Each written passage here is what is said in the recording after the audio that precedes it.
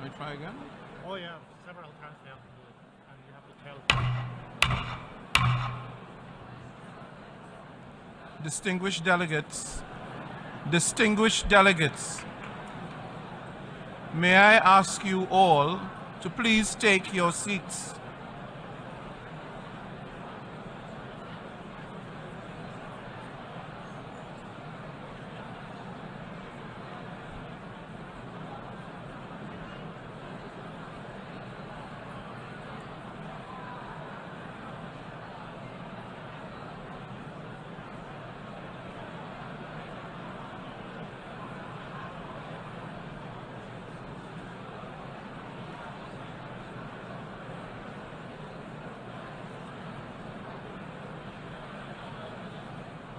Let's try again, Mr. President. They are now 10 minutes past.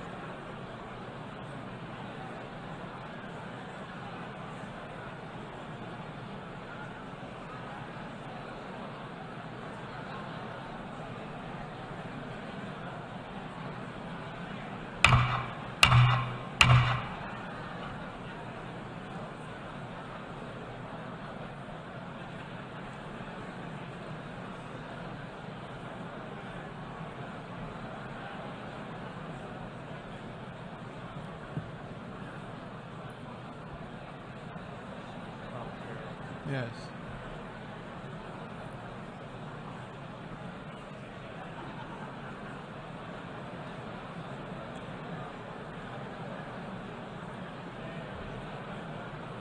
Start. If we don't start, I think that's going to continue. The 3 minutes past? Yeah, it's 4 minutes past on the 4 minutes past.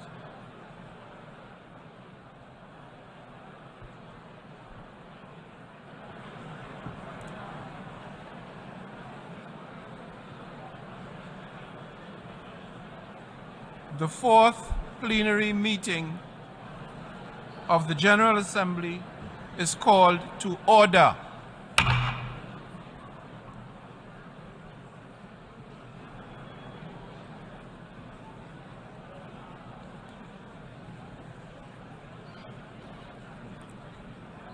Before proceeding to the general debate, as announced in the journal, the General Assembly will hear an introduction by the Secretary General of his annual report on the work of the organization, issued as document A/78/1 under agenda item 110 in accordance with Resolution 51/241. I now give the floor to the Secretary General of the United Nations, His Excellency Antonio Guterres.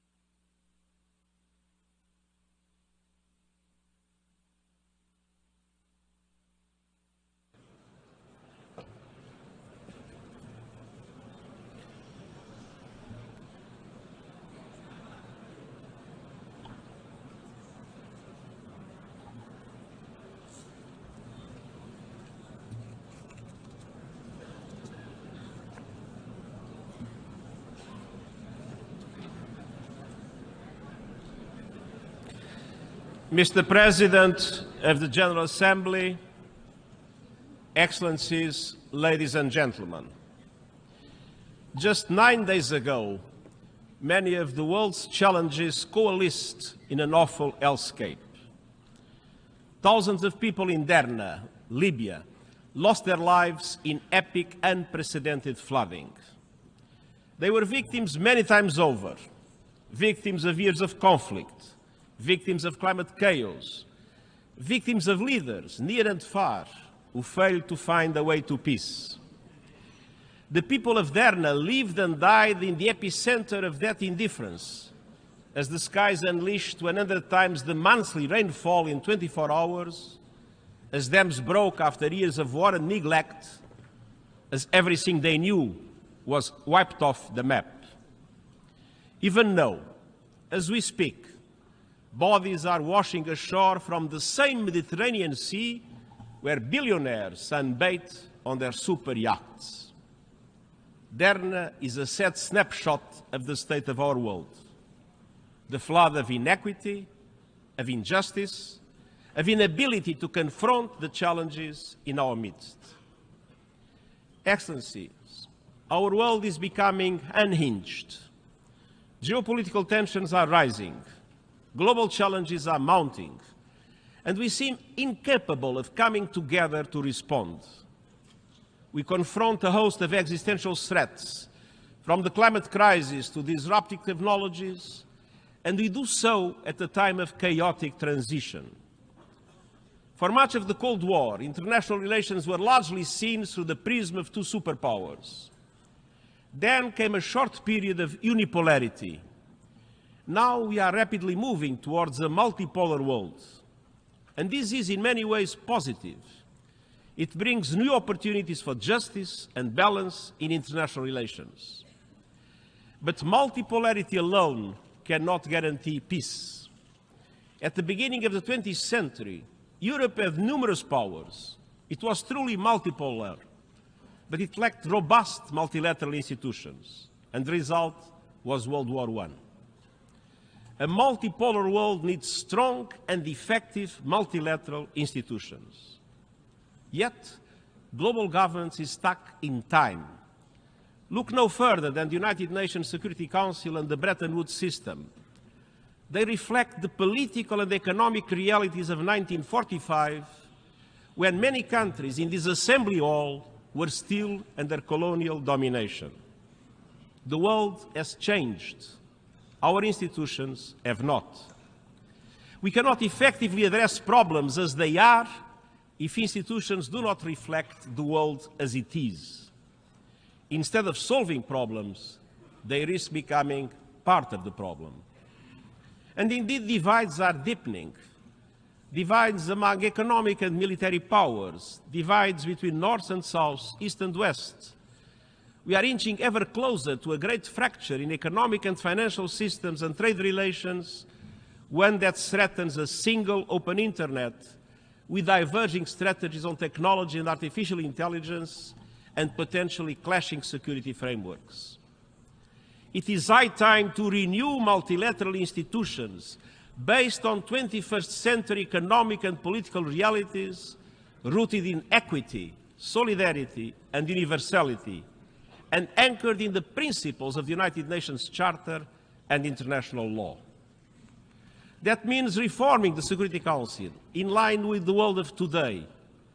It means redesigning the international financial architecture so that it becomes truly universal and serves as a global safety net for developing countries in trouble. I have no illusions. Reforms are a question of power. And I know there are many competing interests and agendas. But the alternative to reform is not the status quo. The alternative to reform is further fragmentation. It is reform or rupture. At the same time, divides are also widening within countries. Democracy is under threat. Authoritarianism is on the march. Inequalities are growing, and hate speech is on the rise. In the face of all these challenges and more, compromise has become a dirty word.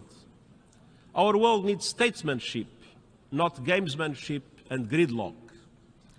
As I told in the G20, it is time for a global compromise. Politics is compromise. Diplomacy is compromise. Effective leadership is compromise. Leaders have a social responsibility to achieve compromise in building a common future of peace and prosperity for our common good. Excellencies, over the past year we have shown the promise of multilateral action. With important new agreements on safeguarding biodiversity, on protecting the high seas, on climate loss and damage, on the right to a clean, healthy and sustainable environment. We have all the tools and resources to solve our shared challenges. What we need is determination. And determination is in the DNA of our United Nations summoning us with the first words of the Charter. We, the peoples of the United Nations, determined to end the scourge of war, determined to reaffirm faith in human rights, determined to uphold justice and respect international law, and determined to promote social progress and better lives for all people. It falls to us, through our actions, to apply that determination to the challenges of today, being faithful to the Charter of the United Nations. Excellencies, it starts with determination to uphold the Charter's pledge for peace. Yet, instead of ending the scourge of war, we are seeing a surge of conflicts, coups and chaos. If every country fulfilled its obligations under the Charter, the right to peace would be guaranteed. When countries break those pledges, they create a world of insecurity for everyone. Exhibit A, Russia's invasion of Ukraine. The war, in violation of the United Nations Charter and international law, has unleashed an nexus of horror. Lives destroyed, human rights abused, families torn apart, children traumatized, hopes and dreams shattered. But beyond Ukraine, the war has serious implications for us all. Nuclear threats put us all at risk. Ignoring global treaties and conventions makes us all less safe. And the poisoning of global diplomacy obstructs progress across the board. We must not relent in working for peace, a just peace in line with the UN Charter and international law. And even while fighting rages, we must pursue every avenue to ease the suffering of civilians in Ukraine and beyond. The Black Sea Initiative was one such avenue. The world badly needs Ukrainian food and Russian food and fertilizers to stabilize markets and guarantee food security. And I will not give up on my efforts to make it happen. Excellencies,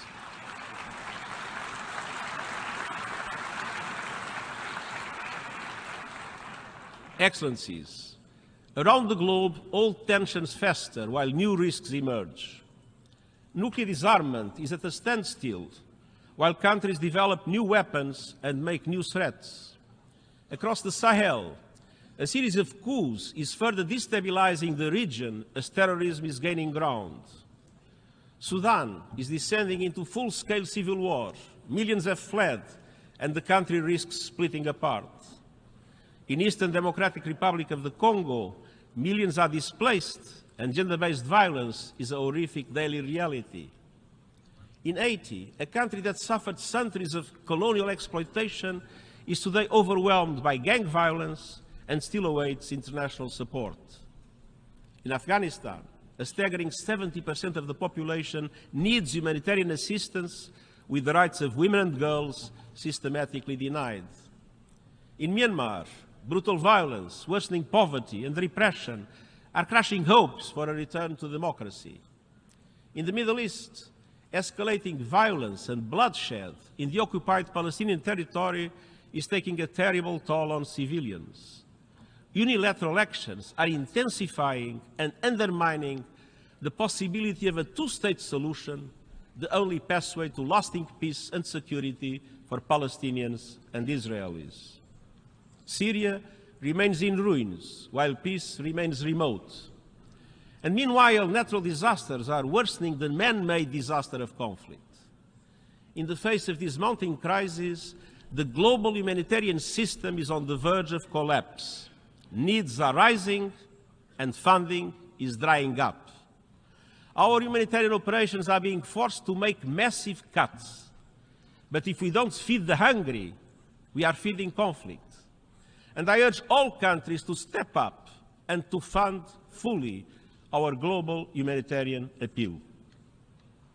Excellencies, the peace and security architecture is under unprecedented strain. That is why, in the context of the preparations for the Summit of the Future, we put forward ideas for the consideration of member states for a new agenda for peace based on the Charter and international law. It provides a unifying vision to address existing and new threats for a world in transition. calling on states to recommit to hold free from nuclear weapons and to end the erosion of the nuclear disarmament and arms control regime.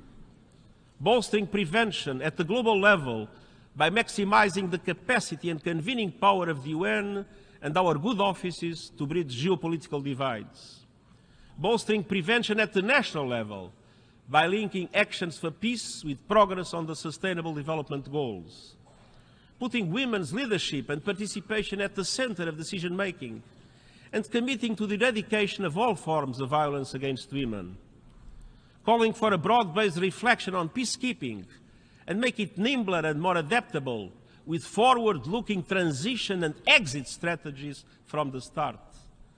And supporting peace enforcement action by regional organizations, notably the African Union, with Security Council clear mandates and predictable funding.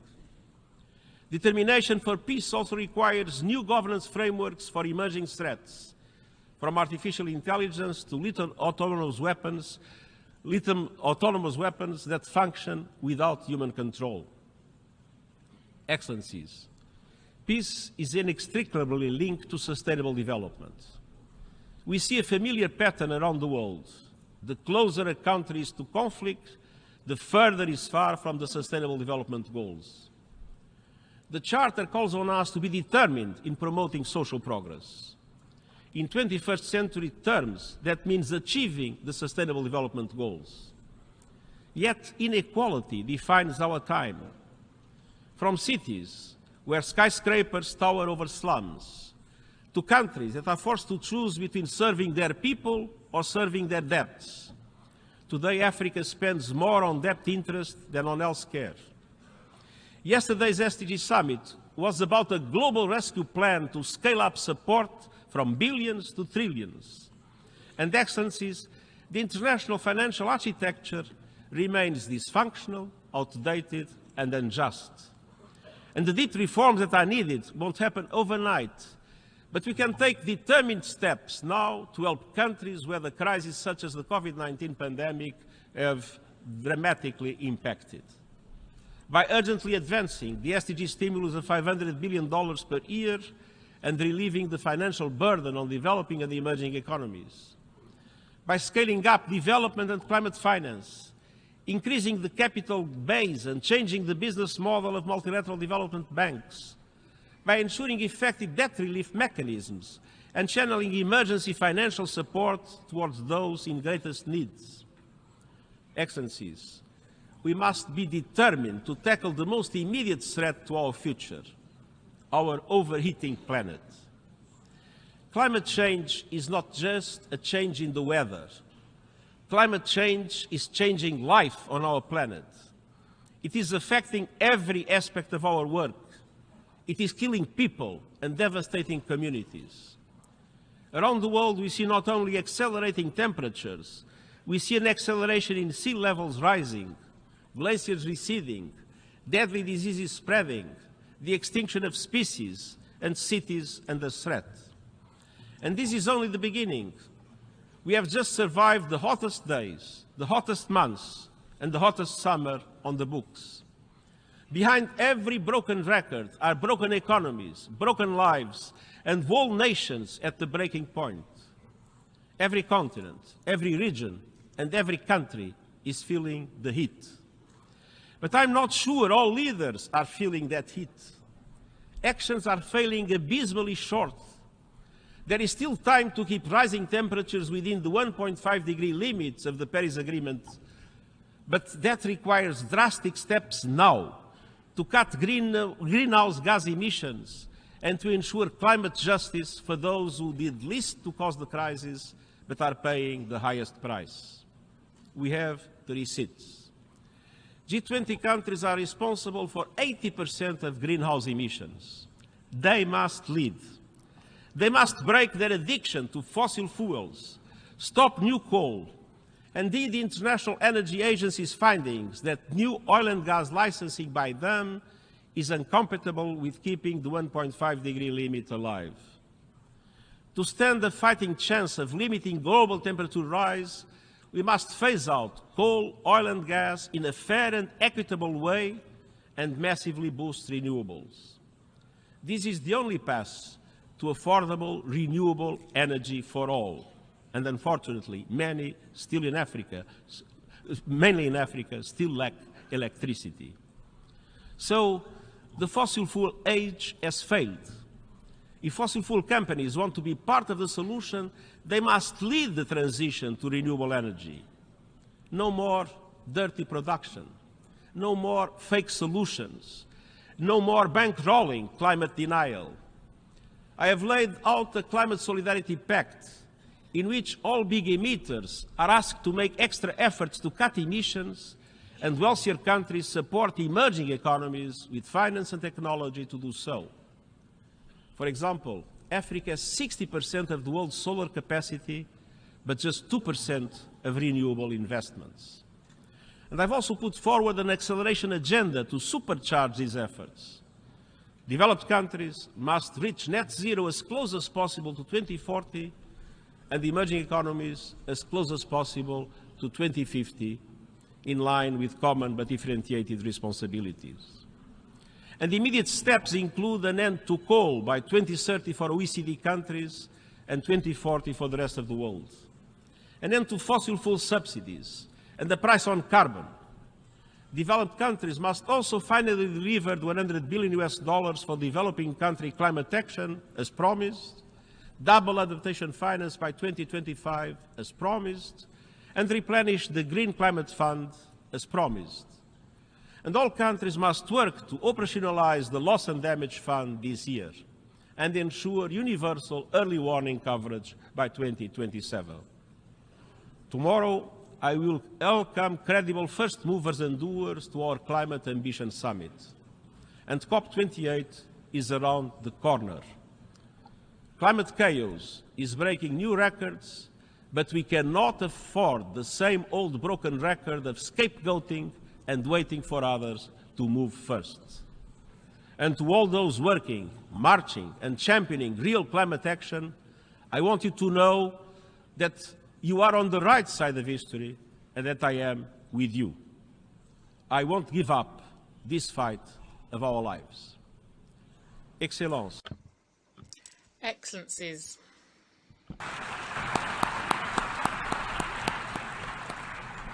Nous devons... We must also be determined to honour the Charter's commitment to fundamental human rights. Just 4 women signed our founding document. One look around this room shows that not enough has changed. We the peoples does not mean we the men.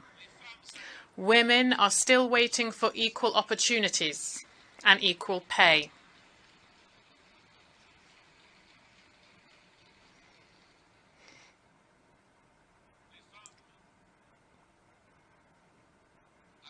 Women are still waiting for equal opportunities and equal pay, for equality under the law, for their work to be valued and their opinions to count.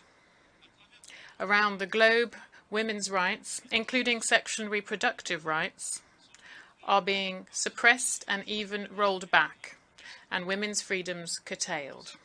In some countries, women and girls are punished for wearing too many clothes. In others, for wearing too few. Thanks to generations of women's rights activists, times are changing. From sports field to schools and public squares, girls and women are challenging the patriarchy and winning. I stand with them. I entered this office with a commitment to ensure gender parity at the UN. We have achieved that at senior levels and are on track to do so across the UN system. Because gender equality is not the problem. Gender equality is the solution. It is not a favour to women. It is a fundamental condition to ensuring a better future for all. Excellencies, we must be determined to answer the call to action to put human rights at the heart of our work. 75 years after the Universal Declaration of Human Rights, there has been enormous progress in some areas, from ending colonization and segregation, to ensuring women's voting rights. But we have not achieved basic rights for all. When 1.2 billion people still live in acute poverty, and hunger is at levels not seen since 2005. When discrimination on racial and ethnic grounds is perfectly legal in many countries. When people must risk death to seek a better life. When refugees, migrants and minorities are routinely demonized and hounded. When declaring your gender identity or simply who you love can lead to imprisonment or even execution. When speaking out can lead to perilous consequences. Human rights, political, civil, economic, social and cultural, are the key to solving many of the world's interlinked problems. Laws to protect the vulnerable must be enacted and enforced. The targeting of minorities must stop, and human rights and human dignity must be at the centre of social, economic and migration policies. All governments must fulfil the commitment they made in the Universal Declaration of Human Rights. Excellencias. Excellencies, we must also face up to the looming threats posed to human rights by new technologies. Generative artificial intelligence holds much promise, but it may also lead us across a Rubicon and into more danger than we can control. When I mentioned artificial intelligence in my General Assembly speech in 2017, only 2 other leaders even uttered the term. Now AI is on everyone's lips, a subject of both awe and fear. Even some of those who developed generative AI are calling for greater regulation. But many of the dangers of digital technology are not looming on the horizon, they are here. The digital divide is inflaming inequalities. Hate speech, disinformation and conspiracy theories on social media platforms are spread and amplified by AI, undermining democracy and fueling violence and conflict in real life. Online surveillance and data harvesting are enabling human rights abuses on a mass scale. And technology companies and governments are far from finding solutions. We must move fast and mend things. New technologies require new innovative forms of governance, with input from experts building this technology and from those monitoring its abuses. And we urgently need a global digital compact between governments, regional organizations, the private sector and civil society to mitigate the risks of digital technologies and identify ways to harness their benefits for the good of humanity. Some have called for consideration of a new global entity on AI that could provide a source of information and expertise for member states. There are many different models, inspired by such examples as the International Atomic Energy Agency, the International Civil Aviation Organization, or the Intergovernmental Panel on Climate Change. And the UN stands ready to host the global and inclusive discussions that are needed, depending on the decisions of member states. To help advance the search for concrete governance solutions, I will appoint this month a high-level advisory body on artificial intelligence, which will provide recommendations by the end of this year. And next year's Summit of the Future is a once-in-a-generation opportunity for progress to deal with these new threats in line with the vision of the UN Charter. Member States will decide how to move forward on the new agenda for peace, the Global Digital Compact, reforms to the international financial architecture, and many other proposals to address challenges and bring greater justice and equity to global governance. Excellencies, the United Nations was created precisely for moments like these, moments of maximum danger and minimum agreement. We can and must use our tools in flexible and creative ways. Last month, we saw the dividends of determination off the coast of Yemen. Carrying 1 million barrels of oil the decaying FSO Safar supertanker was a ticking time bomb, a looming ecological disaster in the Red Sea. But no one offered to solve the problem. So the United Nations stepped in and brought the world together.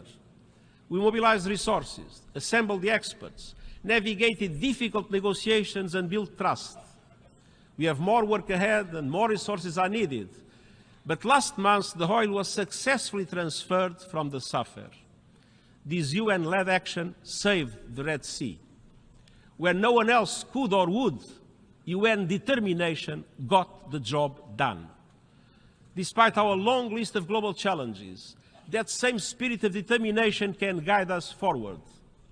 Let us be determined to heal divisions and forge peace, determined to uphold the dignity and worth of every person, determined to realize the Sustainable Development Goals and effectively leave no one behind, determined to reform multilateralism for the 21st century and come together for the common good. And I thank you.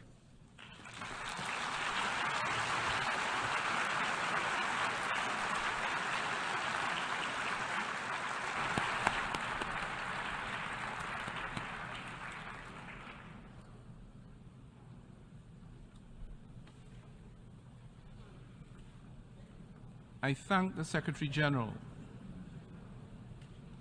The Assembly will now turn to Agenda Item 8, entitled General Debate.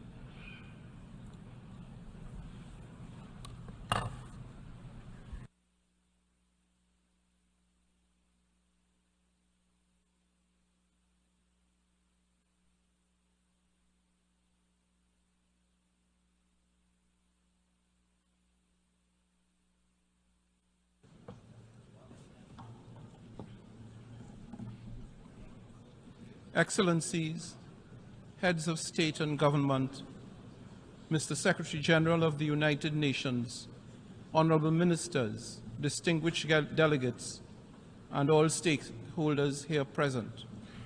Good morning. It is my honor and privilege as President of the United Nations General Assembly to welcome you to this hall for the opening of the General Debate of the 78th session. Allow me to acknowledge in our midst today several presidents, former presidents of the General Assembly, including His Excellency Han Sang-soo, former Prime Minister of Korea, who served as President of the 56th session of the Assembly, and who now sits as Chair of the UN Council of Former Presidents of the General Assembly. Together, this Assembly Hall and this rostrum stand as a living testament to multilateralism and to the extraordinary role and compelling influence of the United Nations over the 75 years of its existence. It is a unique and truly global platform for debate, dialogue, and problem solving through multilateral diplomacy. This year, our imperative is clear: to unite the nations, to be united in conviction of common purpose and in solidarity of joint action. Excellencies, such a common coordinated approach is needed now as much as at any point in our history. War, climate change, debt, energy and food crises, poverty and famine. These crises are directly impacting the lives and well-being of billions of people around the world.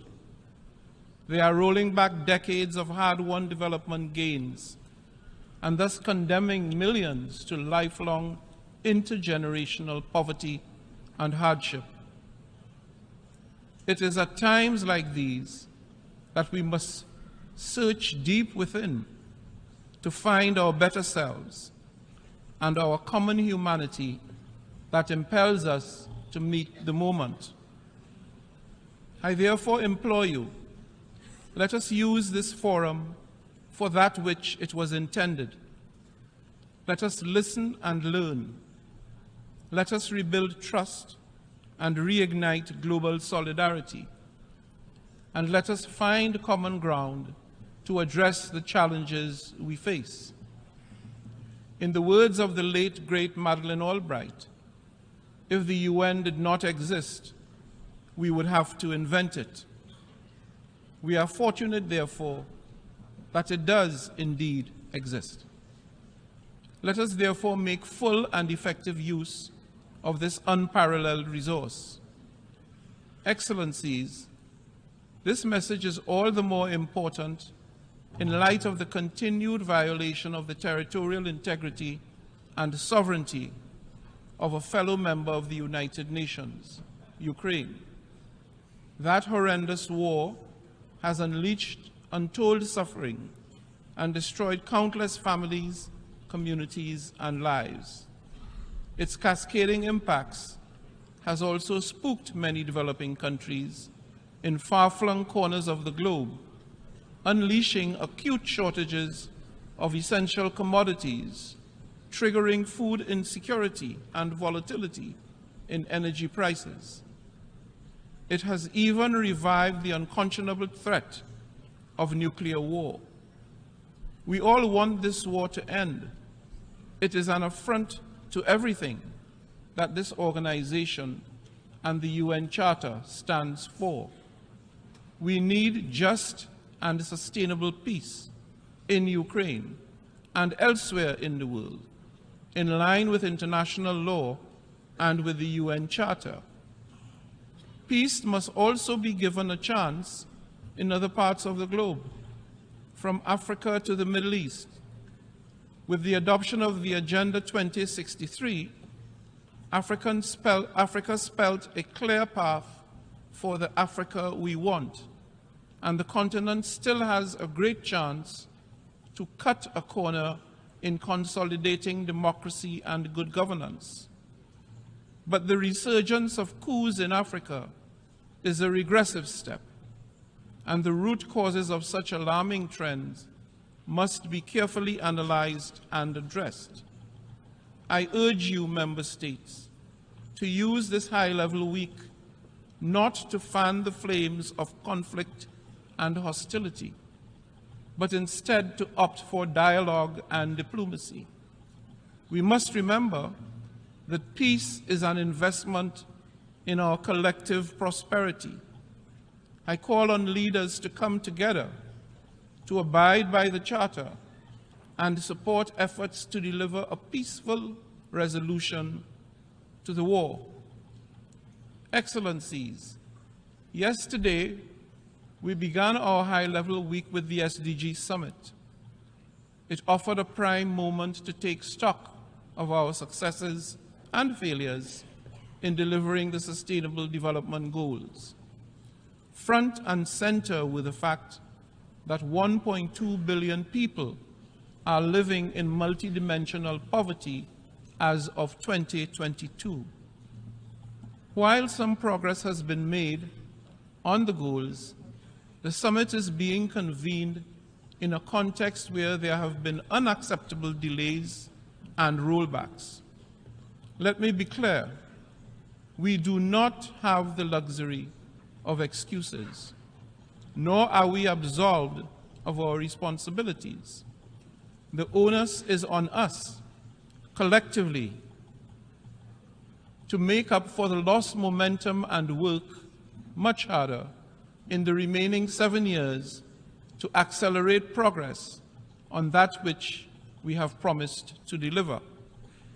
The commitment to action presented at the summit should therefore be the tailwind to regain lost ground and supercharge implementation. Excellencies, the SDG Summit was only the start of what is a full agenda during High-Level Week. It naturally interlinks with the General Assembly's high-level dialogue on financing for development, which is key to accelerating the financing impetus for the SDGs. The preparatory ministerial meeting for the Summit of the Future will help to launch the negotiations of the Pact of the Future. giving guidance on how to ensure that the United Nations is fit for purpose in the 21st century. It will give member states the opportunity to come together and to transform our shared future. We will also see 3 health-related high-level meetings on pandemic prevention, preparedness and response, universal health coverage, and on tuberculosis, all of which offer us opportunities to better the lives of our global citizens.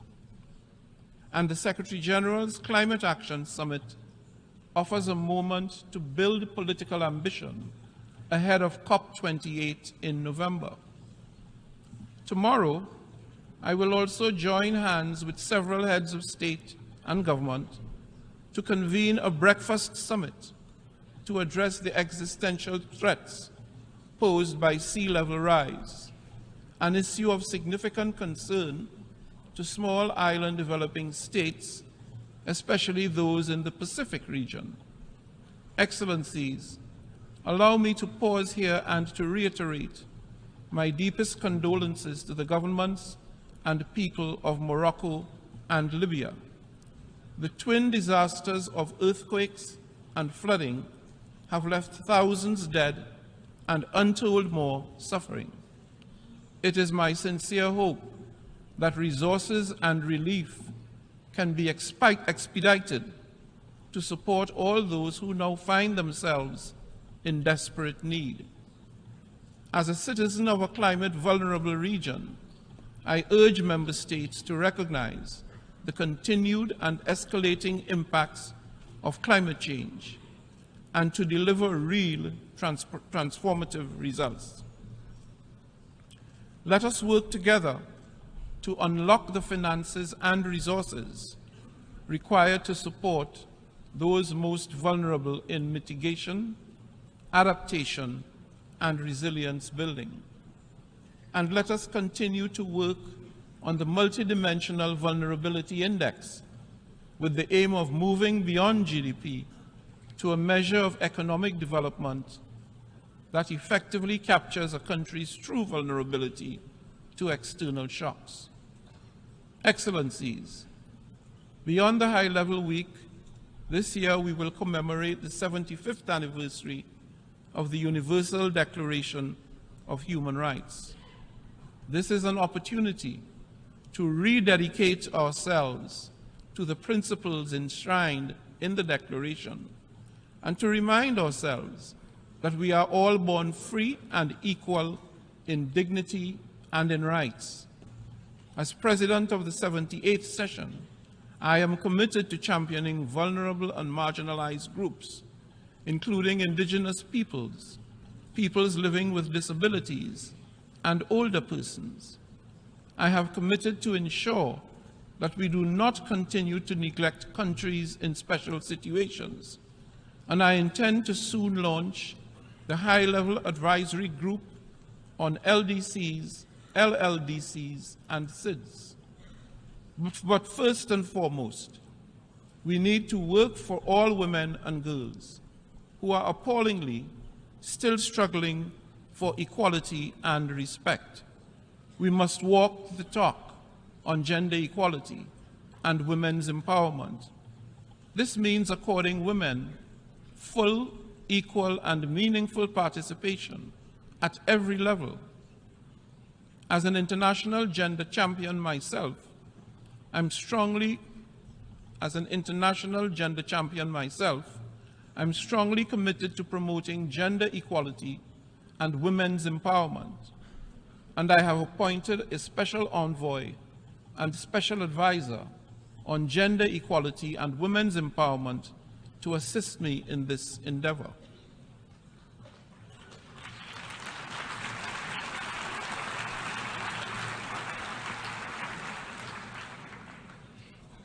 Before I close, allow me to emphasize this. Despite the many and complex challenges we face, we do have the capacity to effect change, consequential change. we can make a meaningful difference to the lives of billions of people, if we so choose. We do not lack capacity. What we lack is the will to act. By putting aside our differences and bridging divides, we can deliver, we must deliver peace, progress, prosperity, and sustainability to everyone, everywhere. So let us step up and take action now. Let us re-energize the UN General Assembly and demonstrate our capacity and our will to deliver for all. In the words of Stephen Pressfield, an author born in Trinidad and Tobago, the most pernicious aspect of procrastination is that it can become a habit. We don't just put off our lives today, we put them off till our deathbed. Never forget, this very moment we can change our lives. There never was a moment, and never will be, when we are without the power to alter our destiny. This second, we can turn the tables on resistance. This second, we can sit down and do our work. Excellencies, I thank you once again for your support to me and my presidency, and I wish you fruitful, productive, and healthy debate in the coming days. I thank you.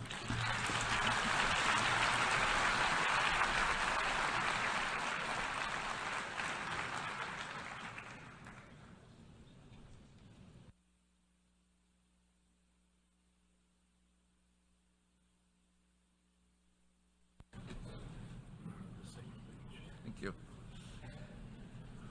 Before giving the floor to the first speaker for this morning, I would like to remind members that the list of speakers for the general debate has been established on the agreed basis that statements should be no longer than 15 minutes to enable all speakers to be heard at a given meeting. Within this time frame, I would like to appeal to speakers to deliver their statements at a reasonable pace so that interpretation into the other official UN languages may be provided properly. I would also like to draw your attention to the decision taken by the General Assembly at previous sessions, namely that the practice of expressing congratulations inside the General Assembly Hall after a speech has been delivered is strongly discouraged. After delivering their statements from the rostrum, speakers are invited to exit the General Assembly Hall through room GA 200, located behind the rostrum, before returning to their seats. May I take it that the General Assembly agrees to proceed in this manner? It is so decided.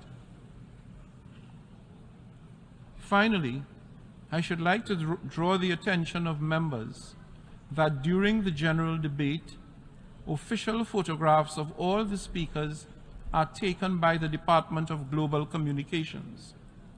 Members interested in obtaining these photographs are requested to contact the Photo Library of the United Nations.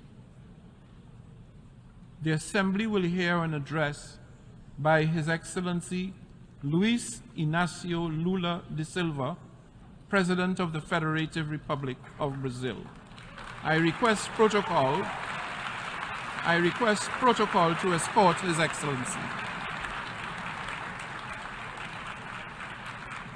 On behalf of the General Assembly, I have the honor to welcome His Excellency Luis Inácio Lula da Silva, President of the Federative Republic of Brazil, and to invite him to address the Assembly.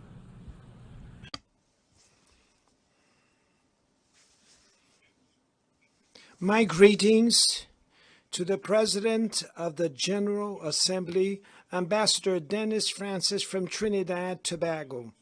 It's a great pleasure to be preceded by the United Nations Secretary General Antonio Guterres. I greet each of the heads of state and government and delegates present. I pay homage to our compatriot Sergio Vieira de Mello and 21 other employees of this organization, victims of the brutal attack in Baghdad 20 years ago. I also wish to express my condolences to the victims of the earthquake in Morocco and the storms that hit Libya.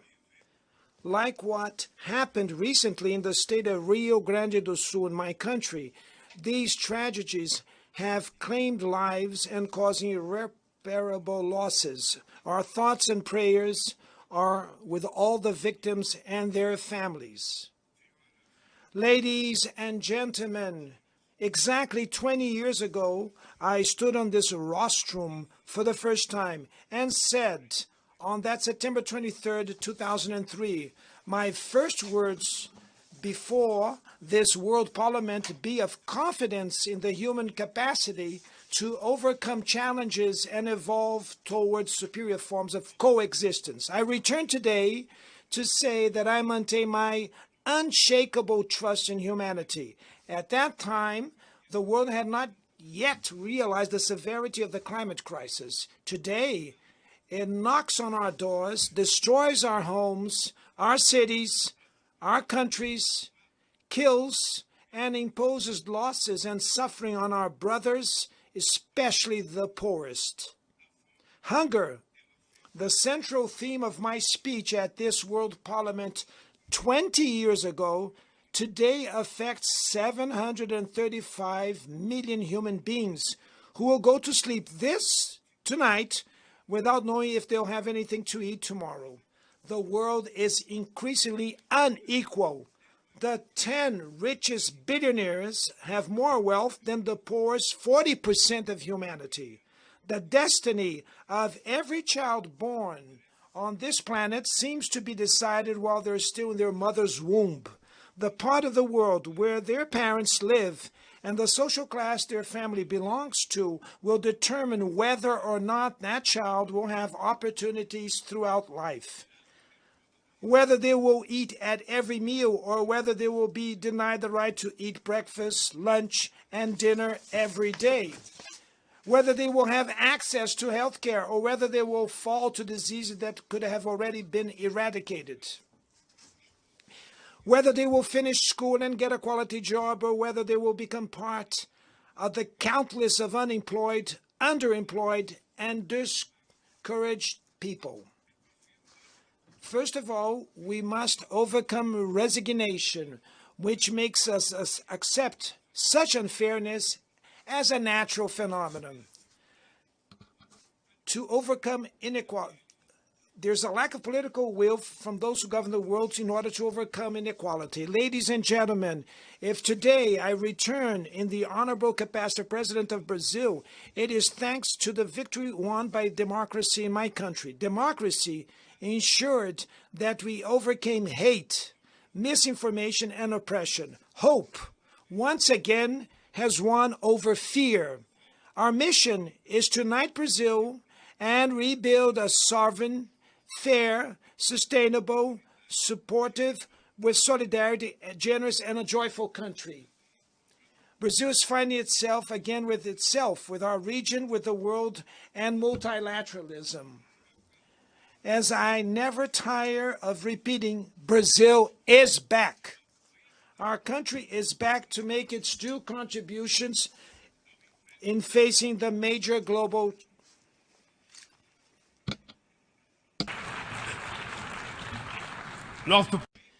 Our country is back to make its due contribution in facing the major global challenges. We have reclaimed our foreign policy's universalism, marked by respectful dialogue with everyone. The international community is immersed in a whirlwind of multiple and simultaneous crises. The COVID-19 pandemic, the climate crisis, the food and energy insecurity, have been amplified by growing geopolitical tensions. Racism, intolerance, xenophobia have spread, encouraged by new technologies created supposedly to bring us closer together. If we had to summarize these challenges in a single word, this challenge could be called, the reason for challenge would be inequality. Inequality is at the root of this phenomena, or acts to aggravate them.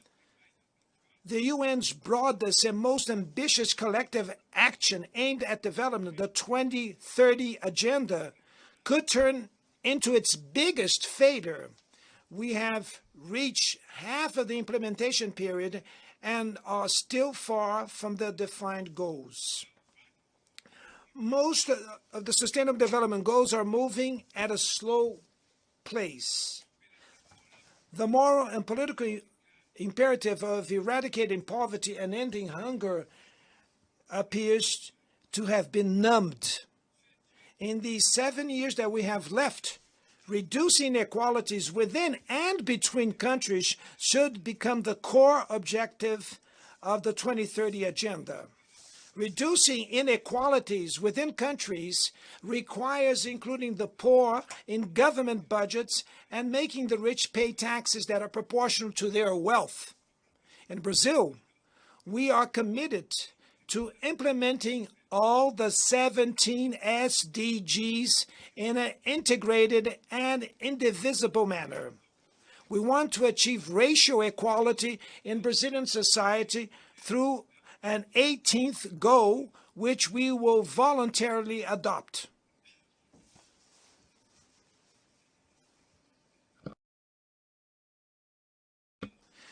We launched the Brazil Zero Hunger Plan, which will bring together a series of initiatives to reduce poverty and food insecurity. Amongst them is the Bolsa Família, the family stipend, which has become a global reference in income transfer programs for families that keep their children vaccinated and in school. Inspired by Brazilian Bertha Lutz, a pioneer as an advocate in gender equality in the UN Charter, we have passed a bill that makes equal pay between women and men mandatory when they perform the same role. We shall fight femicide and all forms of violence against women. We shall rigorously advocate for the rights of the LGBTQI+ groups and of people with disabilities. We have revived social participatory practices as a strategic tool for implementing public policies. Mr. President, acting against climate change involves thinking about tomorrow and facing historical inequalities. Rich countries grew based on a model with high rates of climate-damaging gas emissions. The climate emergency makes it urgent to correct course and implement what has already been agreed. There is no other reason why we speak of common but differentiated responsibilities. It is the vulnerable populations in the global south who are most affected by the loss and damage caused by climate change. The richest 10% of the world's population are responsible for almost half of all carbon released into the atmosphere. We, developing countries, do not want to repeat this model. In Brazil, we have already proven once and will prove again that a socially fair and environmentally sustainable model is possible. We are at the forefront of energy transition, and our matrix is already one of the cleanest in the world. 87% of our electrical power comes from clean and renewable sources. Solar, wind, biomass, ethanol, and biodiesel power generation is growing every year. The potential for generating green hydrogen is immense. With the Ecological Transformation Plan, we will invest in sustainable industrialization and sustainable infrastructure. We have resumed the sound and renewed Amazon agenda with oversight actions aimed at fighting environmental crimes. Over the last 8 months, deforestation in the Brazilian Amazon has already been reduced by 48%. The whole world has always talked about the Amazon.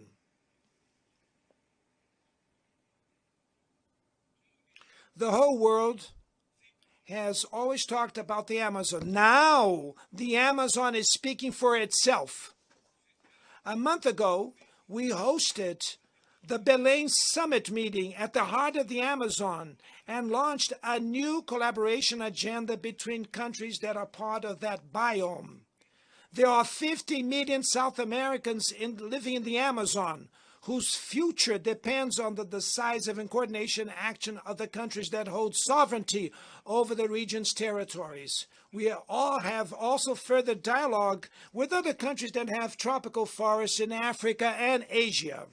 We want to arrive at COP28 in Dubai with a joint vision that reflects, without any coaching, the priorities for preserving the Amazon, the Congo and Borneo Mekong basins based on our needs. Without mobilizing financial and technological resources, there's no way to implement what we decided in the Paris Agreement and the Global Biodiversity Framework. The promise to allocate $100 billion annually to developing countries remains just that, a long promise. Today, this amount would be insufficient for a demand that already reaches trillions of dollars. Mr. President, the principle on which multilateralism is based, that of sovereign equality between nations, has been eroding. At the main global governance levels, negotiations in which all countries have a voice and vote have lost momentum. When institutions reproduce inequalities, they are part of the problem, not the solution. Last year, the IMF made available $160 billion in special drawing rights to European countries and just $34 billion to African countries. The unequal and distorted representation of the management of the IMF and the World Bank is unacceptable. We have not corrected the excesses of market deregulation and the support of the ideology of the minimum state. The foundations of a new economic governance have not been laid. The BRICS was the result of this paralysis and constitute a strategic platform to promote cooperation between emerging countries.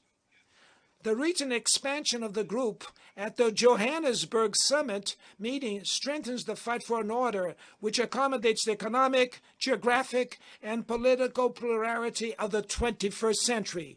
We are a force that works towards fairer global trade in the context of a serious crisis in multilateralism. Rich countries' protectionism has gained strength, and the World Trade Organization remains paralyzed, especially its dispute settlement system. Nobody remembers the Doha development round anymore. In the meantime, unemployment and precarious work has been undermining people's confidence in better times, especially the youth.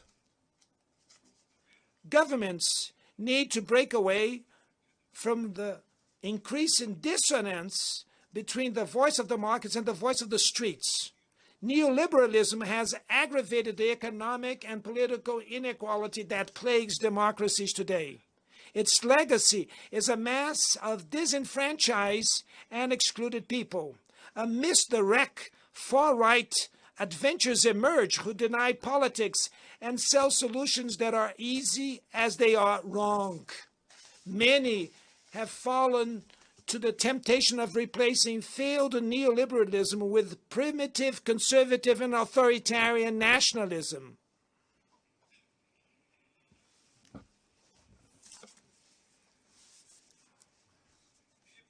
We repudiate an agenda that uses immigrants as scapegoats, undermines the welfare state, and attacks workers' rights. We need to reclaim the best humanist traditions which inspired the creation of the UN. No relevant economical, social, active inclusion policies at cultural, education, and digital levels are fundamental for promoting democratic values and defending the rule of law. Preserving press freedom is essential. A journalist like Julian Assange cannot be punished informing society in a transparent and legitimate way. Our fight is against misinformation and cybercrimes. Apps and platforms should not abolish the labor laws we fought so hard for. Upon taking over as the chair of the G20 next December, we will spare no effort to place the fight against inequality in all its dimensions at the core of the international agenda. Under the motto, Building a Just World and a Sustainable Planet, the Brazilian chair will coordinate social inclusion and fight against hunger, sustainable development, and reform of global governance institutions. Mr. President, there will be no sustainability or prosperity without peace. Armed conflicts are an offense to human rationality. We know the horrors and suffering produced by all wars. Promoting a culture of peace is a duty for all of us. Building it requires persistence and vigilance. It is disturbing to see that old unresolved disputes persist and new threats emerge or gain force. The difficulty of guaranteeing the creation of a state for the Palestinian people clearly shows this. Added to this case, the persevering humanitarian crisis in Haiti, the conflict in Yemen, threats to Libyan national unity, and institutional ruptures in Burkina Faso, Gabon, Guinea, Conakry, Mali, Niger, and Sudan. In Guatemala, there's a risk of a coup d'etat, which would prevent the winner of the democratic elections from taking office. The war in Ukraine exposes our collective inability to enforce the purposes and principles of the UN Charter. We do not underestimate the difficulties in achieving peace, but no solution will be lasting if it is not based on dialogue. I have reiterated that work needs to be done to create space for negotiations. A lot is invested in weapons and very little in development. Last year, military spending totaled over $2 trillion.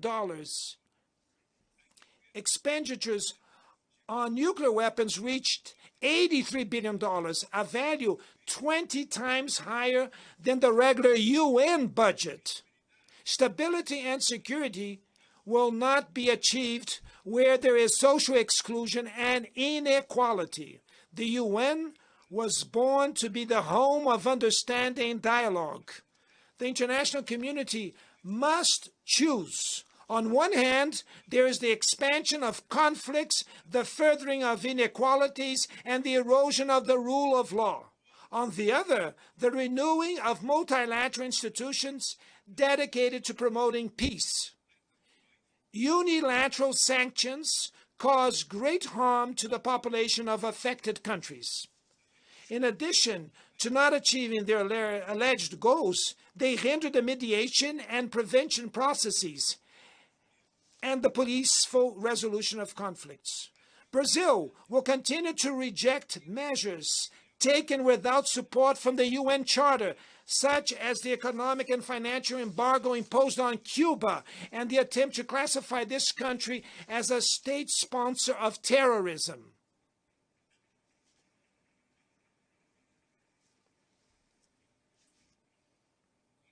We shall continue to criticize any attempts to divide the world into zones of influence and reviving the Cold War.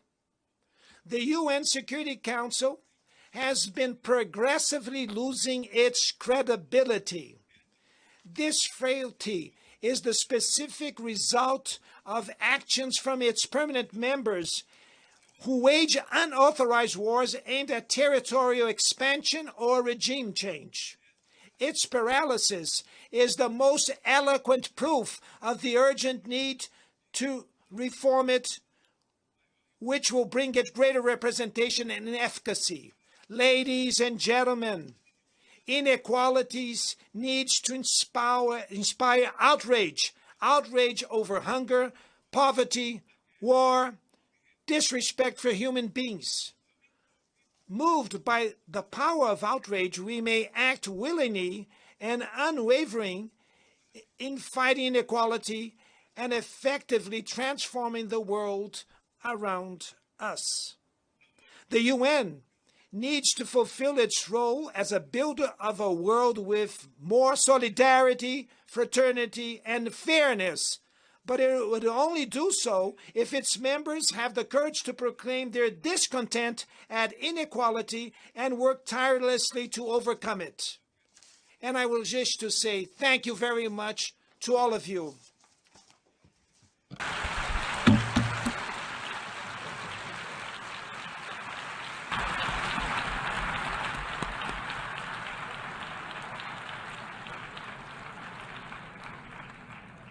On behalf of the Assembly, I wish to thank the President of the Federative Republic of Brazil for the statement just made, and I request protocol to escort His Excellency.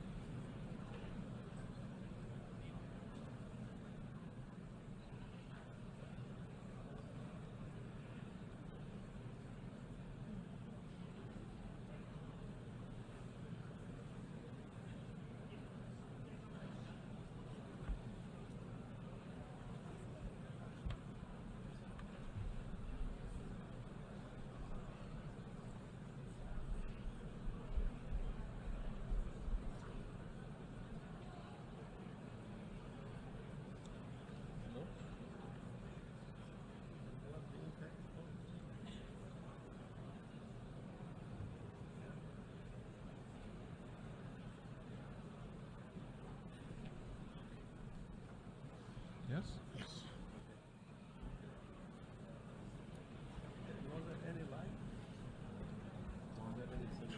Yeah. The Assembly will hear an address from His Excellency Joseph R. Biden, Jr., President of the United States. I request protocol to escort His Excellency.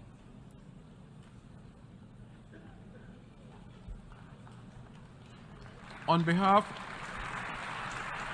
of the General Assembly, I have the honor to welcome His Excellency Joseph R. Biden, Jr., President of the United States of America, and I invite him to address the Assembly. Mr. President, Mr. Secretary General, my fellow leaders, about a week ago, I stood on the other side of the world, in Vietnam, on soil once bloody with war. And I met a small group of veterans, Americans and Vietnamese, and I watched the exchange of personal artifacts from that war, identification cards and a diary. It was deeply moving to see the reaction of the Vietnamese and American soldiers. Culmination of 50 years of hard work on both sides to address the painful legacies of war and to choose to work together toward peace and a better future. Nothing about that journey was inevitable. For decades, it would have been unthinkable for an American president to stand in Hanoi alongside a Vietnamese leader and announce a mutual commitment to the highest level of country's partnership.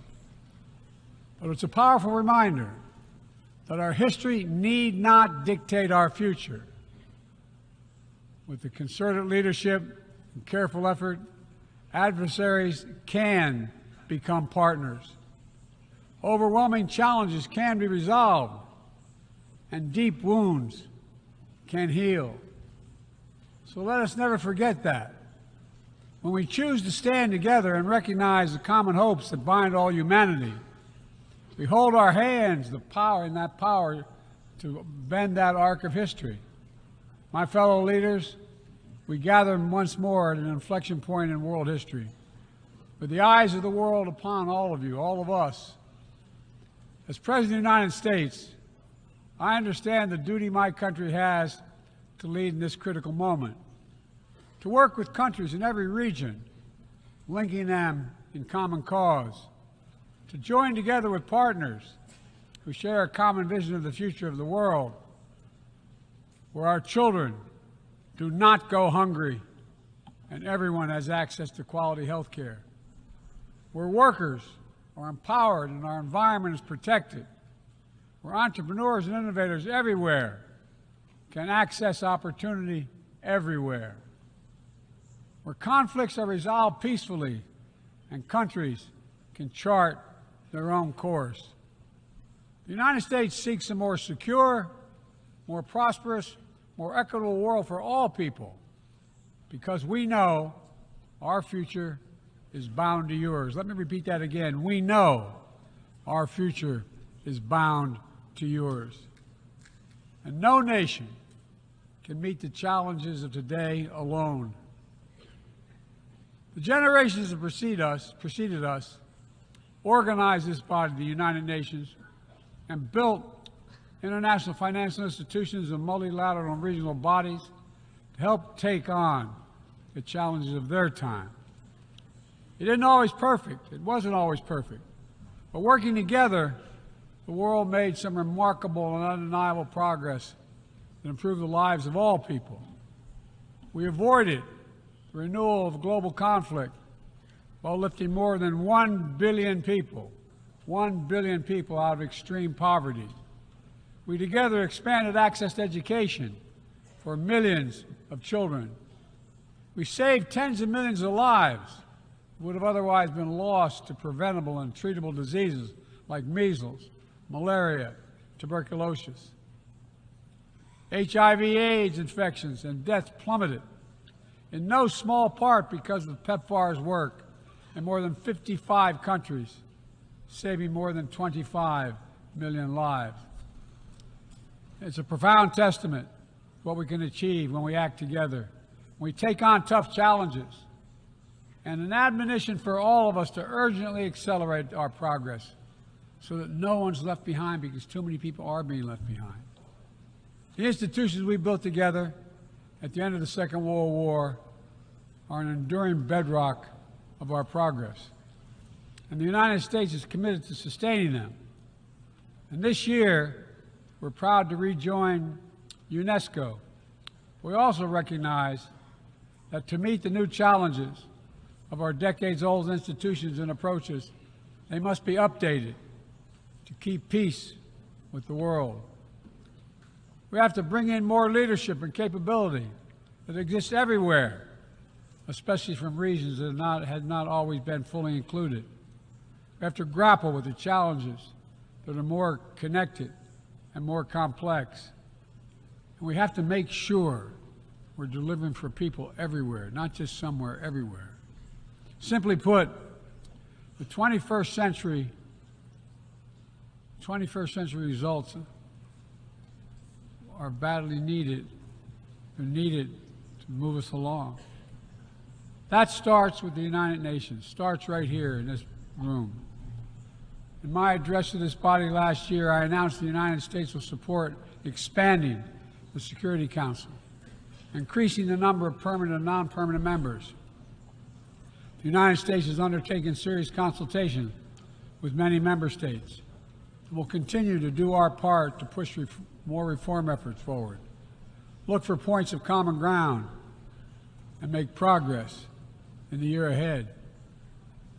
We need to be able to break the gridlock that too often stymies progress and blocks consensus on the Council. We need more voices, more perspectives at the table. The United Nations must continue to preserve peace, prevent conflict, and alleviate human suffering. And we embrace nations stepping up to lead in new ways and to seek new breakthroughs on hard issues. For example, on Haiti, the Caribbean community is facilitating a dialogue among Haitian society. I thank President Ruto of Kenya, I thank him for his willingness to serve as the lead nation of a UN-backed security support mission. I call on the Security Council to authorize this mission now. The people of Haiti cannot wait much longer. The United States is working across the board to make global institutions more responsive, more effective, and more inclusive. For example, we've taken significant steps to reform and scale up the World Bank, expanding its financing to low and middle-income countries so it can help boost progress toward meeting the Sustainable Development Goals and better address interconnected challenges like climate change and fragility. Under the new president of the World Bank, change is already taking root. Last month, I asked the United States Congress for additional funds to expand World Bank financing by $25 billion. And at the G20, we rallied the major economies of the world to mobilize even more funding. Collectively, we can deliver a transformational boost to World Bank lending. And because the multilateral development banks are among the best tools we have for mobilizing transparent, high-quality investment in developing countries, reforming these institutions can be a game changer. Similarly, we proposed making sure developing countries have a strong voice and representation at the International Monetary Fund. We're going to continue our efforts to reform the World Trade Organization, preserve competition, openness, transparency, and the rule of law, while at the same time equipping it to better tackle modern-day imperatives like driving the clean energy transition, protecting workers, promoting inclusive and sustainable growth. And this month, we strengthened the G20 as a vital forum, welcoming the African Union as a permanent member. By upgrading and strengthening our institutions, that's only half of the picture. We must also forge new partnerships, confront new challenges. Emerging technologies such as artificial intelligence hold both enormous potential and enormous peril. We need to be sure they are used as tools of opportunity, not as weapons of oppression. Together with leaders around the world, the United States is working to strengthen rules and policies so AI technologies are safe before they're released to the public. To make sure we govern this technology, not the other way around, having it govern us. And I'm committed to working through this institution and other international bodies and directly with leaders around the world, including our competitors, to ensure we harness the power of artificial intelligence for good while protecting our citizens from its most profound risk. It's going to take all of us. I've been working on this for a while, as many of you have. It's going to take all of us to get this right. In every region of the world, the United States is mobilizing strong alliances, versatile partnerships, common purpose, collective action to bring new approaches to our shared challenges. Here in the Western Hemisphere, we united 21 nations in support of the Los Angeles Declaration on Migration and Protection, launching a region-wide approach to a region-wide challenge to better uphold laws and protect the rights of migrants. In the Indo-Pacific, we've elevated our Quad partnership with India, Japan, and Australia to deliver concrete progress for the people of the region on everything from vaccines to maritime security. Just yesterday, after 2 consultations in diplomacy, the United States brought together dozens of nations across 4 continents to establish a new partnership for Atlantic cooperation so that the coastal Atlantic countries can better cooperate on science, technology, environmental protection, and sustainable economic development. We brought together nearly 100 countries in a global coalition to counter fentanyl and synthetic drugs to reduce the human cost of this affliction, and it is real. And as the nature of the terrorist threats evolve and the geography expands to new places, we're working with our partners to bring capabilities to bear to disrupt plotting, degrade networks, and protect all of our people. Additionally, we convened the Summit for Democracy to strengthen democratic institutions, root out corruption, and reject political violence. And in this moment where democratically elected governments have been toppled in quick succession in West and Central Africa, we're reminded that this work is as urgent and important as ever. We stand with the African Union and ECOWAS and other regional bodies to support constitutional rule. We will not retreat from the values that make us strong. We will defend democracy, our best tool to meet the challenges we face around the world. And we're working to show how democracy can deliver in ways that matter to people's lives. The Partnership for Global Infrastructure and Investment addresses the enormous need and opportunity for infrastructure investment in low and middle income countries, particularly in Africa, Latin America, and Southeast Asia. Through strategic, targeted public investments, we can unlock enormous amounts of private sector financing. The G7 has pledged to work with parties to collectively mobilize $600 billion in infrastructure financing by 2027. The United States has already mobilized more than $30 billion to date. We're creating a race to the top with projects that have high standards for workers, the environment, and intellectual property while avoiding the trap of unsustainable debt. We're focusing on economic corridors that will maximize the impact of our collective investment and deliver consequential results across multiple countries and multiple sectors. For example, the Libido Corridor will extend across Africa from the western port of Angola to the DRC to Zambia, boosting regional connectivity and strengthening commerce and food security in Africa. Similarly, the groundbreaking effort we announced at the G20 to connect India to Europe through the UAE, Saudi Arabia, Jordan, and Israel will spur opportunities and investment across 2 continents. This is part of our effort to build a more sustainable, integrated Middle East. It demonstrates how Israel's greater normalization and economic connection with its neighbors is delivering positive and practical impacts, even as we continue to work tirelessly to support a just and lasting peace between the Israelis and Palestinians, 2 states for 2 people. Now, let me be clear. None of these partnerships are about containing any country. They're about a positive vision for our shared future. When it comes to China, I want to be clear and consistent. We seek to responsibly manage the competition between our countries so it does not tip into conflict. I've said we are for de-risking, not decoupling with China. We will push back on aggression and intimidation and defend the rules of the road, from freedom of navigation to overflight to level economic playing field that have helped safeguard security and prosperity for decades. But we also stand ready to work together with China on issues where progress hinges on our common efforts. Nowhere is that more critical than accelerating the climate crisis, than the accelerating climate crisis. We see it everywhere. Record-breaking heat waves in the United States and China, wildfires ravaging North America and Southern Europe, a 5th year of drought in the Horn of Africa, tragic flooding in Libya.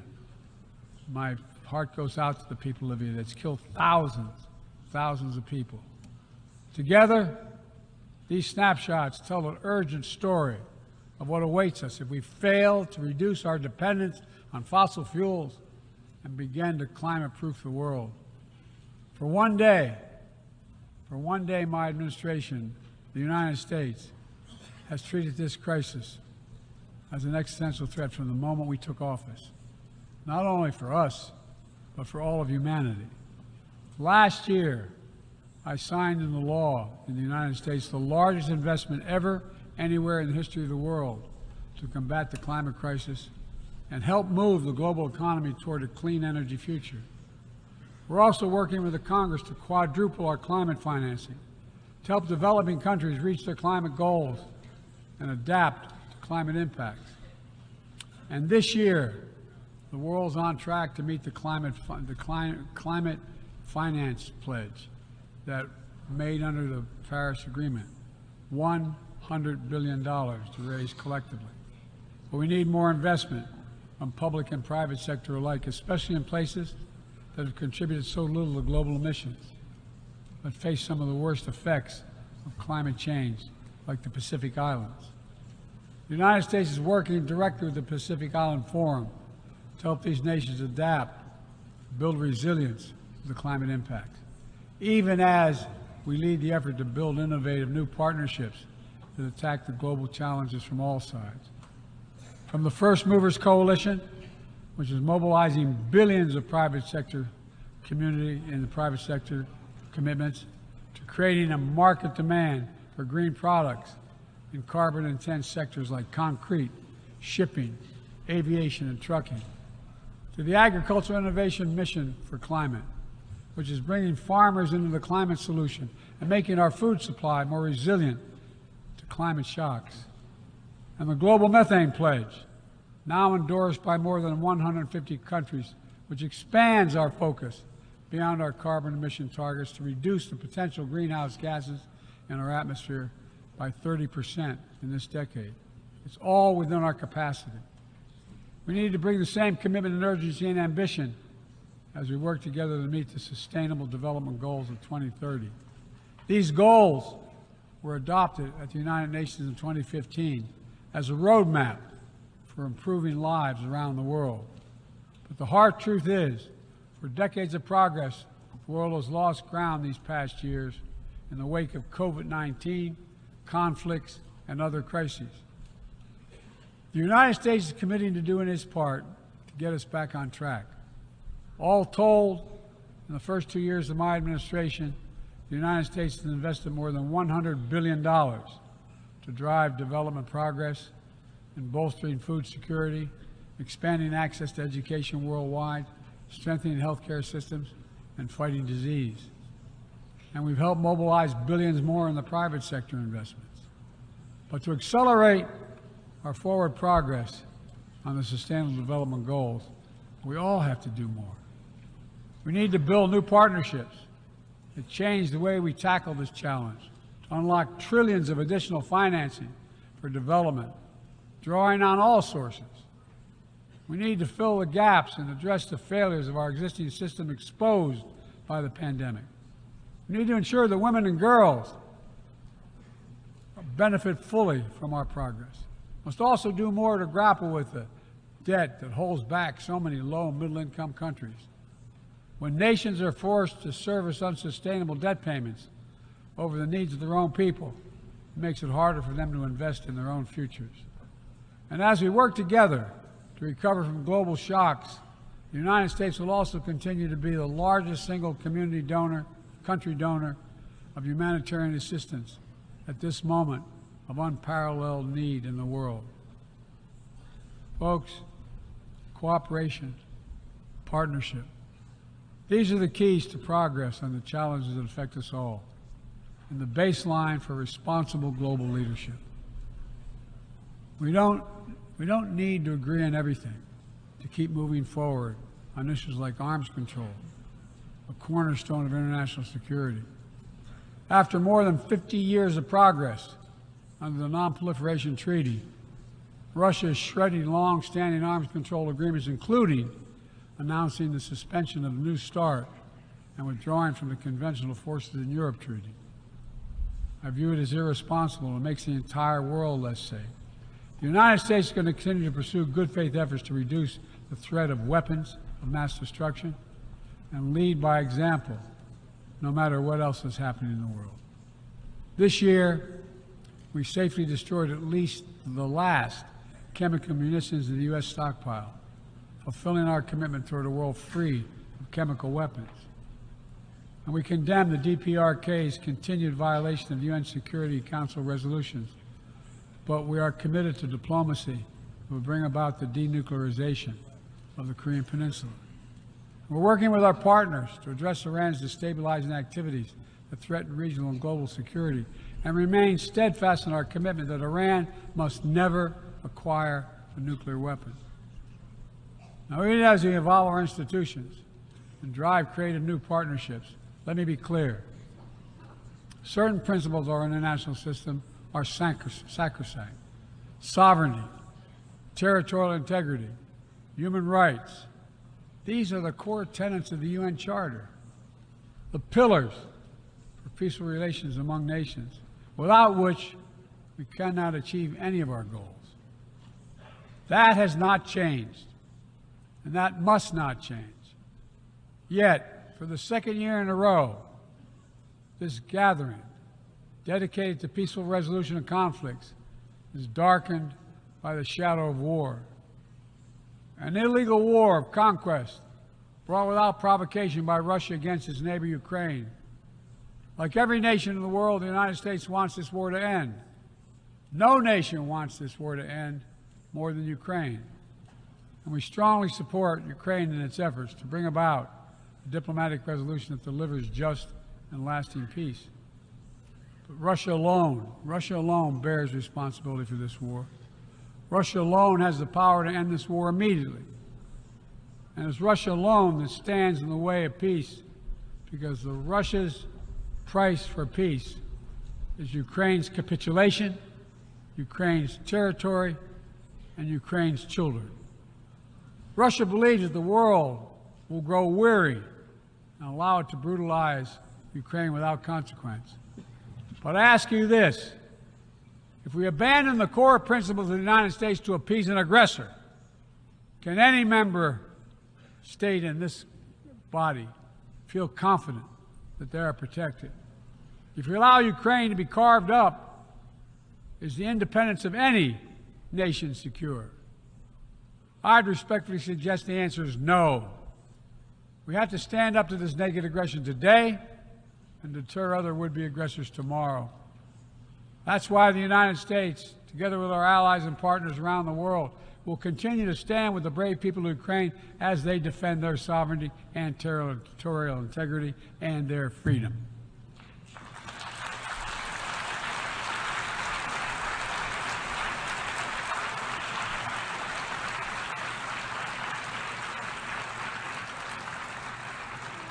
It's not only an investment in Ukraine's future, but in the future of every country that seeks a world governed by basic rules that apply equally to all nations and uphold the rights of every nation, no matter how big or small. Sovereignty, territorial integrity, they are the fixed foundations of this noble body. And universal human rights is its North Star. We cannot sacrifice either. 75 years ago, the Universal Declaration of Human Rights captured a remarkable act of collective hope. I say that again, collective hope. Drafted by a committee representing different regions, faiths, philosophies, and adopted by the entire General Assembly. The rights contained in the Declaration are elemental and enduring. And while we still struggle to uphold equal and inalienable rights of all, They remain ever steady and ever true. We cannot turn away from abuses, whether in Xinjiang, Tehran, Darfur, or anywhere else. We have to continue working to ensure that women and girls enjoy equal rights and equal participation in their societies. That indigenous groups, racial, ethnic, religious minorities, people with disabilities do not have their potential stifled by systemic discrimination. That the LGBTQI plus people are not prosecuted or targeted with violence because of who they are. These rights are part of our shared humanity. They're absent. When they're absent anywhere, their loss is felt everywhere. They are essential to the advancement of human progress that brings us together. My fellow leaders, let me close with this. At this inflection point in history, we're going to be judged by whether or not we live up to the promises we made to ourselves, to each other, to the most vulnerable, and to all those who will inherit the world we create, because that's what we're doing. Will we find within ourselves the courage to do what must be done, to preserve the planet, to protect human dignity, to provide opportunity for people everywhere, and to defend the tenets of the United Nations? There can only be one answer to that question. We must, and we will. The road ahead is long and difficult, but if we persevere and prevail, if we keep the faith in ourselves and show what's possible, let's do this work together. Let's deliver progress for everyone. Let's bend the arc of history for the good of the world, because it's in our power to do it. Thank you for listening. You're kind.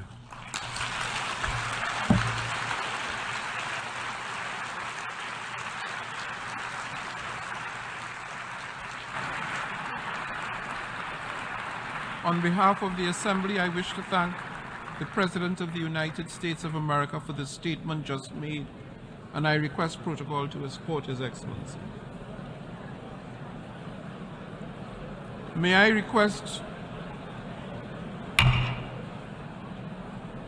request representatives to remain seated while we suspend the meeting for 5 minutes before resuming to hear the next speaker.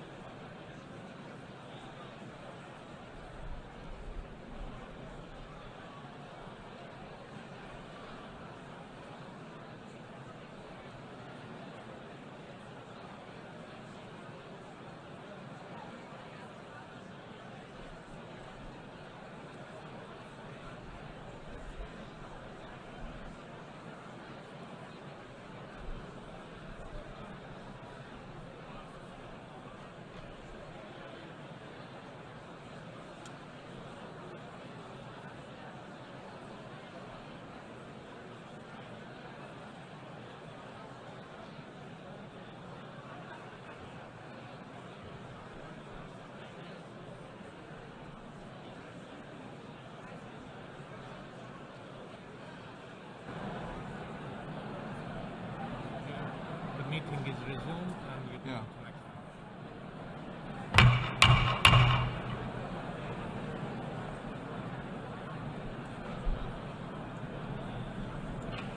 Excellencies, ladies and gentlemen, the meeting is resumed.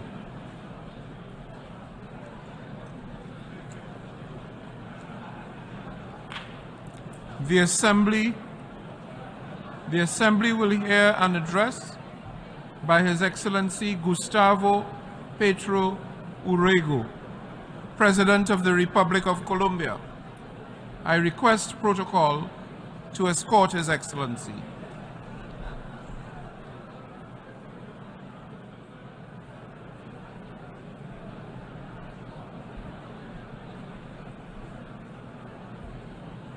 On behalf of the General Assembly, I have the honor to welcome His Excellency Gustavo Petro Urrego, President of the Republic of Colombia, and invite him to address the Assembly.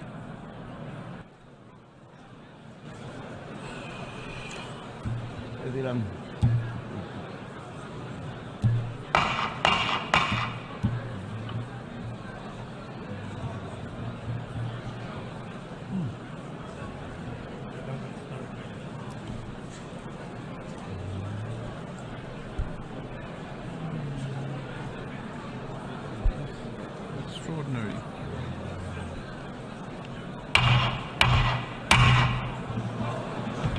Sorry, sir. I have to repair the gavel.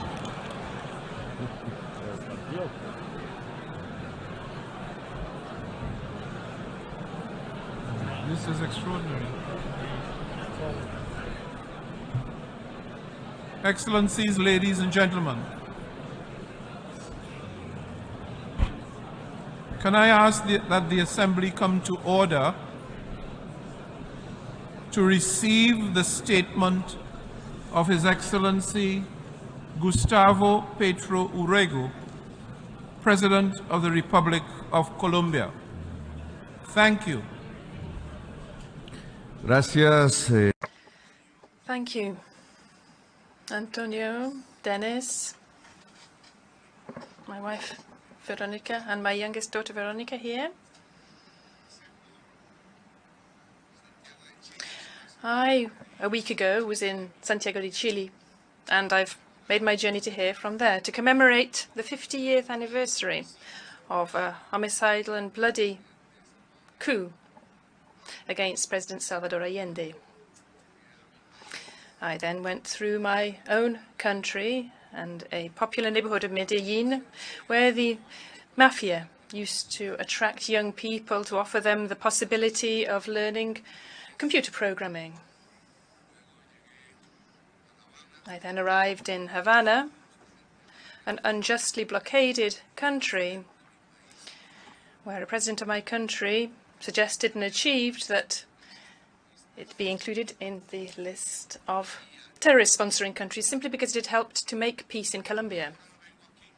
And now I am here, ladies and gentlemen, to make my speech to you. Over this year, since the last speech that I gave in the United Nations, we have only seen a deepening of what the wealthy, meeting in Davos, call a polycrisis. The war is continuing. Hunger continues. The recession is increasing, and the climate crisis has shown its teeth as never before, claiming thousands of lives and heating our lands and our seas like never before. This has been a year where humanity has been losing and has unfailingly hastened the era of extinction.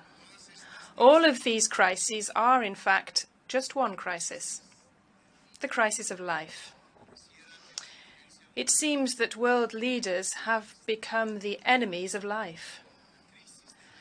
The crisis of life is being expressed in one devastating indicator. This began at the furthest corners of the earth, far away from the remotest regions, a silent march of people from different cultures who are intermingling on their way. Like an infinitely nuanced painting, the colors are mixing together in an uncontainable march. A multitude of all the colors is moving along the tracks, through the seas, through the jungles. It is making up a kind of work of art on the canvas of the earth. A flow of tones, sounds, different clothes and cultures in an amalgam which does not forget its beginnings. In an amalgam in a great march from the south to the north. This is the exodus of humanity which has begun. Today, there are tens of millions. Tomorrow, according to experts, by 2070, the figure will have reached 3 billion, fleeing from their beloved homes because these homes will be uninhabitable. In my homeland, the country of beauty, Colombia, the country of an explosion of life, by 2070, only deserts will remain.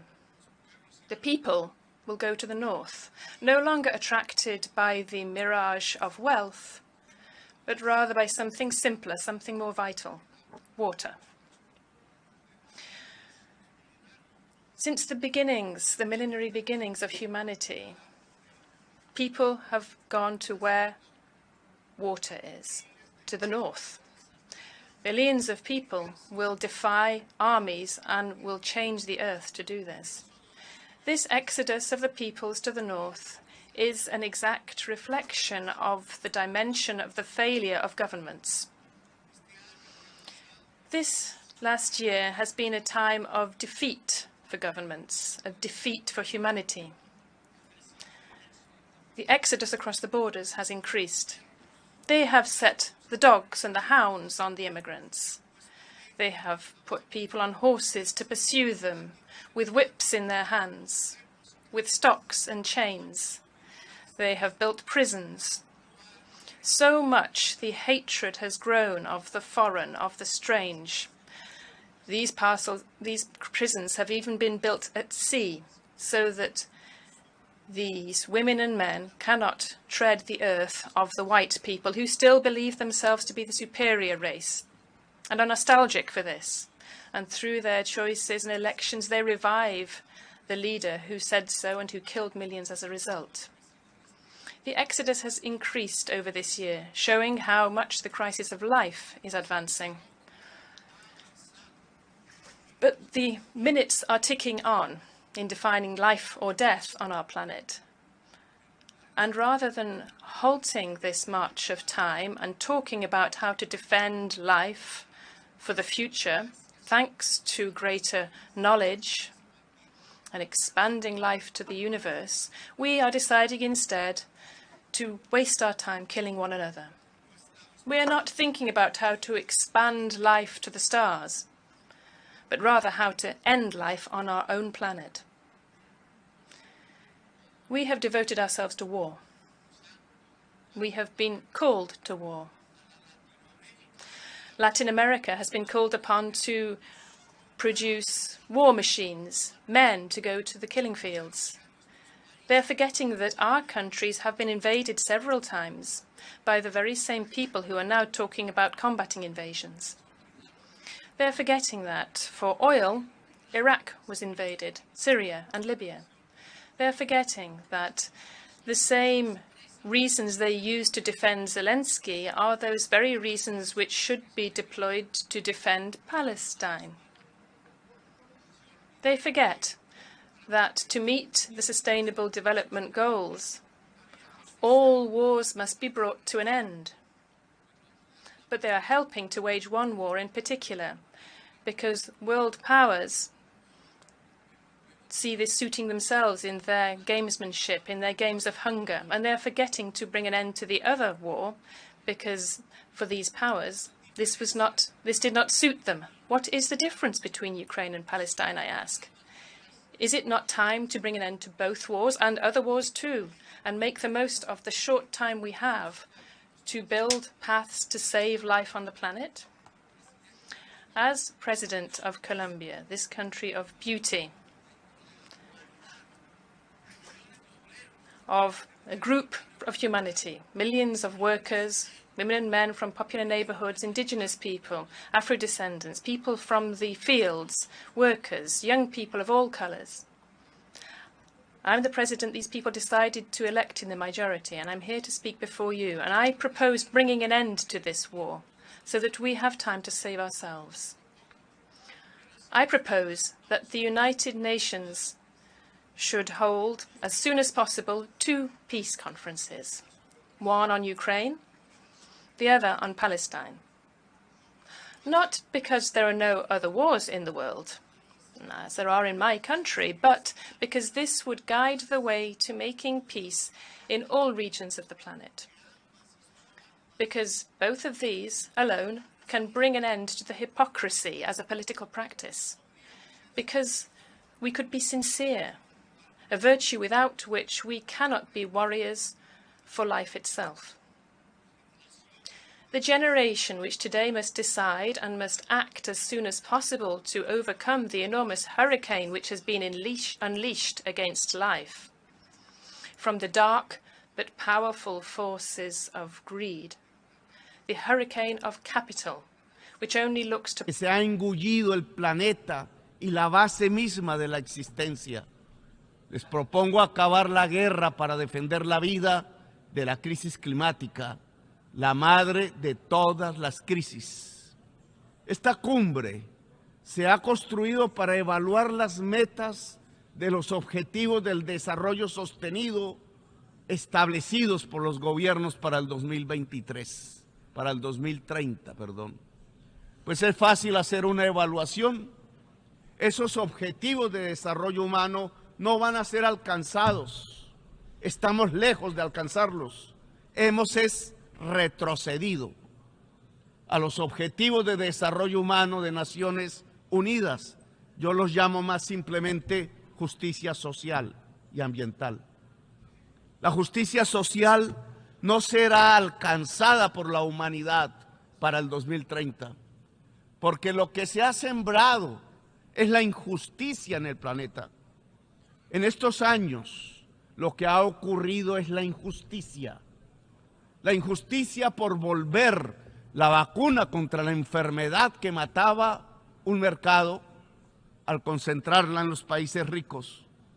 América Latina puso el 26% de los muertos por COVID, cuando solo es el 8% de la población mundial. ¿Quién dijo que la salud tenía que ser un negocio y no un derecho? Murieron millones de viejos y de gentes porque la vacuna fue una mercancía y no un bien de la humanidad. Incumplieron su propia promesa de financiar la adaptación al cambio climático. No tienen 100.000 millones de dólares para entregar a los países y defenderlos de inundaciones, tormentas y huracanes, pero sí tienen en un solo día para que se maten rusos y ucranianos entre sí. Ahora no se necesitan 100.000 millones, se necesitan 3 billones de dólares para superar la crisis climática, y la cuenta asciende en cada segundo de la tierra. Sembraron injusticia, señores, y por detener a campesinos cultivadores de cannabis y hoja de coca, en vez de enfrentar la soledad en que viven las juventudes de sus propios países, los países del mayor poder económico y militar de la historia de la humanidad, entonces han pasado a las drogas de la muerte, al fentanilo. Querían una guerra contra las drogas de la juventud rebelde que se opuso a la guerra del Vietnam, la marihuana y el LSD de los hippies, y terminaron por conducir a su sociedad a la droga del neoliberalismo y la competencia, la droga del yuppie de Manhattan, la cocaína, y encerraron a millones de negros y latinos en frías cárceles privatizadas, y murió 1 millón de latinoamericanos asesinados, y se destruyeron democracias en nuestra América. Nunca cogieron preso al yuppie de Manhattan, y ahora se enfrentan al gran resultado de la prohibición de las drogas, el fentanilo, que ya no mata 4.000, sino 100,000 jóvenes al año en los Estados Unidos. Sembraron injusticia, señores. La peor de todas, condenar a la humanidad a la guerra. Por eso hoy el balance de la justicia social en el mundo es tan malo. El problema es que este no era un asunto de socialistas, de progresistas, sino que era un asunto en donde se iba el tiempo de la vida en el planeta. Les propongo como presidente del país de la belleza, para recuperar el tiempo perdido, dos simples cosas: acabar la guerra y reformar el sistema financiero mundial. De las conferencias de paz de Ucrania y Palestina, deberíamos salir a construir una reforma que ya debatimos allá en la selva amazónica, donde el río más grande de la tierra, que ha cruzado la selva más grande de la tierra, se junta con el mar. Y la discutimos en Brasilia. Y fuimos hasta Kenia a juntarnos con los hermanos pueblos del África Negra, de donde venimos en tiempos de otra de las grandes injusticias del poder, la esclavitud. Y nos fuimos a París para ver si aún multitudes gritan por la libertad, la igualdad y la fraternidad. Y fuimos a Washington a hablar con el presidente y mirar si volvemos a encontrarnos los pueblos del norte con los del sur de las Américas, recordando que antaño, hace más de 2 siglos, nos encontramos en la historia para hablar de libertad, de igualdad, de democracia y de república. Y hablamos en todos los tonos sobre ir a la raíz del problema de la crisis climática y a su solución. Si el capitalismo fósil no tiene financiación, morirá. Duros serán sus estertores, pero es necesario para que exista una humanidad y una naturaleza y una vida. Habrá que financiar el capitalismo descarbonizado. Desde ya sabemos que el capital verde se moverá solo donde haya ganancia. Esa es su ley y es estrecho su marco para abarcar la descarbonización de todo el mundo. Se equivocan quienes desde los gobiernos y el poder aún creen que la crisis climática, la de la vida, se superará con algunos créditos a bon marché. Ilusos proponen que los países de la tierra que ya están sobreendeudados por la enfermedad y la codicia puedan adquirir más créditos para superar un problema que solo las chimeneas del norte produjeron. No se puede superar la crisis de la vida, la megacrisis, con más endeudamiento. La financiación de la vida, el fluido de medicamentos que debe ser introducido en las venas de las economías y sociedades del mundo para acometer el reto de dejar el carbón y el petróleo debajo de la tierra, en sus lugares que son las verdaderas venas de la tierra, como Roberto Covaría, el indígena Uwa colombiano, lo decía al mundo hace 30 años. Sacar el petróleo, decía, era sacar la sangre de la tierra y por ello la vida moriría. La mayoría de la inversión para descarbonizar la economía del mundo provendrá de los fondos públicos, del esfuerzo de las sociedades de juntar los estados para juntar la humanidad, que ahora llaman multilateralismo, de gobernar la tierra con la mirada de la democracia y no con la mirada del imperio. Los imperios no sirven para salvar la vida, sino para desatar las guerras. La megacrisis de la vida se resuelve con una democracia que alcance el nivel global, una democracia más profunda que no debe temer articular los estados y las sociedades y planificar el gran plan Marshall de la revitalización del planeta. El mercado nos ayudará a algo, pero no se le puede pedir soluciones a un mecanismo que se queda sin humanidad cuando fue este mecanismo el que produjo el problema. Fondos privados sí, pero serán limitados por su propia lógica. el esfuerzo de hacer vendrá de los fondos públicos y estos están hoy debilitados por la deuda. La gran batalla de nuestra generación, defender la vida para nuestros hijos y nietos, solo se puede financiar a cabalidad desde lo público, desde lo de todos y todas. Liberar lo público para salvar la vida. Quizás a muchos no les guste, pero que resuene de nuevo el eco de lo público, del Estado, de la humanidad, del multilateralismo, es decir, que resuene la palabra cambio, porque para salvar la vida es fundamental. Salvar la vida requiere una época de cambio y es urgente. Cambio y vida hoy son sinónimos. Hoy las juventudes de todos los colores, para poder vivir, deben levantar las banderas del cambio, de la transformación, de una nueva humanidad. Es la democracia, no los autoritarismos, que cada vez se parecen más a los nazis. Es la democracia mundial, es el planificar, es la potencia de los estados, esta vez encarados no frente a la guerra, sino hacia los planes de la vida. Planificar la transición hacia la economía descarbonizada y financiarla. La economía descarbonizada será, no lo dudo, una economía más humana y justa.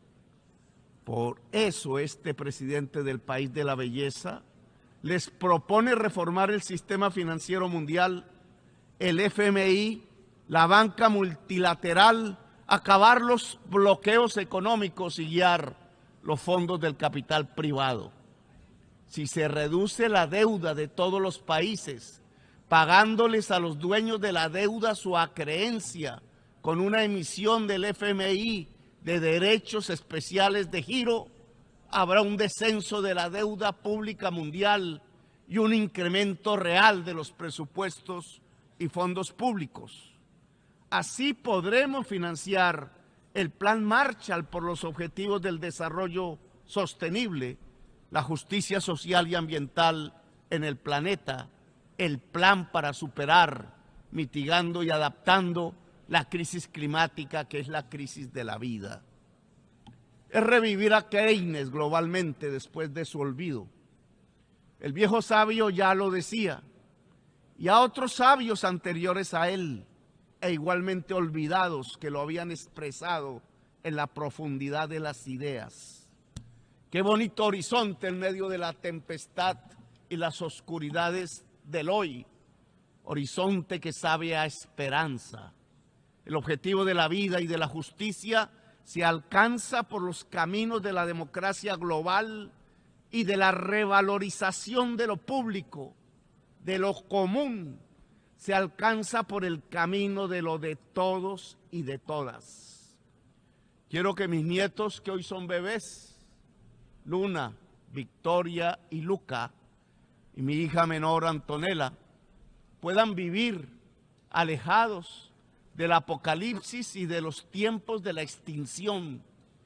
Quiero que vivan en los tiempos en donde el ser humano supo dejar de matarse en el planeta y logró, entendiéndose en su propia diversidad de las culturas, cumplir su misión, expandir el virus de la vida por las estrellas del universo. Gracias, muy amables.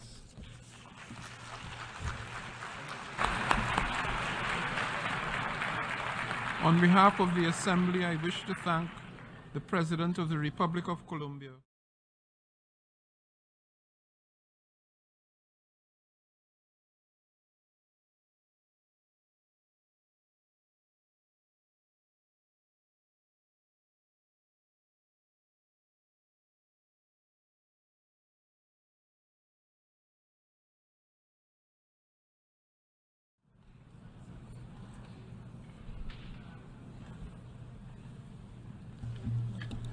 On behalf of the General Assembly, I have the honor to welcome His Excellency Miguel Díaz-Canel. Traigo a esta asamblea la voz del sur, la de los explotados y vilipendiados, como se le oyó decir al Che Guevara en esta misma sala hace casi 60 años. Pueblos diversos con problemas comunes. Lo acabamos de confirmar en La Habana, que se honró en acoger la cumbre de líderes y otros altos representantes del Grupo de los 77 y China, la agrupación de naciones más representativa, amplia y diversa que existe en la esfera multilateral. Durante 2 días prácticamente sin descanso, más de 100 representantes de las 134 naciones que integran el grupo levantaron sus voces para demandar cambios que ya no pueden posponerse más en el injusto, irracional y abusivo orden económico internacional que ha profundizado año tras año las enormes desigualdades entre una minoría de naciones muy desarrolladas y una mayoría que no logra superar el eufemismo de naciones en desarrollo. Peor aún, como reconoció el secretario general de Naciones Unidas en la cumbre de La Habana, el G77 se fundó hace 6 décadas para remediar siglos de injusticia y abandono, y en el convulso mundo actual se ven enredados en una maraña de crisis mundiales donde la pobreza va en aumento y el hambre es cada vez mayor. Nos unió la necesidad de cambiar lo que no ha sido resuelto y la condición de víctimas principales de la actual crisis multidimensional global, del abusivo intercambio desigual, de la brecha científica tecnológica y de la degradación del medio ambiente. Pero también nos unen, desde hace más de medio siglo, el desafío ineludible y la determinación de transformar el orden internacional actual, que además de excluyente e irracional, es insostenible para el planeta e inviable para el bienestar de todos.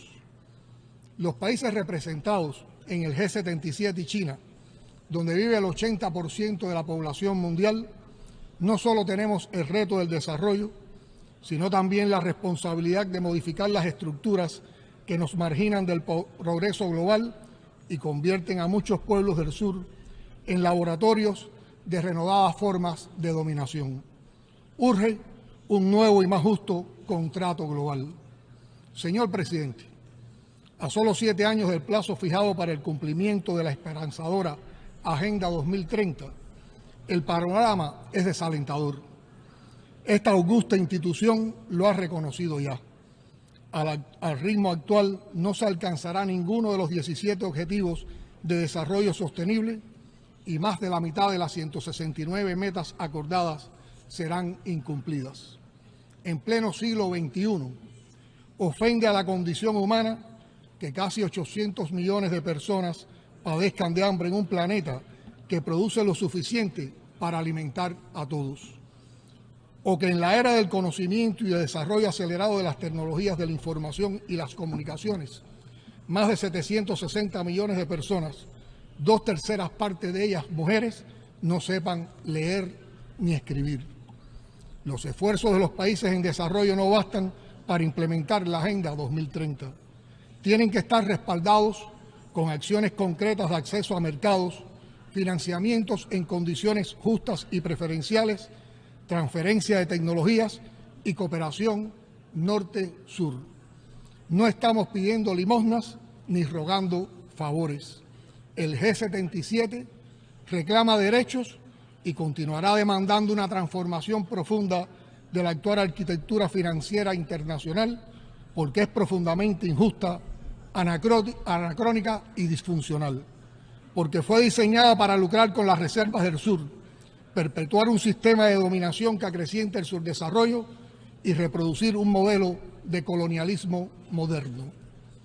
Necesitamos y demandamos instituciones financieras en las que nuestros países tengan real capacidad de decisión y acceso a la financiación.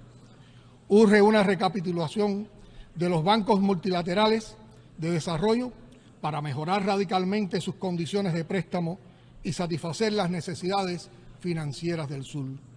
Los países de este grupo han debido destinar 379.000 millones de dólares de sus reservas para defender sus monedas en 2022, casi el doble de la cantidad de nuevos derechos especiales de giro que les asignó el Fondo Monetario Internacional.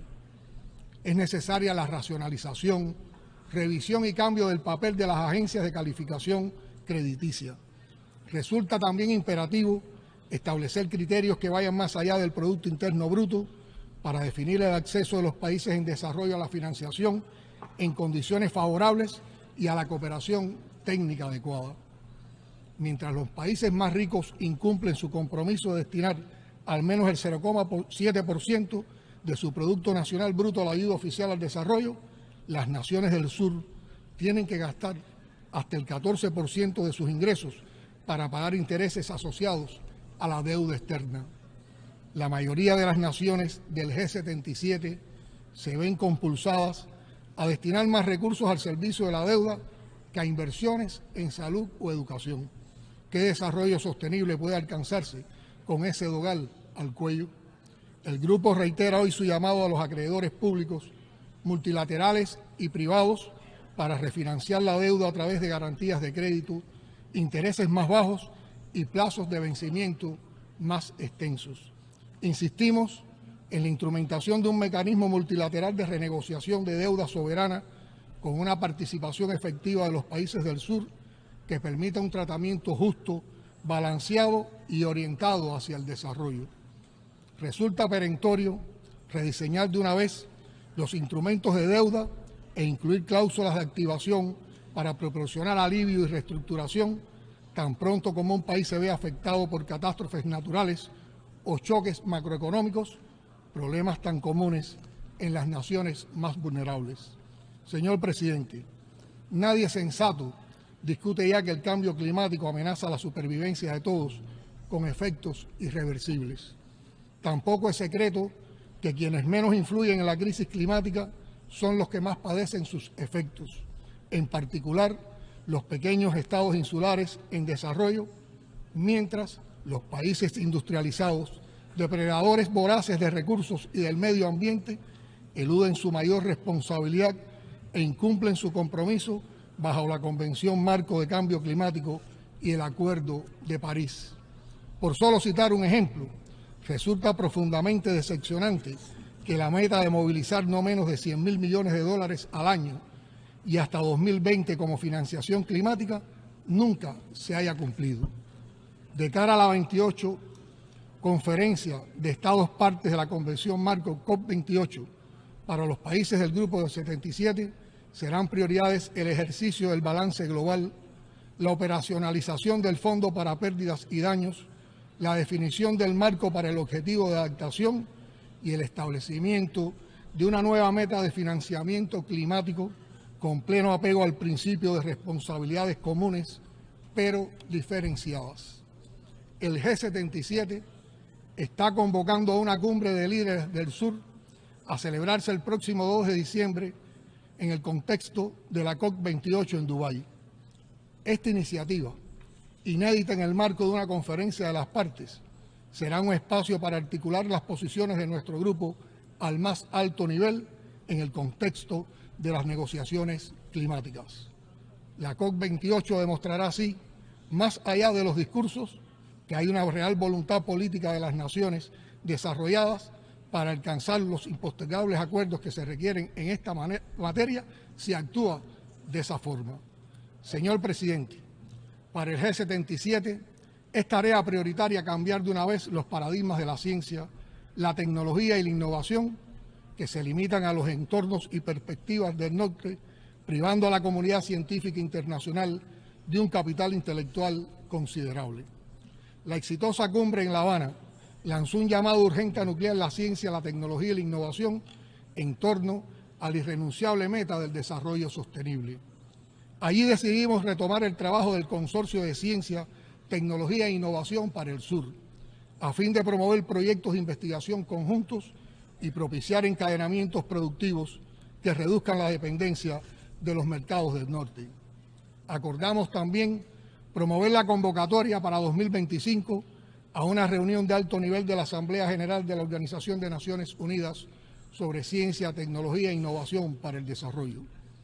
Los 17 proyectos de cooperación que Cuba ha conformado en el marco de su presidencia del G77 contribuirán a canalizar las potencialidades de la cooperación sur-sur y triangular, Exhortamos a las naciones más ricas y a los organismos internacionales a participar en estas iniciativas.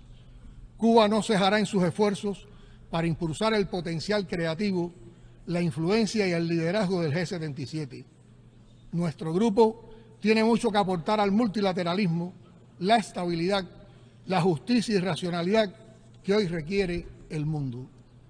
Excelencias, a todos los problemas y desafíos que caracterizan la realidad de nuestras naciones y movilizan a los pueblos, se añaden las medidas coercitivas unilaterales, eufemísticamente llamadas sanciones, que se han convertido en práctica de estados poderosos que pretenden actuar como jueces universales para debilitar y destruir economías y aislar y someter a estados soberanos. Cuba no es el primer estado soberano contra el que se lanzan medidas de ese carácter, pero es el que por más tiempo las ha soportado, a despecho de la condena mundial que cada año se expresa de manera casi unánime en esta Asamblea y respetada y desoída en su voluntad expresa por el gobierno de la mayor potencia económica, financiera y militar del mundo. No fuimos los primeros y no somos los últimos. Las presiones para aislar y debilitar economías y estados soberanos hoy afectan también a Venezuela, Nicaragua y antes y después han sido el preludio de invasiones y derrocamientos de gobiernos incómodos en el Oriente Medio. Rechazamos las medidas coercitivas unilaterales impuestas a países como Zimbabue, Siria, la República Popular Democrática de Corea e Irán, entre otros muchos países cuyos pueblos sufren el negativo impacto de estas. Reiteramos la solidaridad con la causa del pueblo palestino. Apoyamos el derecho a la autodeterminación del pueblo saharaui. Luchemos por un mundo de paz, sin guerras ni conflictos.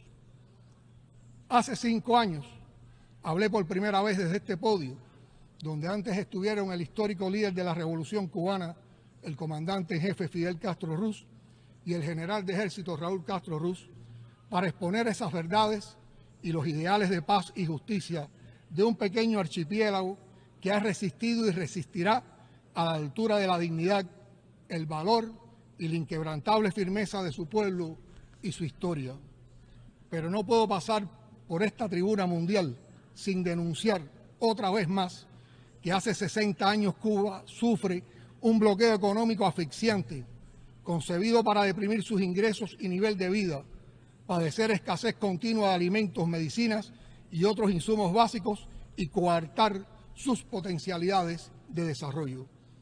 Esa es la naturaleza y esos son los objetivos de la política de coerción económica y máxima presión que aplica el gobierno de los Estados Unidos contra Cuba en violación del derecho internacional y la Carta de las Naciones Unidas. No existe una sola medida o acción de Cuba para dañar a los Estados Unidos, para perjudicar a su sector económico, su actividad comercial o su tejido social. No existe acto alguno de Cuba que amenace a la independencia de los Estados Unidos, su seguridad nacional, que lacere sus derechos soberanos, interfiere en sus asuntos internos o que afecte el bienestar de su pueblo. La conducta estadounidense es absolutamente unilateral e injustificada. El pueblo cubano resiste y vence creativamente cada día frente a esa guerra económica despiadada que desde 2019, en plena pandemia, escaló de modo oportunista a una dimensión aún más extrema, cruel e inhumana. Las afectaciones son brutales. El gobierno de Estados Unidos presionó a entidades para que no suministrara el oxígeno medicinal y los ventiladores pulmonares que se necesitaban en Cuba para enfrentar el pico pandémico. Nuestros científicos cubanos crearon las vacunas y desarrollaron los ventiladores pulmonares que salvaron al país y que pusimos en disposición de otros países del mundo. Con saña y precisión quirúrgica, en Washington y la Florida han calculado cómo infligir el mayor daño posible a las familias cubanas. Estados Unidos persigue y ha tratado de impedir los suministros de combustibles y lubricantes a nuestro país, acción que parecería impensable en tiempo de paz. En un mundo globalizado no es solo absurdo, sino criminal prohibir el acceso a tecnologías, incluyendo equipamientos médicos que tengan más de un 10% de componentes estadounidenses. Es vergonzosa su actuación contra la cooperación médica que presta Cuba en numerosas naciones. Llega a amenazar abiertamente a gobiernos soberanos por solicitar esa contribución y responder a las necesidades de salud pública de sus poblaciones. Estados Unidos priva a sus ciudadanos el derecho a viajar a Cuba, desafiando su propia Constitución. El recrudecimiento del bloqueo impacta en los altos flujos migratorios que se registran en nuestro país en los últimos años, lo que supone un costo doloroso para las familias cubanas y consecuencias demográficas y económicas adversas para la nación. El gobierno de los Estados Unidos miente y hace un enorme daño a los esfuerzos internacionales para combatir el terrorismo cuando acusa a Cuba, sin fundamento alguno, de ser un país patrocinador de ese flagelo. Amparados en esa arbitraria y fraudulenta acusación, extorsionan a cientos de entidades bancarias y financieras en todas partes del mundo y las obligan a elegir entre continuar sus relaciones con los Estados Unidos o mantener sus vínculos con Cuba. Nuestro país sufre un cerco real, una guerra económica extraterritorial cruel y silenciosa. Se acompaña de una poderosa maquinaria política de desestabilización con fondos millonarios aprobados por el Congreso de los Estados Unidos con el fin de capitalizar las carencias que provoca el bloqueo y socavar el orden constitucional del país y la tranquilidad ciudadana. A pesar de la hostilidad de su gobierno, continuaremos tendiendo puentes con el pueblo de los Estados Unidos, como hacemos con todos los pueblos del mundo. Fortaleceremos cada vez más los vínculos con la emigración cubana en cualquier rincón del planeta. Señor presidente, la promoción y protección de los derechos humanos es un ideal común que demanda un genuino espíritu de respeto y diálogo constructivo entre los Estados. Lamentablemente, a 75 años de la adopción de la Declaración Universal de los Derechos Humanos, la realidad es muy diferente. Esta temática se ha convertido en un arma política de naciones poderosas que buscan someter a sus designios geopolíticos a naciones independientes, fundamentalmente del sur. Ningún país está exento de retos, como ninguno tiene autoridad para considerarse un paradigma en materia de derechos humanos y estigmatizar a otros modelos, culturas o estados soberanos. Defendemos el diálogo y la cooperación como vías efectivas para la promoción y protección de los derechos humanos, sin politización ni selectividad, sin la aplicación de dobles raseros, condicionamientos ni presiones. En ese espíritu, Cuba ha presentado su candidatura al Consejo de Derechos Humanos para el periodo 2024-2026 en las elecciones que tendrán lugar el próximo 10 de octubre. Agradecemos de antemano la confianza de los países que ya nos han otorgado su valioso apoyo. De ser electos, la voz de Cuba continuará alzándose con una visión universal, siempre desde el sur, en favor de los intereses legítimos de los países en desarrollo, desde el compromiso constructivo y la indeclinable responsabilidad con la realización plena de todos los derechos humanos para todos. Cuba seguirá fortaleciendo su democracia y su modelo socialista, que aún asediado ha demostrado cuánto puede hacer un país en desarrollo de pequeñas dimensiones y con escasa riqueza natural. Continuaremos nuestro proceso transformador en la búsqueda de salidas al cerco que nos impone el imperialismo estadounidense y de vías para lograr la prosperidad con justicia social que merece nuestro pueblo. En ese empeño no renunciaremos nunca al derecho a defendernos. Señor presidente, distinguidos jefes de delegación y otros representantes, concluyo extendiendo una invitación a todos a trabajar por superar las diferencias y enfrentar juntos los retos comunes con sentido de urgencia. Para ello, las Naciones Unidas y esta Asamblea General, incluso con sus limitaciones, son el instrumento más poderoso de que disponemos. Cuenten siempre con Cuba para defender el multilateralismo y promover juntos la paz y el desarrollo sostenible para todos. Siempre será un honor pelear por la justicia, compartiendo las dificultades y los desafíos con los pueblos del sur, dispuestos a cambiar la historia. Y venceremos. Muchas gracias.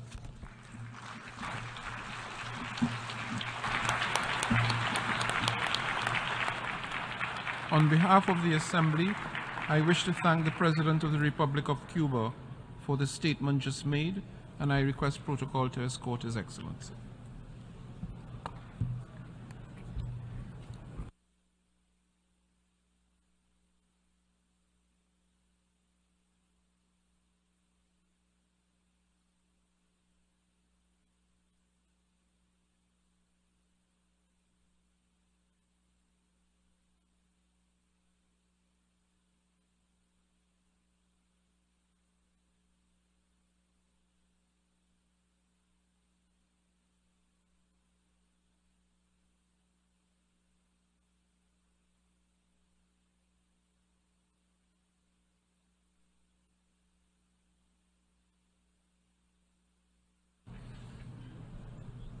The Assembly will hear an address by His Excellency Recep Tayyip Erdogan, President of the Republic of Turkey. I request protocol to escort His Excellency.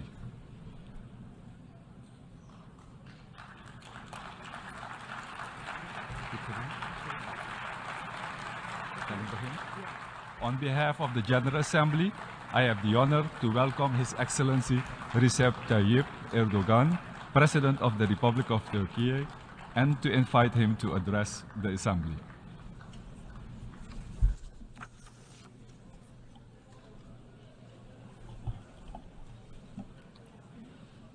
Sayın Başkan, kıymetli devlet ve hükümet başkanları, Sayın Genel Sekreter, değerli delegeler, sizleri şahsım, ülkem ve milletim adına en kalbi duygularımla, saygıyla selamlıyorum.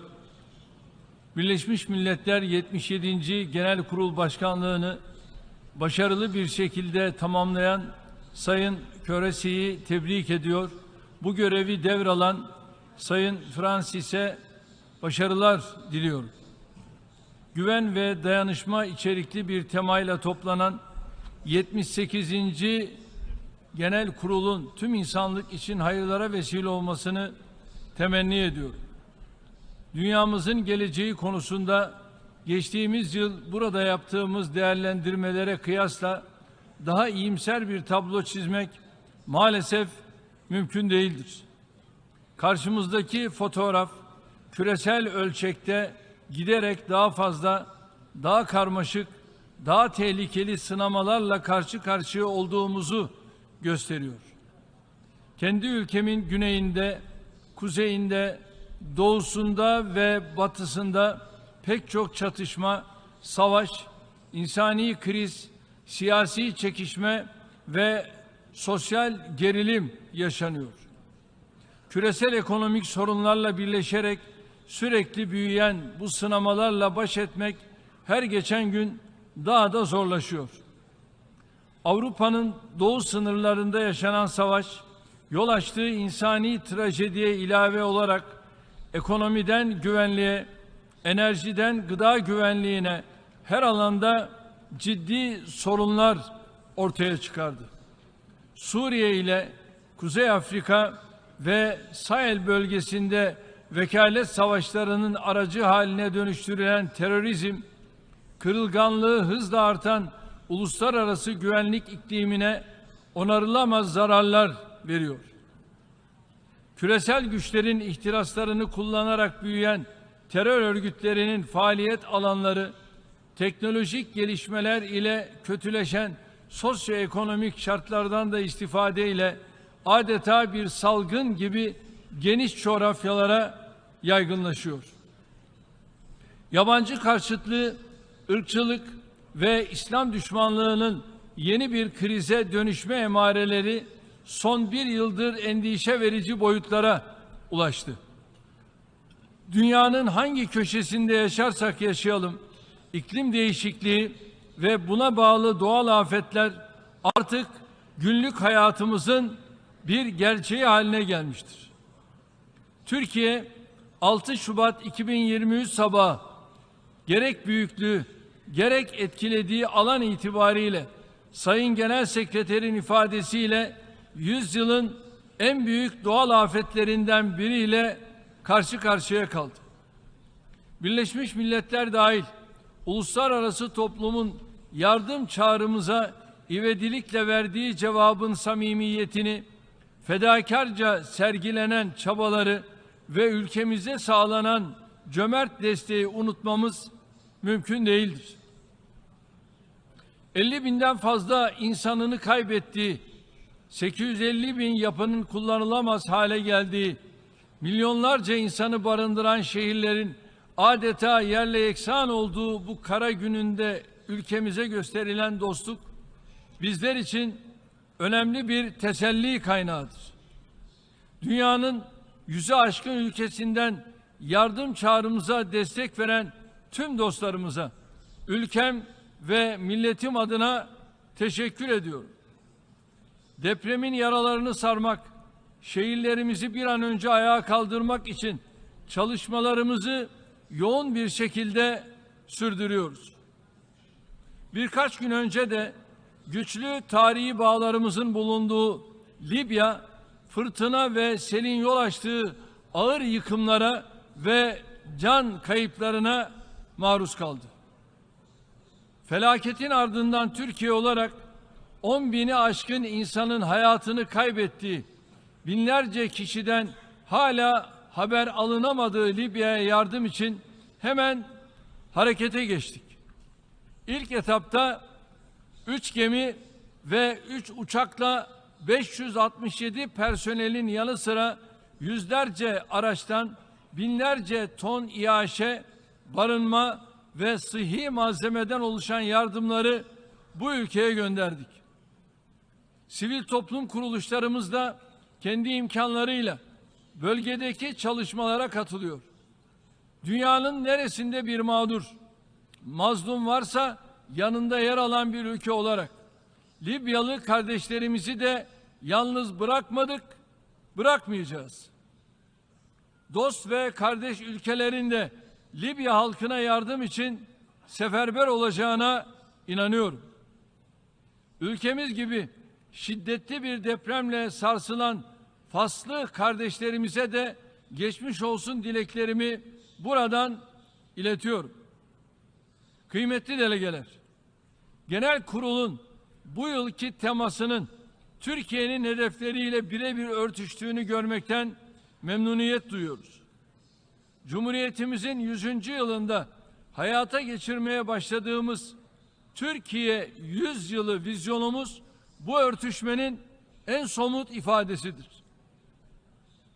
Küresel adaletsizlikleri ortadan kaldıran, ekonomik eşitsizliklerin üzerine giden, barış, güvenlik, istikrar ve refah üreten, etkili, kapsayıcı ve insanlığı kucaklayıcı, velhasıl tüm insanlığın hayrına bir uluslararası sistemin tesisi çağrımız giderek daha çok yankı buluyor.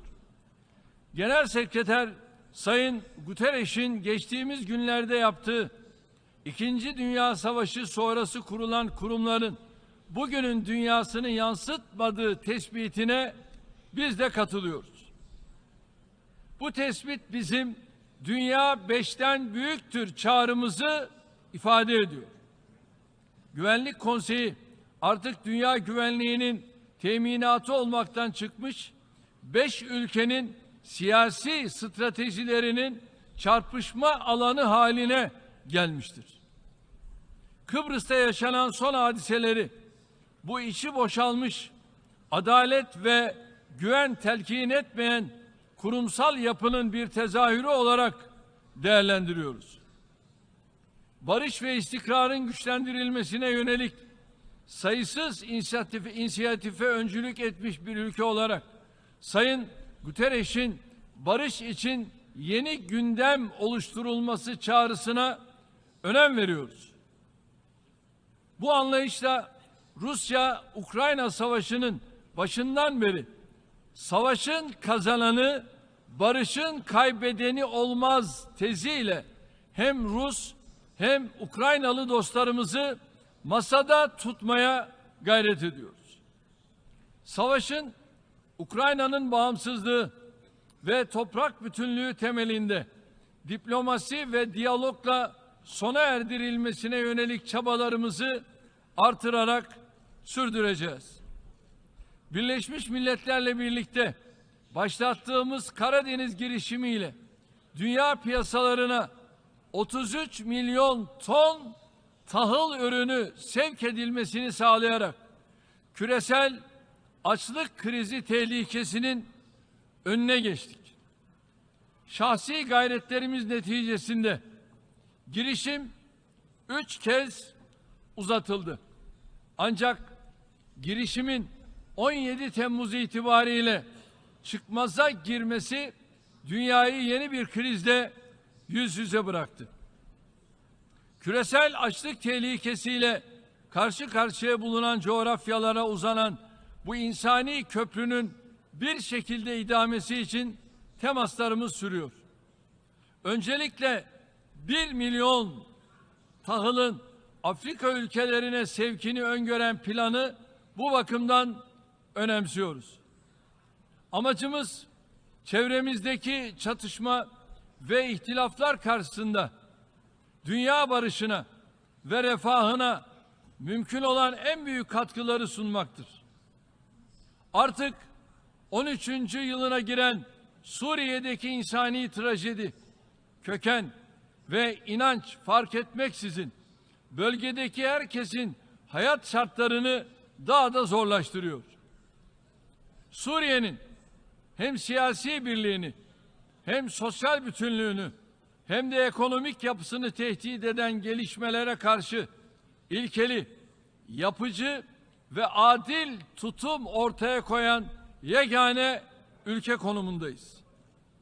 Güneyimizdeki krizin halkın meşru beklentilerini karşılayacak kapsamlı, kalıcı ve sürdürülebilir bir çözümle sona erdirilmesi giderek daha önemli hale geliyor.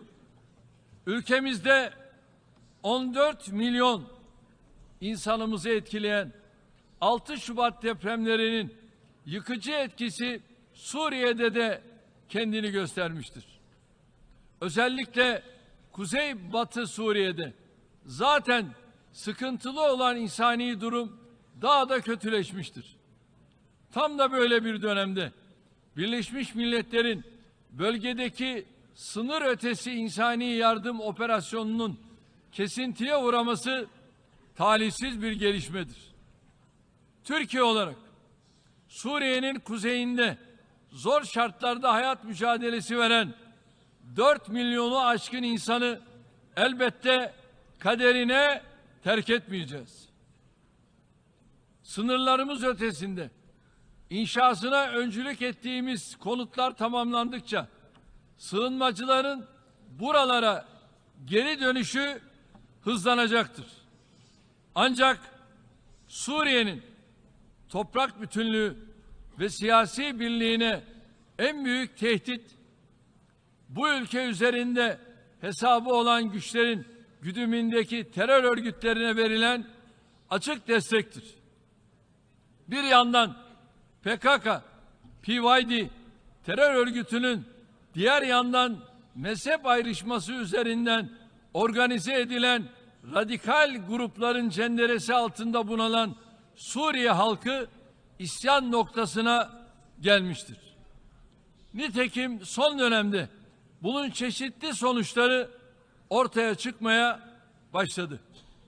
Bir diğer komşumuz Irak'ta karşı karşıya olduğu iç ve dış sınamaları aşmak için samimi bir çaba içindedir. Biz Irak'ın siyasi birliğini, toprak bütünlüğünü, yeniden imar çalışmalarını tahkim eden, ülkeyi oluşturan unsurlar arasında ayrım gözetmeyen bir anlayışla hareket ediyoruz. Bölge ülkeleri olarak hayata geçireceğimiz kalkınma yolu projesiyle inşallah bölgesel entegrasyonu daha da güçlendireceğiz. Bölgede her başları sıkıştığında DAEŞ bahanesine sarılanların oyunları artık ifşa olmuştur. DAEŞ'la fiilen en büyük mücadeleyi vermiş, bu örgüte en büyük kayıpları yaşatmış ve sorunun önündeki, arkasındaki gerçekleri çok iyi bilen bir ülke lideri olarak açık konuşmak istiyorum. Suriye ve Irak başta olmak üzere Orta Doğu, Kuzey Afrika ve Sahel'de kendi siyasi ve ekonomik çıkarları için DAEŞ ve benzeri örgütleri paravan olarak kullananların riyakarlıklarından bıktık, usandık. Bu bölgelerdeki tehdit sadece DAEŞ değildir. Asıl tehdit, vekalet savaşlarının aracı olarak kullanılmak üzere beslenen, palazlandırılan terör örgütleridir.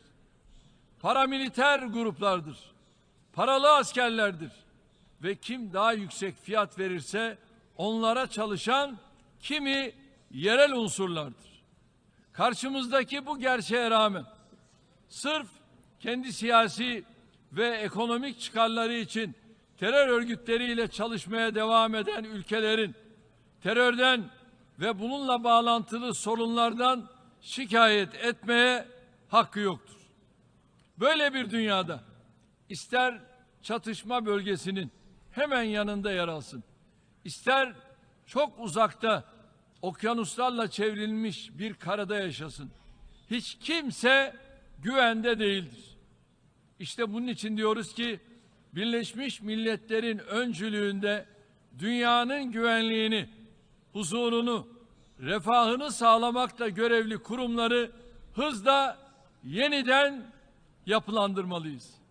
Coğrafyasıyla ve demografisiyle dünyadaki tüm kökenleri, inançları, kültürleri temsil yeteneğine sahip bir küresel yönetim mimarisi inşa etmeliyiz.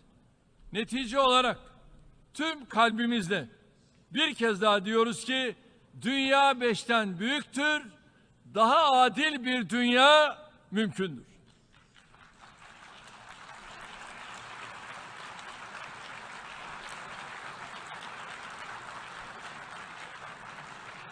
Kıymetli delegeler, şimdi de kendi bölgemizden başlayarak çeşitli sorun alanlarına ilişkin ülkemin yaklaşımlarını sizlerle kısaca paylaşmak istiyorum.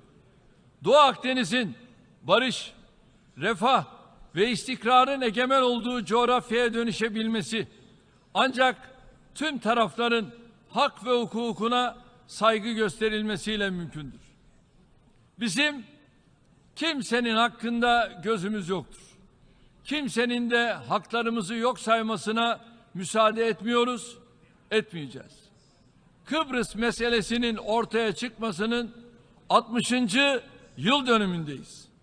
Kıbrıs Türk tarafı Kıbrıs meselesinde adil, kalıcı ve sürdürülebilir bir çözüm bulunması için daima samimi gayret göstermiştir. Bu çözümün artık federasyon modeli temelinde gerçekleşemeyeceği herkesin kabul ettiği bir gerçektir. Uluslararası toplumu bunu kabullenerek Kuzey Kıbrıs Türk Cumhuriyeti'nin bağımsızlığını tanımaya, bu ülkeyle diplomatik, siyasi ve ekonomik bağlar kurmaya davet ediyoruz. Adadaki Birleşmiş Milletler barış gücünden de sergilemekle mükellef olduğu tarafsızlığa titizlikle riayet etmesini bekliyoruz. Zaten itibarı zedelenen bu gücün Kıbrıs'ta yeni bir itibar kaybıyla karşı karşıya kalmasını istemeyiz. Köklü tarihi ve gönül bağlarına sahip bulunduğumuz Yemen'deki durum bizi derinden yaralamaktadır. Bu sorunun en kısa sürede Yemen'in milli birliği ve toprak bütünlüğü içerisinde çözüme kavuşturulması en büyük temennimizdir. Mısır'la bir müddet durağan seyreden ilişkilerimizi her alanda geliştirmeye başladığımız bir döneme girdik.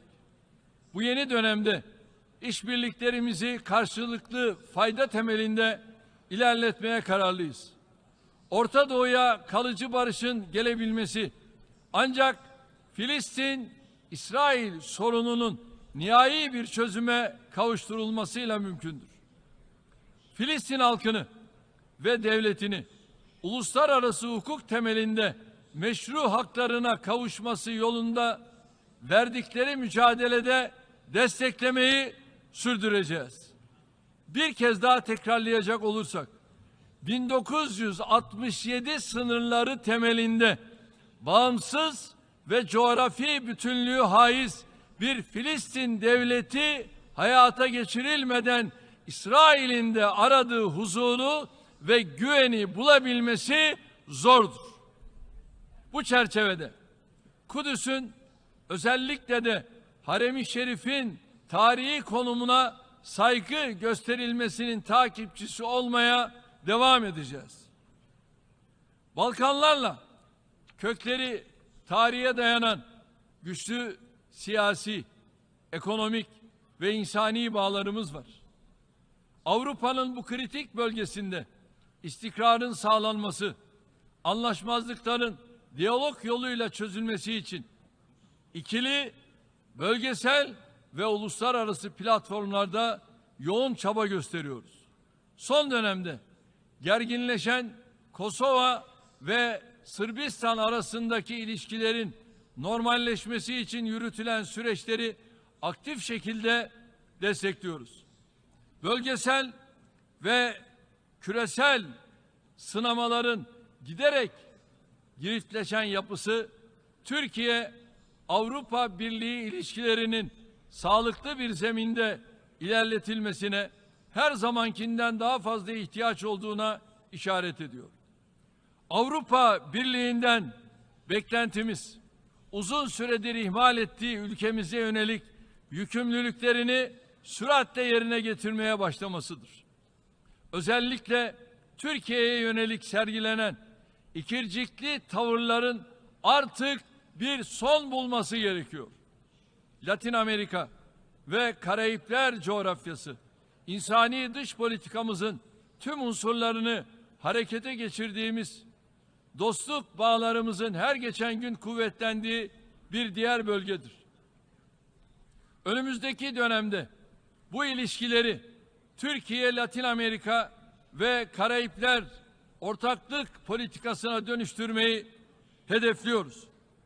Kuruluşunun 60. yıl dönümünde Afrika Birliği kıtanın kendi kaderini eline alıp ayağa kalkmasının abidevi bir sembolüdür.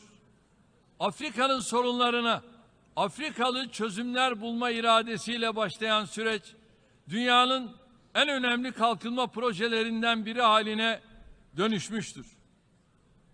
Özellikle yürüdüğü bu yolda Afrika'ya eşlik etmek amacıyla kıtayla dostluk bağlarımızı stratejik ortaklıkla taşlandırdık.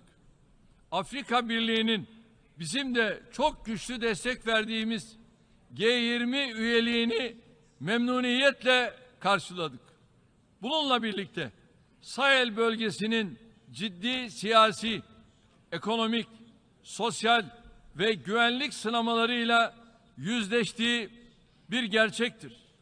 Son dönemde sıkıntılı günler yaşayan Nijer'in en kısa zamanda anayasal düzene, demokratik bir yönetime kavuşmasını ümit ediyoruz.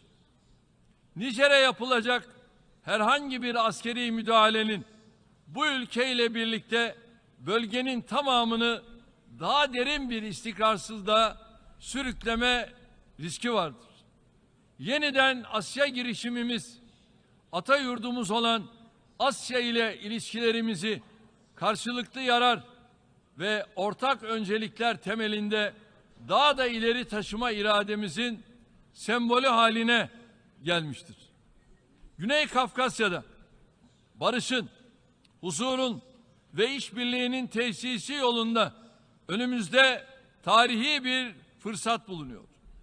Bu fırsatı değerlendirmek için Ermenistan'la iyi komşuluk ilişkilerini ve tam normalleşmeyi hedefleyen bir süreç başlattık. Azerbaycan ve Ermenistan arasındaki görüşme sürecini başından beri destekledik. Ancak Ermenistan'ın bu tarihi fırsatı yeterince değerlendiremediğini görüyoruz. Ermenistan'ın başta Zengezur koridorunun açılması olmak üzere verdiği sözleri yerine getirmesini bekliyoruz. Artık herkesin kabul ettiği gibi Karabağ Azerbaycan toprağıdır. Bunun dışında bir statünün dayatılması asla kabul edilmeyecektir. Ermeniler dahil herkesin Azerbaycan topraklarında barış içinde yan yana yaşaması öncelikli hedefimiz olmalıdır. Tek millet, iki devlet şiarıyla hareket ettiğimiz Azerbaycan'ın toprak bütünlüğünü korunma yönünde attığı adımları destekliyoruz. Kadim medeniyetimizin köklerinin uzandığı ve aynı kültürü paylaştığımız Orta Asya ülkeleriyle işbirliğimizi güçlendiriyoruz. Türk Devletleri Teşkilatı'nın bölgesel ve küresel düzeyde giderek daha etkin bir aktör haline dönüşmesinden memnuniyet duyuyoruz. Yarım asırdır zor günler yaşayan Afgan halkının siyasi sahiplerden bağımsız olarak çok ciddi insani yardıma ve desteğe ihtiyacı vardır.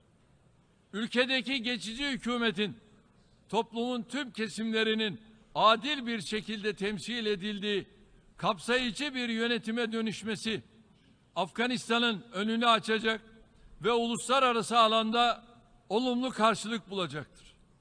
Güney Asya'da bölgesel huzurun, istikrarın ve refahın önünü açacak bir diğer gelişmede Keşmir'de ihtiyaç duyulan adil ve kalıcı barışın Hindistan ve Pakistan arasında diyalog ve işbirliği yoluyla tesisi olacaktır. Türkiye olarak bu yönde atılacak adımlara desteğimizi sürdüreceğiz. Çin'in toprak bütünlüğü ve egemenliğine saygı duyduğumuzu her fırsatta altını çizerek ifade ediyoruz.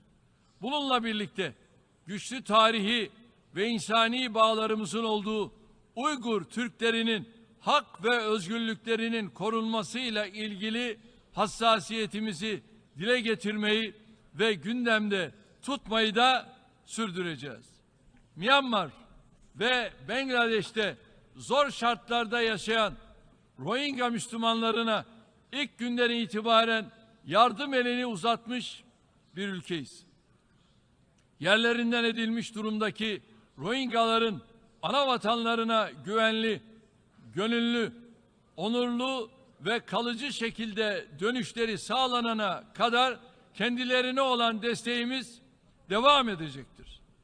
Değerli delegeler, gündemimizdeki bir önemi küresel sınama, enerji güvenliği konusudur. Türkiye son 20 yıldır enerji alanında gerçekleştirdiği yatırımlar sayesinde kendi enerji güvenliğini sağlama yönünde önemli mesafe kat etti. Çalışmalarımızı enerjiyi bir çatışma unsuru olmaktan çıkarma ve kullanımını ortak fayda temelinde teşvik etme yönünde yoğunlaştırdık. Bu doğrultuda Doğu Akdeniz'den Hazar Havzası'na, Karadeniz'den Balkanlara kadar geniş bir coğrafyada enerji alanında işbirliği ruhunu ve dayanışmayı ön plana çıkarmak için mücadele ediyoruz. Türkiye ulaştırma alanında da üzerinden veya çevresinden geçecek tüm projelere destek verebilecek jeopolitik konuma sahiptir. Teknolojik yenilikler, küresel ve bölgesel sınamaları çözmemiz için fırsat olarak değerlendirilmeli, rekabet gücünü artıracak bir koz olarak görülmemelidir. Birleşmiş Milletler sürdürülebilir kalkınma hedeflerinin en önemli başlıkları arasında yer alan 2030'da sıfır açlık sloganından maalesef giderek uzaklaşıyoruz.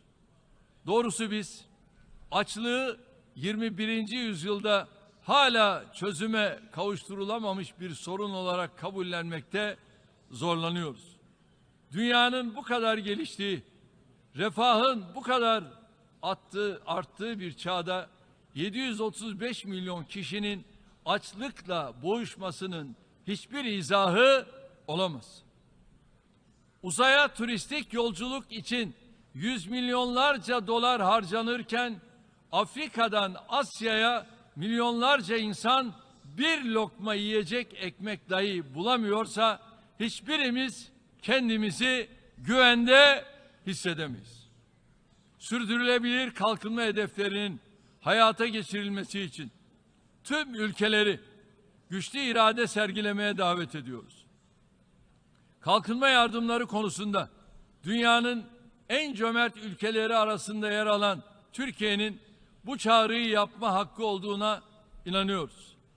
İklim değişikliğine bağlı küresel sıcaklık artışının 1,5 santigrat dereceyle sınırlı tutulabilmesi giderek zorlaşıyor.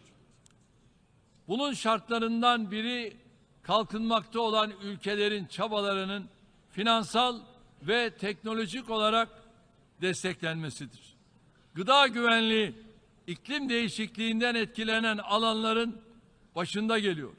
Su ve toprak kaynaklarının sürdürülebilir kullanımına yönelik doğru politikalar ve yatırımlar geliştirip uygulamalıyız.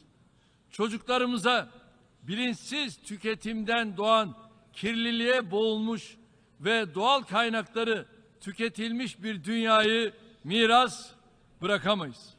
Bu anlayışla daha yaşanabilir ve adil bir dünya vizyonuyla eşim Emine Erdoğan'ın himayesinde ülkemizde başlattığımız sıfır atık hareketini Birleşmiş Milletler'de 105 ülkenin ortak sunuculuğunda kabul edilen kararla küresel boyuta taşıdık. Dün Türk evinde küresel sıfır atık iyi niyet beyanını imzaladık. Sıfır atık hedeflerimizin iklim değişikliğiyle mücadeleye ve sürdürülebilir kalkınma çabalarına önemli katkılar sağlayacağına inanıyoruz. Buradan tüm ülkeleri, uluslararası kurumları ve sivil toplum kuruluşlarını sıfır atık hareketine destek vermeye davet ediyorum. Bilhassa Birleşmiş ve gelişmiş ülkelerde bir virüs gibi yayılan ırkçılık, yabancı karşıtlığı, İslam düşmanlığı artık tahammül edilemeyecek seviyelere ulaşmıştır. Masum insanların maruz kaldığı nefret söylemi, kutuplaşma ve ayrımcılık dünyanın dört bir köşesinde sızlatmadık vicdan bırakmıyor. Ne yazık ki pek çok ülkede popülist siyasetçiler bu tehlikeli akımları teşvik ederek ateşle oynamayı sürdürüyor. Avrupa'da Kur'an-ı Kerim'e karşı düzenlenen menfur saldırılara ifade özgürlüğü maskesi altında izin vererek eylemleri teşvik eden zihniyet esasen kendi eliyle kendi geleceğini karartmaktadır. Türkiye olarak Birleşmiş Milletler, AGİT ve İslam İşbirliği Teşkilatı başta olmak üzere tüm platformlarda İslam düşmanlığıyla mücadeleye yönelik girişimleri desteklemeye devam edeceğiz. Hangi inanca mensup olursa olsun, kutsallara saldırıyı kabullenmeyen tüm dostlarımızı da mücadelemize omuz vermeye davet ediyorum. Kıymetli delegeler, her birine birkaç cümleyle temas etmeye çalıştığım tüm bu meydan okumalarla mücadele ortak sorumluluğumuzdur. Bu sorumluluğu ancak etkin işbirliği, dayanışma ve insani değerlere sıkı sıkıya sahip çıkarak yerine getirebiliriz. Maalesef son dönemde insanı insan yapan kadim değerler çok ağır saldırı altındadır. Doğrudan insanı, insanın fıtratını, geleceğini ve sosyal bünyeyi tehdit eden bu saldırıların hedefinde öncelikle aile vardır. Bu bakımdan aileye ve aile müessesesine sahip çıkmak, insana ve tüm insanlığın istikbaline sahip çıkmak demektir. Giderek artan küresel dayatmalar karşısında tüm dostlarımızı aile müessesesinin korunmasına hassasiyet göstermeye davet ediyorum. Bu sene 100. yılını kutlayan Türkiye Cumhuriyeti olarak herkes için barış, refah, güvenlik yönünde tüm insanlığın yararına adımlar atmayı sürdüreceğiz. Birleşmiş Milletler Genel Kurulu'nun 78. toplantısında yapılacak çalışmaların küresel işbirliği ve dayanışma ruhunu güçlendirmesini temenni ediyorum. Ve bu vesileyle ayrıca sorumluluğunu hissettiğimiz Ermenistan-Azerbaycan arasındaki son olumsuz gelişmeyi de kesinlikle kınıyorum ve bölgedeki gelişmelerin süratle sona ermesini de temenni ediyorum. Hepinizi bir kez daha sevgi, saygıyla selamlıyorum. Kalın sağlıcakla.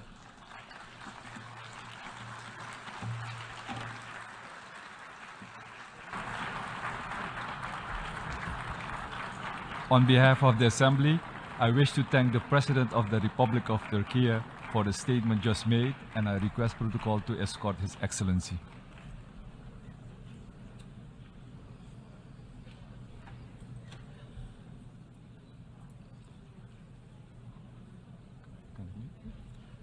The Assembly will hear an address by His Excellency Marcelo Rebelo de Sousa, President of the Portuguese Republic. I request protocol to escort His Excellency.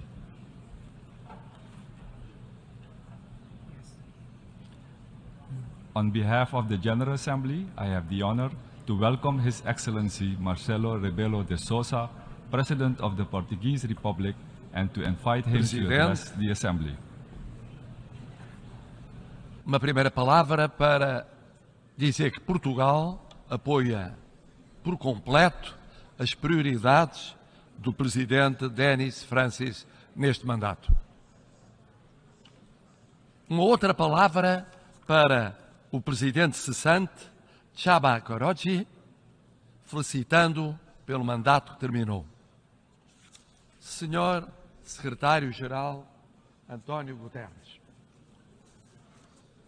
aplaudo, em nome de Portugal, a sua permanente e inesgotável dedicação aos valores da Carta das Nações Unidas.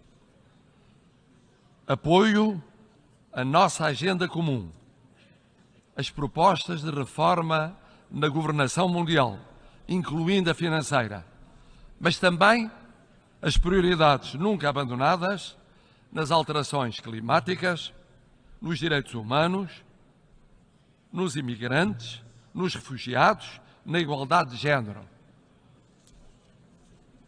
Portugal apoia o sucesso da Cimeira do Futuro em 2024, do Fórum da Aliança das Civilizações que acolheremos em Lisboa no próximo ano, a Cimeira Social Mundial em 2025. Marcas da sua permanente lucidez e dinamismo neste exigente momento que atravessa o mundo para a construção da paz e da cooperação internacional. Excelências, ouvimos o notável relatório do Secretário-Geral das Nações Unidas. Ouvimos depois os presidentes Lula da Silva e Joe Biden. E apesar de diversas posições, concordavam no essencial do diagnóstico. É urgente respeitar a Carta das Nações Unidas para garantir a paz no mundo. É urgente acelerar as alterações, a luta contra as alterações climáticas, a realização dos objetivos da Agenda 2030, a proteção dos oceanos e da biodiversidade, para garantir a paz e a reforma das instituições. É urgente reformar as instituições concebidas no século passado, algumas delas na primeira metade do século passado, que estão totalmente afastadas da realidade do mundo atual. É urgente reformar as instituições financeiras internacionais. Como disse o secretário-geral, é preciso aprovar um novo Bretton Woods. E estas três urgências estão ligadas. Não há paz, nem desenvolvimento sustentável, nem reforma das instituições sem respeito da Carta das Nações Unidas. Não há desenvolvimento sustentável, nem respeito da Carta das Nações Unidas sem reforma das instituições internacionais. Não há reforma das instituições internacionais sem o respeito da Carta, sem a Agenda 2030 realizada, sem um combate eficaz às alterações climáticas daqui até essa meta. Mas o problema não é esse. O problema é outro. Qual é a urgência da urgência? E qual é a credibilidade de vir aqui todos os anos dizer que é urgente aquilo que de facto não é tratado como urgente? E esse é o apelo do secretário-geral há muitos anos. É urgente o respeito da Carta das Nações Unidas. É urgente porque, sem ele, o respeito da integridade territorial, da soberania dos Estados, dos direitos humanos, não é possível haver paz.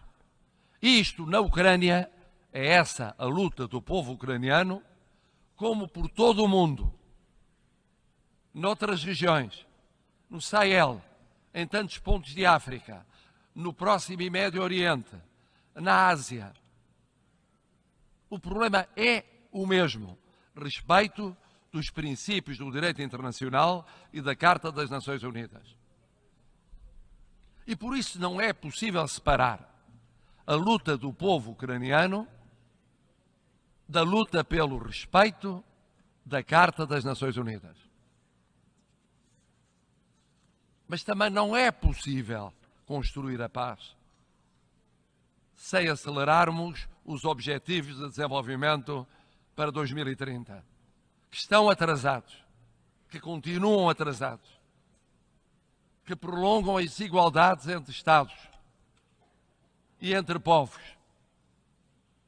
Como não é possível realizar esses objetivos sem reformarmos as instituições internacionais. Desde logo, o conceito de segurança.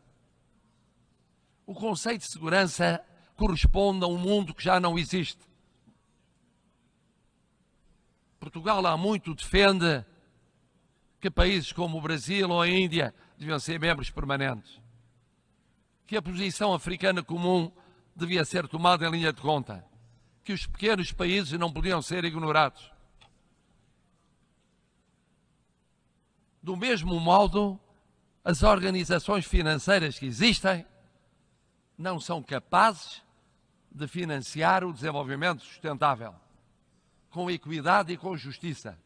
Favorecem os mais ricos, desfavorecem os mais pobres.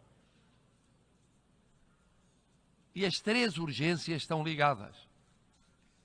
E continuam ligadas ano após ano. Portugal defende o respeito da Carta das Nações Unidas como caminho para a paz. Portugal defende a aceleração na luta contra as alterações climáticas, tentando ir à frente na descarbonização, na promoção da energia limpa, como na proteção do oceano, como na proteção da biodiversidade, como na defesa da reforma das instituições, como as Nações Unidas ou as organizações financeiras internacionais. E não desistimos. E não desistiremos de apoiar o secretário-geral das Nações Unidas. Custe o que custar. Porque é fácil vir aqui todos os anos prometer o mesmo e não realizar aquilo que é prometido. Não contribuir para a paz, respeitando o direito internacional e a Carta das Nações Unidas. Não contribuir para a justiça e o desenvolvimento sustentável, retardando os objetivos de desenvolvimento sustentável até 2030. Prometer uma nova governação mundial, mas adiando as soluções concretas para a reforma das instituições. Falando no financiamento daqueles que precisam, sem dar exemplos desse financiamento. Portugal acaba de celebrar com Cabo Verde, um país que pertence a um universo de 300 milhões de falantes de português, acordo de conversão da dívida do Estado num fundo ambiental e climático, convertendo a dívida do devedor em contributo do credor ao desenvolvimento económico sustentável desse Estado. Isto devia acontecer sistematicamente, com as dívidas existentes e com o financiamento do desenvolvimento sustentável. É nosso objetivo alargá-lo a outros países da comunidade de língua portuguesa. Senhor Presidente, Senhor Secretário-Geral, Excelências, ano após ano nós prometemos. É tempo de cumprir. É tempo de cumprir no respeito do direito internacional. É tempo de cumprir na construção da paz. É tempo de cumprir na cooperação internacional. É tempo de cumprir na correção das desigualdades mundiais. É tempo de cumprir nas alterações climáticas. É tempo de cumprir na reforma das Nações Unidas. É tempo de cumprir na reforma das instituições financeiras mundiais. Sem isso, não há multilateralismo possível, não há cooperação duradoura, não há paz um pouco por todo o mundo. Cada dia perdido é mais um dia de desigualdade, de egoísmo, de conflito, de guerra. Cada dia ganho é um dia mais de justiça, de solidariedade e de paz. O meu voto é o de que daqui a um ano, quando nos encontrarmos, seja possível dizer que há mais paz do que guerra e não mais guerra do que paz. Há mais justiça do que injustiça. Há mais igualdade do que desigualdade. Há mais ação climática do que inação climática.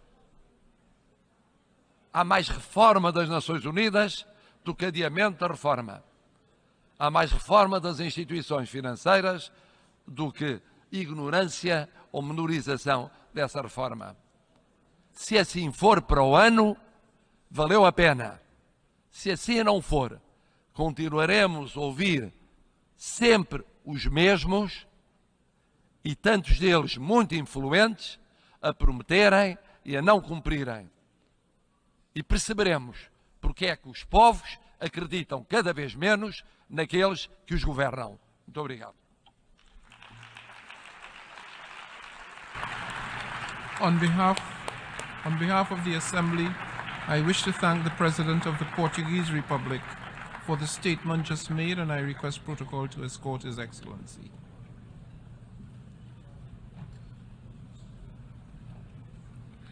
The Assembly will hear an address by His Highness Sheikh Tamim bin Hamad Al Thani, Amir of the State of Qatar, I request protocol to escort His Highness.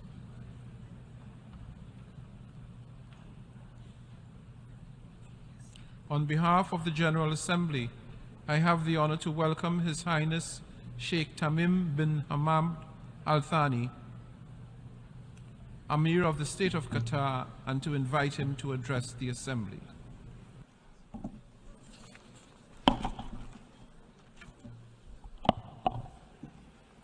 بسم الله الرحمن الرحيم. سعادة رئيس الجمعية العامة، سعادة الأمين العام للأمم المتحدة، الحضور الكرام، السلام عليكم ورحمة الله وبركاته. بداية أهنئ سعادة السيد دينيس فرانسيس على تولي رئاسة الدورة 78 للجمعية العامة، متمنيا له التوفيق، وأعرب عن التقدير لسعادة السيد تشابا كوروشي على جهودي في رئاسة الدورة 77، وأشيد بالجهود التي يبذلها سعادة السيد أنطونيو غوتيريش الأمين العام للأمم المتحدة وموظفو الأمم المتحدة لتحقيق غاياتها النبيلة. اسمحوا لي قبل كل شيء أن أتقدم بصادق التعازي لأخي جلالة الملك محمد السادس وللشعب المغربي الشقيق في ضحايا الزلزال المدمر، كما أتقدم بالتعازي لدولة ليبيا الشقيقة حكومة وشعبا على ضحايا الفيضانات هناك، سائلين الله تعالى الشفاء العاجل للمصابين وأن يتغمد الراحلين بواسع رحمته، وأؤكد على تضامننا الكامل معهم في هذا المصاب. سيد الرئيس، لقد حبانا الله أن نعيش في عصر التقدم المتسارع الذي لم يسبق له مثيل، والذي تسود فيه روح الابتكار في مجالات الطب والتكنولوجيا والعلوم عموما، وتتضاعف فيه قدرة البشر على تسخير الموارد التي تمكن من توفير حياة كريمة للبشرية جمعاء. لقد أتاحت الابتكارات المتواترة إنتاجية ورفاهية ودرجة تواصل بين البشر تكاد تحقق رؤى الخيال العلمي. وبينما مكننا هذا التطور من تحقيق الكثير من الأمنيات، إلا أن ذلك لم يكن دون كلفة لشعوب العالم ولكوكبنا وموارده. لقد ارتفع معدل الأعمار ومستوى المعيشة لغالبية الإنسانية، وظهر ذلك بوضوح في التكاثر السكاني، ولكن معدلات الفقر والبطالة ارتفعت أيضا، وازداد الوعي بغياب العدالة في توزيع الثروات، فضلا عن التبعات الخطيرة على البيئة. وفي مجالات مثل علم الجينات والذكاء الاصطناعي تزداد الإمكانيات لتحقيق الرفاه للبشرية جمعاء، لكن الفجوة بين الممكن والواقع تزداد أيضا. ففي نفس العصر الذي تظهر فيه هذه الإمكانيات تعاني فيه شعوب من عمالة الأطفال والجوع والبطالة والحروب الأهلية، وتدافع فيه دول متطورة عن حدودها أمام تدفق اللاجئين الهاربين من تلك المعاناة، وكأن شعوب الكرة الأرضية تعيش في عصرين مختلفين. إن التطور التقني المتسارع وتزايد الاعتماد عليه يفتح آفاقا غير مسبوقة لتطور الإنسانية نحو الأفضل، ولا شك أن العلم والتكنولوجيا هما المفتاح لزيادة الإنتاجية وتحسين نوعية حياة البشر. ولكن الاحتفاء بالوسائل من دون التفكير المسؤول بالغايات التي تستخدم من أجلها أدى إلى كوارث كبرى، مثل استخدام السلاح النووي وإجراء التجارب الخطيرة على البشر والإبادة الجماعية في معسكرات الاعتقال. من واجبنا مواكبة التطور العلمي والتقني وتشجيعه في بلداننا، ويجب أن تزول الحواجز بين الدول في هذا المجال. وفي الوقت ذاته لا يجوز تجاهل تفاقم مخاطر مثل تزييف الواقع واختراق المجال الخاص للأفراد وتشويش العملية التعليمية بتسهيل الانتحال ومضاعفة تأثير البروباغندا المضللة وأدوات خداع البشر.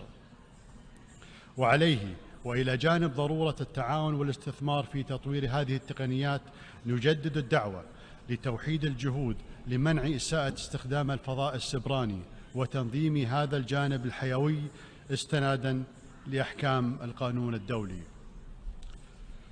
وفي هذا السياق ستنعقد في الدوحة قمة الويب 2024، ويشكل انعقادها فرصة هامة لاستعراض التطور في مجال التكنولوجيا وخلق فرص تعاون جديدة في عالم التكنولوجيا لصالح البشرية جمعاء، وهذه مناسبة لأرحب بالجميع في الدوحة.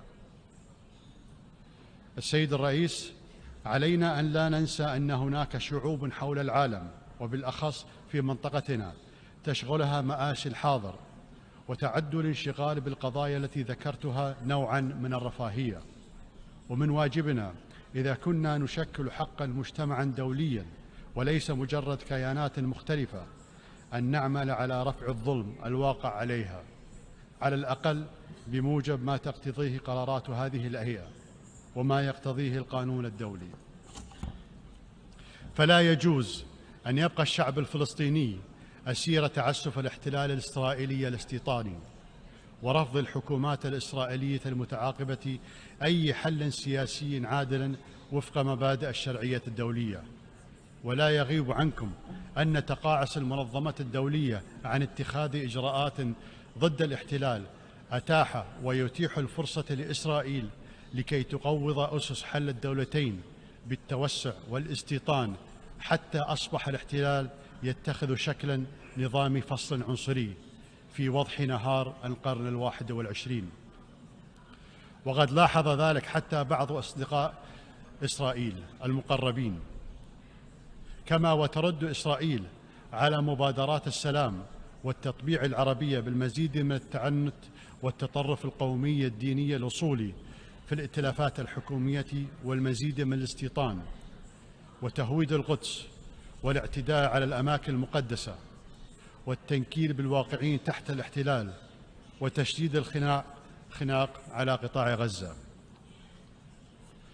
تقدم قطر الدعم السياسي والإنساني والتنموي للشعب الفلسطيني الشقيق، وتساهم في إعمار قطاع غزة الرازح تحت الحصار، علاوة على مساهمتها المتواصلة في تمويل وكالة غوث اللاجئين، وتواصل تمسكها بالموقف المبدئي من عدالة هذه القضية التي أصبحت امتحانا لمصداقية سياسة دول العالم تجاه منطقة الشرق الأوسط. وبالنسبة لسوريا، لا يجوز التسليم بالظلم الفادح الواقع على الشعب السوري الشقيق كأنه قدر، فما زالت الأزمة بانتظار تسوية شاملة من خلال عملية سياسية تؤدي إلى انتقال سياسي وفقا لإعلان جنيف 1 وقرار مجلس الأمن 2254، وبما يحقق تطلعات الشعب السوري ويحافظ على وحدة سوريا وسيادتها واستقلالها. ومن المؤسف أن نشهد هذا العام اندلاع العنف في السودان، مما ترك آثاراً خطيرة على الشعب السوداني الشقيق وفاقم من أزمة اللاجئين. نحن ندين الجرائم المرتكبة ضد المدنيين في العاصمة الخرطوم وفي إقليم دارفور، وندعو لمحاسبة مرتكبيها، كما ندعو إلى وقف القتال والاحتكام لصوت العقل وتجنيب المدنيين تبعات القتال، ونؤكد دعمنا كافة الجهود الإقليمية والدولية لتيسير التوصل إلى وقف القتال والحوار بين القوى السياسية السودانية حول مستقبل للسودان بجيش واحد فقط، وبحيث يقوم بحماية البلاد ولا يحكمها. وفي لبنان الشقيق، حيث أصبح الخطر محدقاً بمؤسسات الدولة، نؤكد على ضرورة إيجاد حل مستداما للفراغ السياسي وإيجاد الآليات لعدم تكراره، وتشكيل حكومة قادرة على تلبية تطلعات الشعب اللبناني والنهوض به من أزماته الاقتصادية والتنموية. فمن المؤسف أن يطول أمد معاناة هذا الشعب الشقيق بسبب الحسابات السياسية والشخصية. وفي اليمن ندعو أن تسوى الأزمة بموجب قرارات الحوار الوطني والمبادرة الخليجية وقرارات مجلس الأمن ذات الصلة. وفي الشأن الليبي نؤكد دعمنا الدائم لمساعي الممثل الخاص للأمين العام ورئيس بعثة الأمم المتحدة للدعم في ليبيا وجهوده المبذولة لتحقيق نتائج ملموسة لحل الأزمة الليبية. من الواضح أن الحل في جميع الدول الشقيقة التي ذكرتها يكمن في الإجماع على كيان الدولة والمواطنة.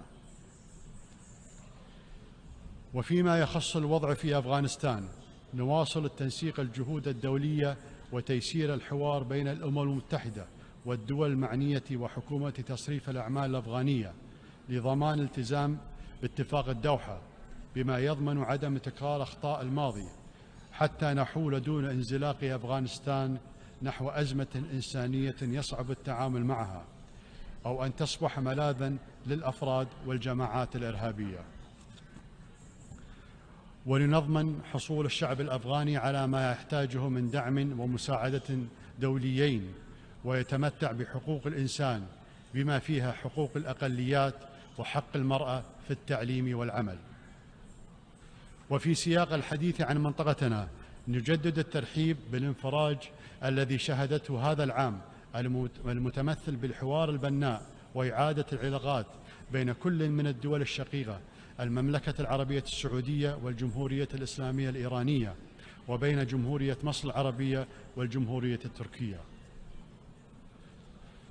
السيد الرئيس، تستمر الحرب في أوروبا وهي تستنزف إلى جانب روسيا وأوكرانيا أوروبا بأكملها، وأثرت وتؤثر على العالم بأسره في مجالات حيوية مثل الطاقة والغذاء.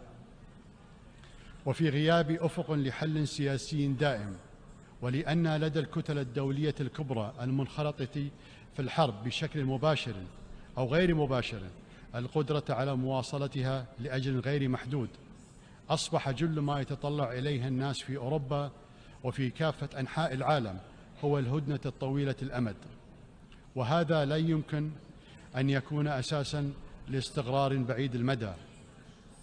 وانطلاقاً من الضرر اللاحق بشعبي البلدين وبشعوب العالم، ولأنه لا يجوز التسليم بهذا الواقع، نكرر دعوتنا لجميع الأطراف إلى الامتثال لميثاق الأمم المتحدة والقانون الدولي واحترام سيادة الدول وسلامة أراضيها واللجوء إلى الحل السلمي الجذري على هذه الأسس.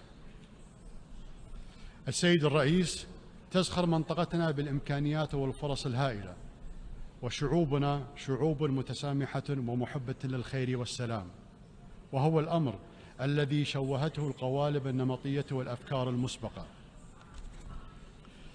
وخلال بطولة كأس العالم 2022 في قطر سنحت الفرصة للتفاعل بين الشعوب، وأن يرى العالم شعوبنا على سجيتها، وليتعرف على جوانب من ثقافتنا وقيمنا، وعلى مكانة قطر كوجهة عالمية تربط الشرق والغرب. وأكدنا على ما للرياضة من دور في مد جسور التواصل والتقارب بين الشعوب والثقافات، وآمل أن نكون قد أسهمنا في هذه البطولة في كسر القوالب النمطية، وقدمنا للعالم صيغة جديدة للبطولات الممتعة والآمنة. كان لدينا في قطر حلم بأن تكون بلادنا من الأمم المزدهرة التي ينعم شعبها بالرفاه والازدهار، واستثمرنا في تحقيق حلمنا هذا عقود من التخطيط والعمل التنموي الشامل، وقد حققنا الكثير بفضل من الله ثم بتكاتف الجميع في قطر. وفي الوقت الذي كان فيه الاستثمار في الغاز المسال رافعة لتحقيق هذا الحلم، مكننا هذا الاستثمار من أداء دور مهم في مواجهة تحدي الطاقة حول العالم برؤية واقعية تأخذ في الحسبان حاجة العالم إلى مزيج متنوع من مصادر الطاقة المختلفة، وباستخدام أعلى مستويات التكنولوجيا المتطورة الصديقة للبيئة في الوقت ذاته. إننا ندرك أن تصدير الطاقة يفرض علينا واجبات تجاه دول العالم كشريك موثوق، كما يفرض علينا واجبات تجاه شعبنا وأجياله القادمة. ومن هنا تواصل قطر تطوير صندوقها السيادي وتنويع مصادر الدخل، بما في ذلك الاستثمار في الطاقة النظيفة، وتتبع دولة قطر سياسات صديقة للبيئة وتدعم مشاريع مختلفة لحمايتها. وفي هذا السياق تقع استضافتنا لمعرض إكسبو المتخصص بالبستنة خلال الشهر القادم. وتدفع المسؤولية الدولة إلى تعزيز دورها في تقديم المساعدات الإنسانية وفي جهود الوساطة وحل النزاعات التي تؤثر على منطقتنا. إن طريق حل النزاعات بالطرق السلمية هو طريق طويل وشاق، لكنه أقل كلفة من الحروب. والتزامنا بمواصلة جهودنا في تيسير وصناعة السلام هو التزام مبدئي، وهو في صلب سياساتنا الخارجية. السيد الرئيس، نؤكد اعتزازنا بشراكتنا مع المنظمة الدولية، وليس أدل على ذلك من افتتاح بيت الأمم المتحدة بحضور الأمين العام للأمم المتحدة في مارس الماضي في الدوحة، والذي يضم 12 مكتبا أمميا حتى الآن. وقد استضافت بلادي في مارس الماضي من هذا العام مؤتمر الأمم المتحدة الخامس المعني بأقل البلدان نمواً، والذي يعد من أبرز المحافل الدولية. وقد حشدت فيه الجهود لتحقيق الغايات الطموحة لبرنامج عمل الدوحة لصالح أقل البلدان نمواً للعقد 2022-2031. وإذ نؤكد أن دولة قطر هي شريك رئيسي وفاعل في المساعي الرامية للاستجابة لأولويات واحتياجات هذه الدول، فإننا نرحب بقيمة أهداف التنمية المستدامة التي عقدت يوم أمس. ويسعدنا قيام دولة قطر مرة أخرى بدور ريادي في المناقشات الرئيسية تحت مظلة الأمم المتحدة، وآخرها العمل مع إيرلندا على تيسير المفاوضات الحكومية حول إعلان السياسي الذي اعتمدته قمة أهداف التنمية المستدامة بالأمس. ونحن نرى أن التعاون في هذه المجالات يسهم في الوقاية المسبقة من موجات اللجوء التي باتت تشكل مشكلة حقيقية لأوروبا وأيضا للدول الأفريقية والآسيوية. واسمحوا لي أن أنبه إلى ضرورة محاربة العنصرية وحملات التحريض على شعوب وديانات وحضارات بأكملها. وبالمناسبة أقول لإخواني المسلمين أنه لا يجوز أن يشغلنا معتوه أو مغرض كلما خطر بباله أن يستفزنا بحرق القرآن الكريم أو بنذالة أخرى، فالقرآن أسمى من أن يمسه معتوه. قال تعالى: خذ العفو وأمر بالعرف وأعرض عن الجاهلين.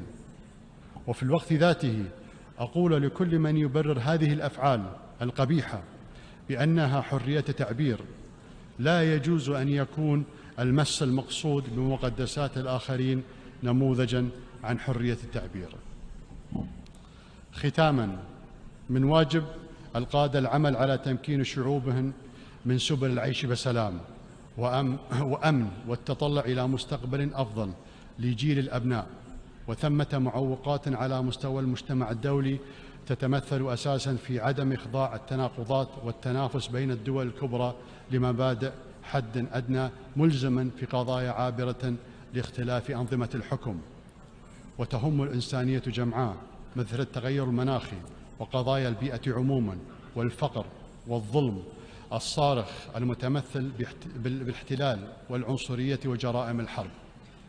هذا هو الإجماع الذي يجب أن يحصل هنا في هذه المنظمة الدولية، لكي لا نغرق في التفاصيل ولكي لا يضيع مستقبل شعوب بأكملها بسبب عدم استعداد هذه الدول للتعاون في تنفيذ القانون الدولي.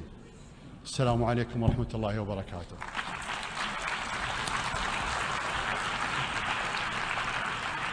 On behalf of the Assembly, I wish to thank the Emir of the State of Qatar for the statement just made, and I request protocol to escort His Highness.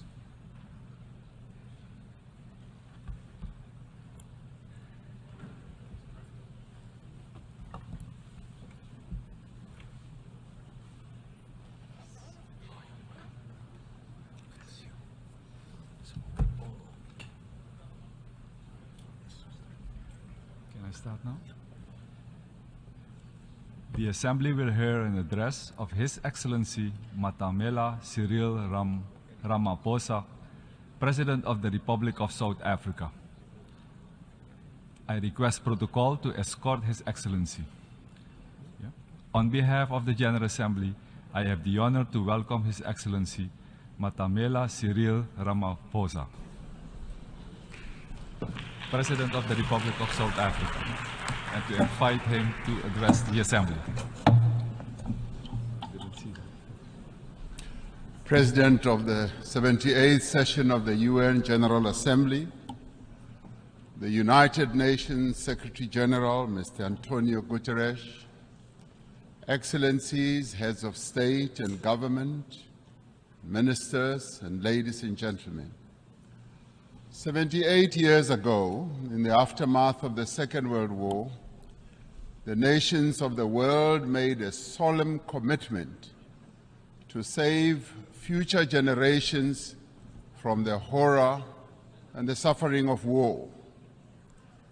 Through the United Nations Charter, these nations accepted a shared mandate to foster peace and promote fundamental human rights, to promote social progress, and to ensure that there's a better standard of life for all.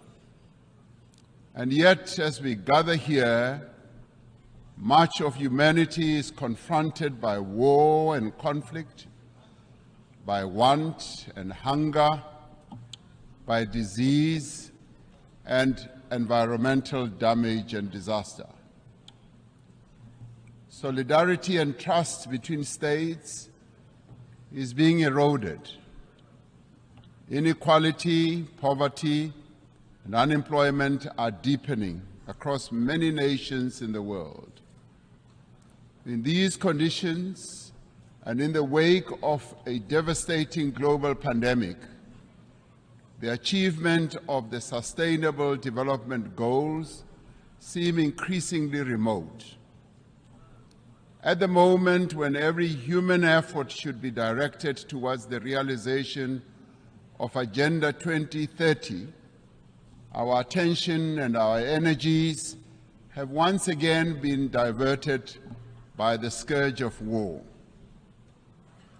But these woes, these divisions, these seemingly intractable troubles can and must be overcome. Over millennia, the human race has demonstrated an enormous capacity for resilience, for an ability to resolve problems, for adaptation, innovation, compassion, and solidarity. At this moment, we are all called upon to reaffirm these essential qualities that define our common humanity. These qualities must be evident in how we work together as a global community and as nations of the world to end war and conflict. South Africa has consistently advocated for dialogue, for negotiation and diplomacy to prevent and end conflict and achieve lasting peace. It has committed itself as a country to the promotion of human rights, human dignity, justice, democracy, and to the adherence of international law. From the experience of our own journey, from the evil system of apartheid, which was declared a crime against humanity by this very organization, to democracy, we value the importance of engaging all parties to conflicts to achieve peaceful, just, and enduring solutions.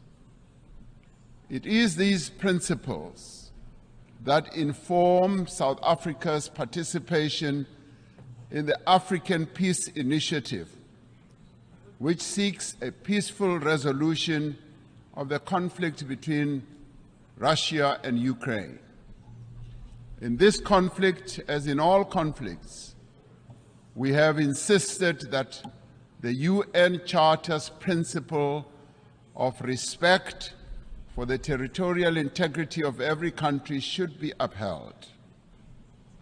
Our participation in the African Peace Initiative, supported by 7 countries from the African continent, is informed by a desire to see an end to the suffering of those most directly affected by the conflict and the millions on our own continent and across the world who, as a result of the conflict, are now vulnerable to worsening hunger and deprivation.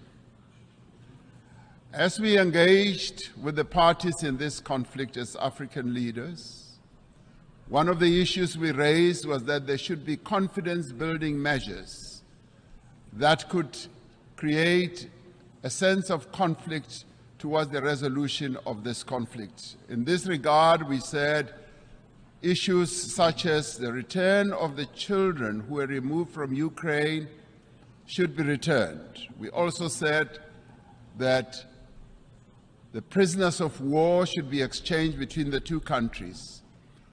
I've just held a meeting with President Zelenski, who says that, in part, some of our efforts are bearing fruit as the children are now being returned and the prisoners are also being exchanged.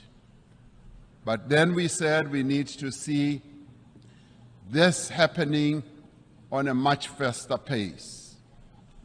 As the international community, we must do everything within our means to enable meaningful dialogue, just as we should refrain from any actions that fuel conflict.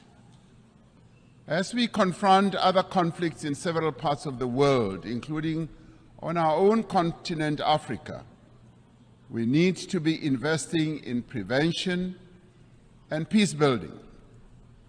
We support the call by the UN Secretary General in the new Agenda for Peace for member states to provide more sustainable and predictable financing for peace-building efforts. As a global community, we should be concerned by the recent incidents of unconstitutional changes of government in some parts of Africa. The global community needs to work alongside the African Union to support peace efforts in the DRC, in Libya, Sudan, Somalia, Mali, Central African Republic, South Sudan, North Mozambique, the Great Lakes region, the Sahel, Niger, and the Horn of Africa. The African Union Peace and Security Council has declared that it stands ready to deepen its cooperation with the UN Security Council to silence the guns on the African continent and to achieve peace and stability and development. We are called upon to remain true to the founding principles of the United Nations by recognizing the inalienable right of the people of Western Sahara for self-determination in line with the relevant UN General Assembly resolutions. We must work for peace in the Middle East for as long as the land of the Palestinians remains occupied, for as long as their rights are ignored and their dignity is denied, such peace will remain elusive. The actions of the government of Israel have imperiled the possibility of a viable 2-state solution. The principles of the UN Charter on Territorial Integrity and on the prohibition of the annexation of land through the use of force must be applied in this situation as well. South Africa continues to call for the lifting of the economic embargo that was imposed 60 years ago against Cuba, an embargo that has caused untold damage to the country's economy and the people of Cuba as well. The sanctions that are also being applied against South Africa's neighbor, Zimbabwe, should also be lifted, as they are imposing untold suffering on ordinary Zimbabweans, but also have a collateral negative impact on neighboring countries as well, such as my own country, South Africa. As many people around the world are confronted by hunger and want, the essential human qualities of cooperation and solidarity must be evident in the actions that we take to bridge the divide between the wealthy and the poor. We must summon the necessary will and resolve to regain the momentum towards the achievement of the 2030 agenda. This means that we must address the fundamental developmental challenges that have long characterized as well our unequal world. To address the developmental challenges that face many people in the world, we are required to focus on targeted investment, on technology transfer, capacity building support, especially in key areas such as supporting industrialization, building infrastructure, ensuring that agriculture investment takes place, ensuring that there is investment in water, energy, education, and health. This also requires predictable and sustainable financial support, including supportive trade policies from the international community. We call on the partners of the wealthier countries to meet the financial commitments they have made. It is a matter of great concern to us from the Global South that these wealthier countries in the Global North have failed to meet the undertakings they made to provide $100 billion a year for developing economies to take climate action.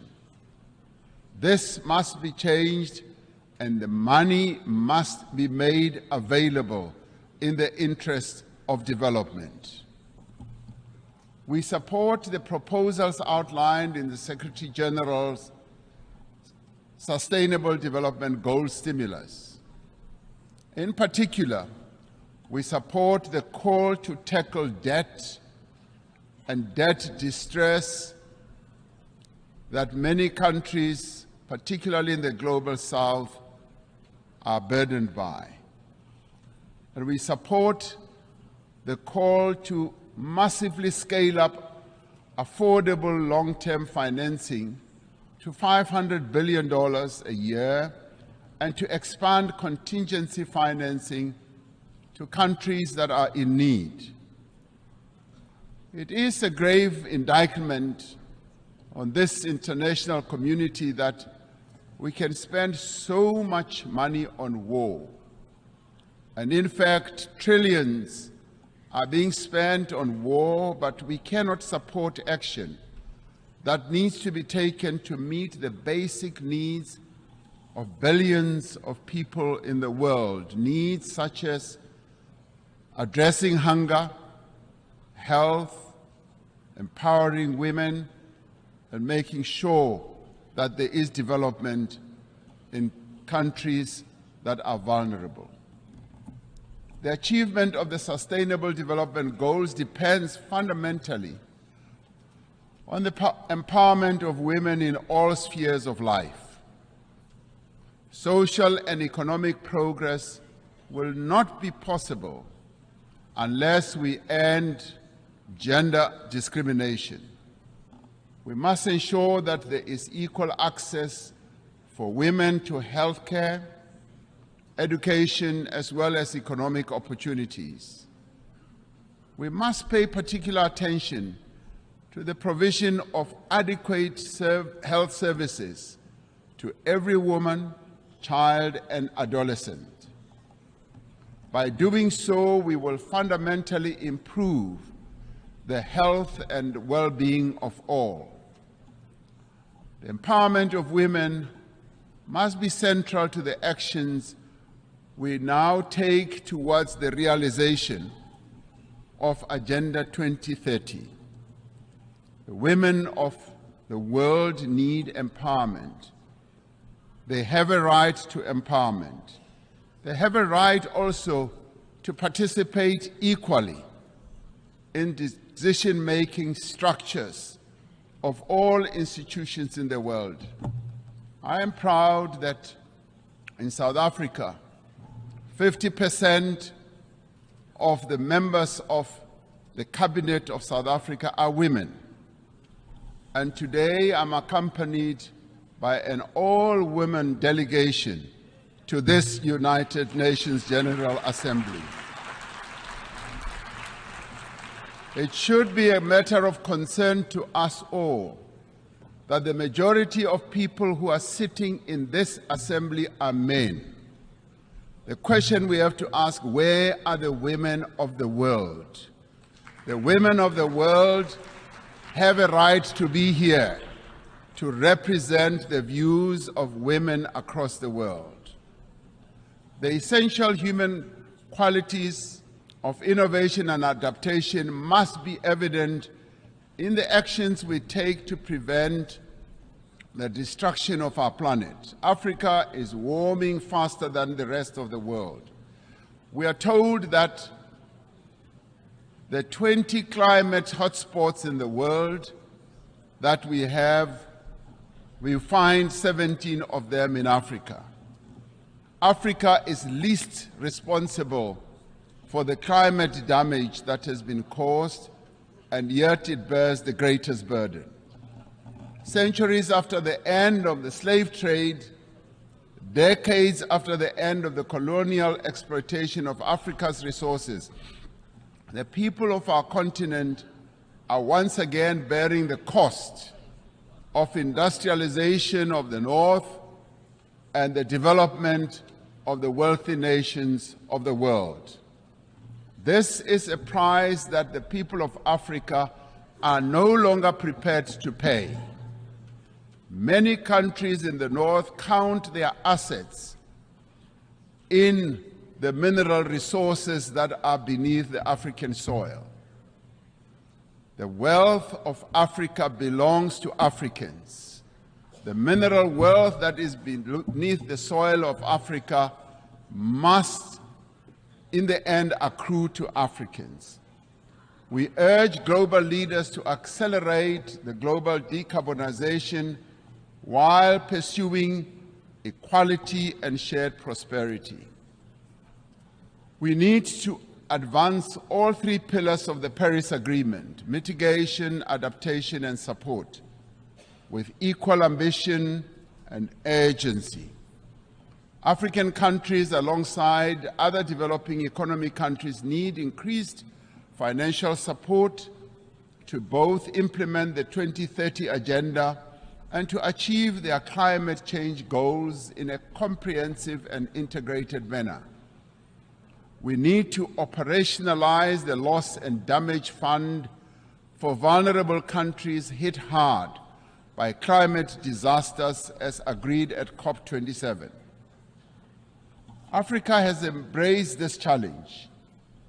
Africa is determined to deploy smart, digital, and efficient green technologies to expand industrial production, to boost agricultural yields, to drive growth and create sustained employment for Africa's people. As the global community, we must ensure the essential qualities that define our humanity are evident in the institutions that manage the conduct of international relations. We require institutions that are inclusive, that are representative, that are democratic, and advance the interests of all nations. We require a renewed commitment to multilateralism based on clear rules and supported by effective institutions.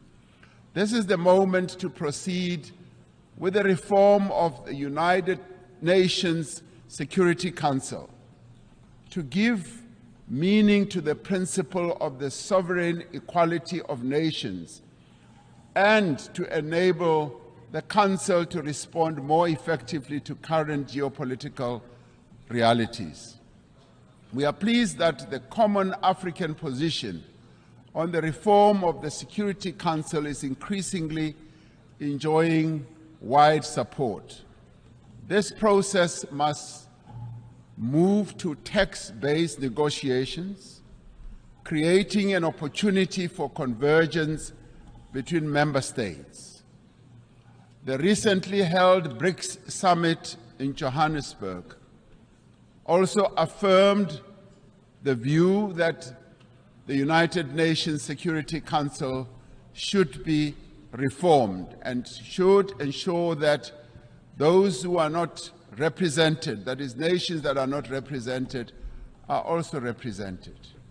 We must ensure that the voice of the African continent and the Global South is strengthened in the United Nations and broader multilateral system. All the peoples represented here in this United Nations had their origins in Africa. In Africa, they developed the tools and capabilities to spread across the world and achieved remarkable feats of development and progress. And all this was due to the skills and the talent that originated from the African continent. Despite its history, despite the legacy of exploitation, colonialism, and subjugation, despite the ongoing challenge of conflict and instability, Africa is determined and ready to regain its position as a site of human progress. The era of African development has arrived. Through the African Continental Free Trade Area, which is creating a wider, seamless trading area and also accelerated interconnectivity, African countries are mobilizing their collective means and resources to achieve shared prosperity. Through this treaty, African countries are establishing for themselves the foundation for a massive increase in trade, accelerated infrastructure development, regional integration, and sustainable industrialization. As the global community, we have the means and we have the desire to confront and overcome enormous challenges that face humanity today. As the nations gathered here in this General Assembly, let us demonstrate that we have both the will as well as the resolve to secure a peaceful, prosperous, and sustainable future for our world, but more importantly, for future generations that will follow, leaving no one behind. That is the duty that we all now have. I thank you.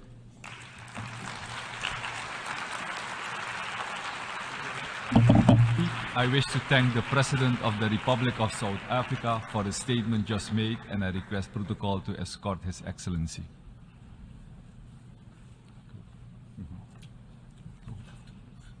Sorry. The Assembly will hear an address by His Excellency Serdar Bir Dima Mahamadov, President of Turkmenistan. I request protocol to escort His Excellency.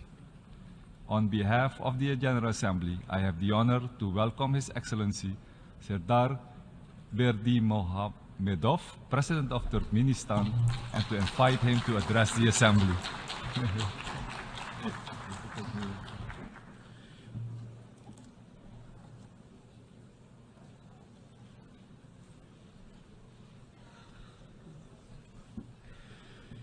Dear heads and members of delegations, ladies and gentlemen, first of all, I would like to congratulate you with the opening of the 78th session of the General Assembly of the United Nations and wish you the productive work.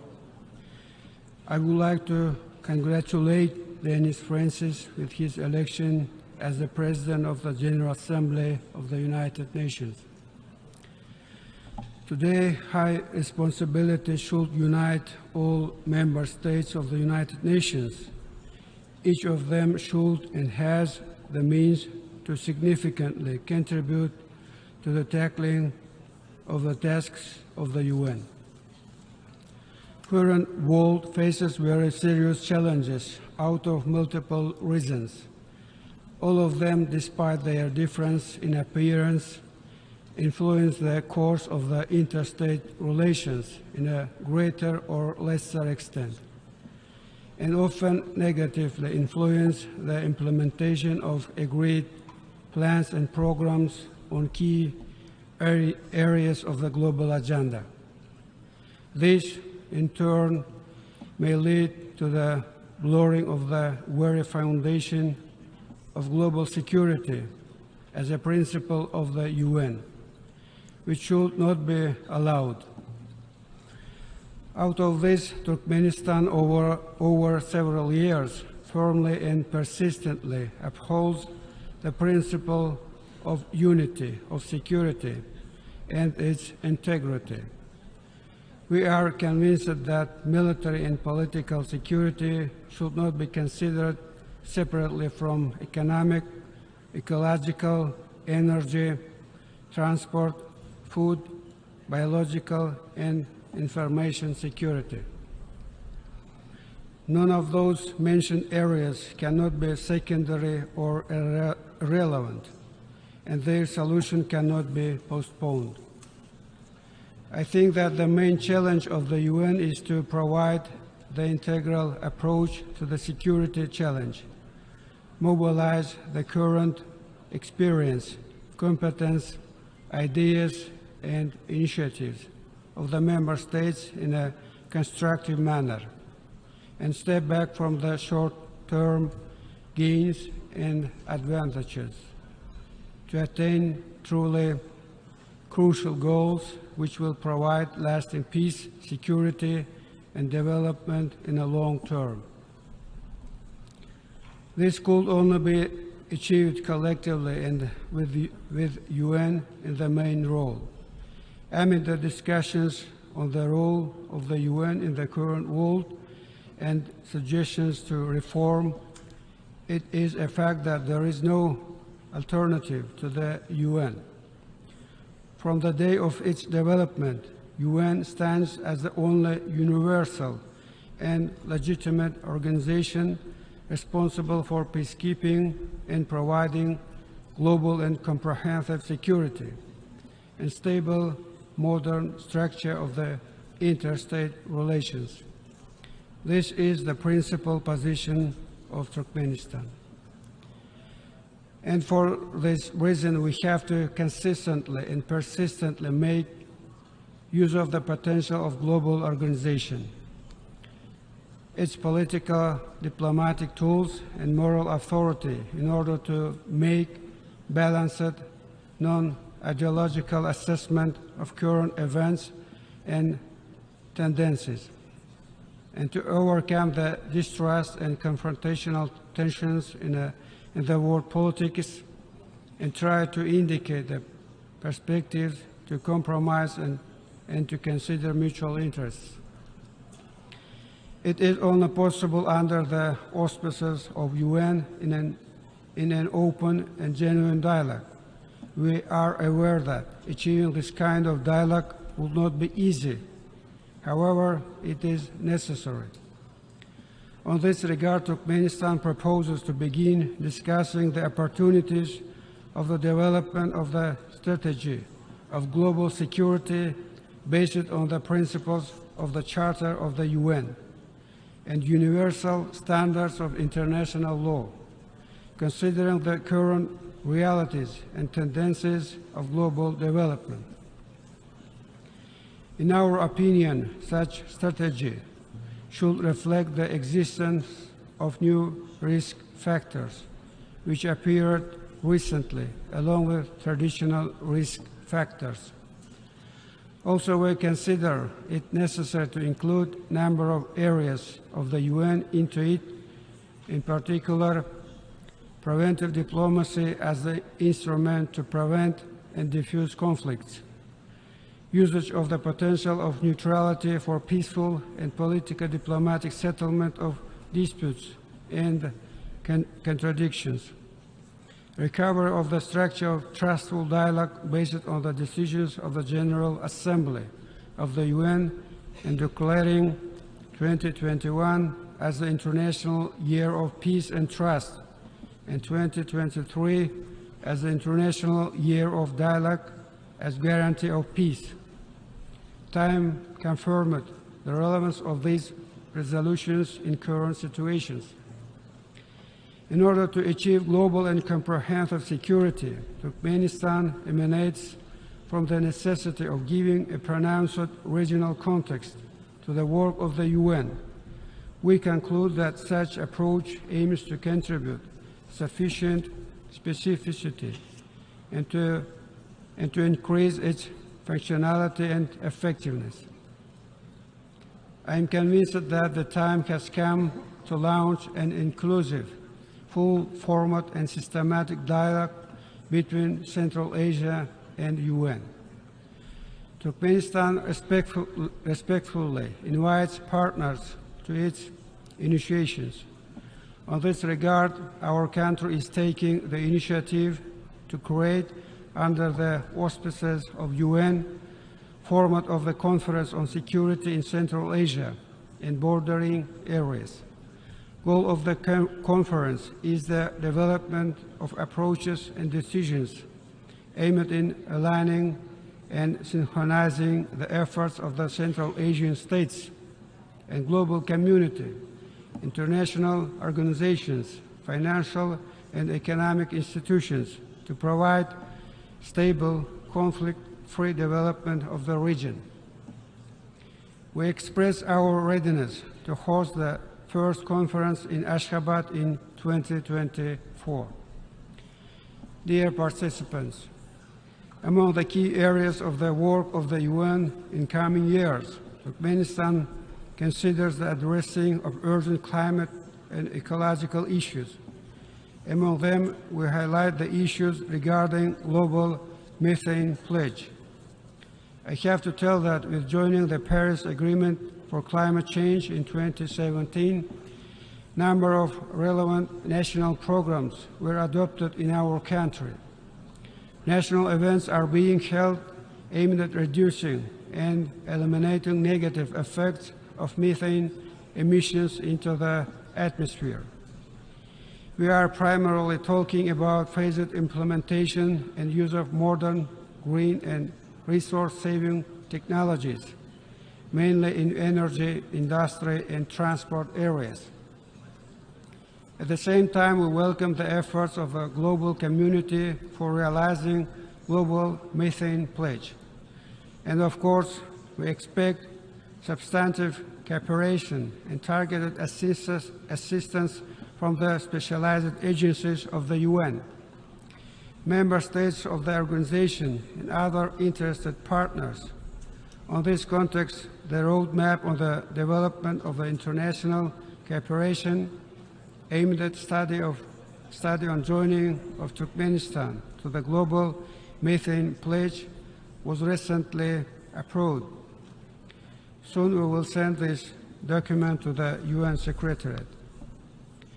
Overall, I believe that the time has come for the UN to pay close and effective attention to the ecological issues in Central Asia, overcome certain delays in addressing them, and begin taking targeted and specific actions to create a coherent ecological strategy of the UN regarding the region with near 80 million population, covering a vast area with its unique natural resources and biodiversity, and at the same time located at the region with serious ecological risks. As a significant step to take a strategic approach in ecological issues of Central Asia, Turkmenistan is proposing the establishment of a specialized agency, Regional Center for Technologies related to climate change in Central Asia, which will work substantially and systematically on the topic of climate. We are ready to offer organizational and technical terms for the functioning of such center in the capital city of Turkmenistan, Ashgabat. Central Asia, region adjoining the Caspian Sea. Everyone is aware of the importance of this lake with its unique natural complex in the context of global ecological agenda.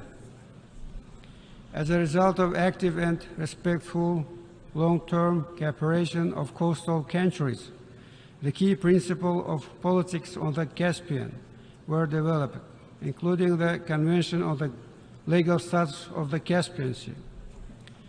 Last summer, on the Sixth Caspian Summit in Turkmenistan, all the participants firmly affirmed their readiness for tight cooperation on ecological issues. I believe that it gives a good opportunity for the beginning of wide, systematic interaction of coastal countries with the UN. On this regard, Turkmenistan is proposing the creation of the Caspian Ecology Initiative, which will be aimed at becoming a platform for substantive and professional interaction on a wide range of issues associated with environmental protection of the Caspian, preserving its biological resources, and tackling of the several pressing ecological issues. We think that the realization of this initiative should be done with the tight cooperation with the UN, its agencies and institutions. Dear participants, as a responsible member state of the UN, Turkmenistan clearly formulates and implements its own approaches and actions by defining the priorities which will make a tangible contribution and serve for the benefit of global goals, facilitating their early achievement. Among those priorities, we highlight the realization of SDGs in transport area. As you know, Turkmenistan initiated the creation of effective international platforms on this important area. Let me mention the first ever global conference on sustainable transport, which was successfully held in Ashgabat in 2016. Also, the ministerial meeting of the landlocked developing countries, which was organized last summer with the cooperation of the UN in Turkmenistan. We are proud that purposeful work of Turkmenistan was marked by the adoption of 6 resolutions on transport by the General Assembly in recent years, which were initiated by Turkmenistan. Among the recent ones, resolution on the World Sustainable Transport Day, which was adopted in May. We thank all the member states for support of the document. On this regard, relying on the state of the resolution, Turkmenistan is proposing to convene a high-level meeting within current session on occasion of the World Sustainable Transport Day. We hope for the assistance of relevant UN agencies in organizing this event in New York. The important area of the work of Turkmenistan in achieving the SDGs is maximizing assistance to the UN in addressing the food issue. COVID-19, along with other adverse factors, has exposed the weakness of the countries where this issue is unsolved and where the population doesn't get proper nutrition. Unity, integrity, and determination is necessary when addressing the issues related to the access of countries and regions of the food resources. Guaranteed proper nutrition as an integral part of human rights and a key factor of health and normal physical development, especially for children. It is obvious that it needs groundbreaking decisions and new approaches which will overcome political, ideological, and conjunctural barriers. Consequently, Turkmenistan comes forward with an initiative to convene a major international forum on food security with the cooperation of World Food Programme, World Health Organization, and United Nations Children's Fund under the auspices of UN. We express our readiness to provide terms for holding such an event in the capital city of Turkmenistan within the agreed time frame. Dear participants, dear heads and members of delegations, next year in Turkmenistan and far beyond its border, including the UN, will celebrate the 300th anniversary of prominent son of the Turkmen nation, poet, philosopher, and public figure, Maktumuli Prage. Whole humanity honors the memory of him and pays due respect to the great humanitarian, who majorly contributed not only to the world literature, but also to the development of Eastern civilization and of the whole world. And I would like to conclude with an excerpt from the poem of Maktumuli, Call to the Humanity, in which he addresses his fellows and descendants these life-affirming lines: no matter asleep or awake, he will be loyal to his intentions. Let the loyalty to the creative thoughts, ideals of peace, justice, and progress serve as a main and clear guide in our joint work. Thank you very much. On behalf of the Assembly, I wish to thank the President of Turkmenistan for the statement made, and I request protocol to escort His Excellency.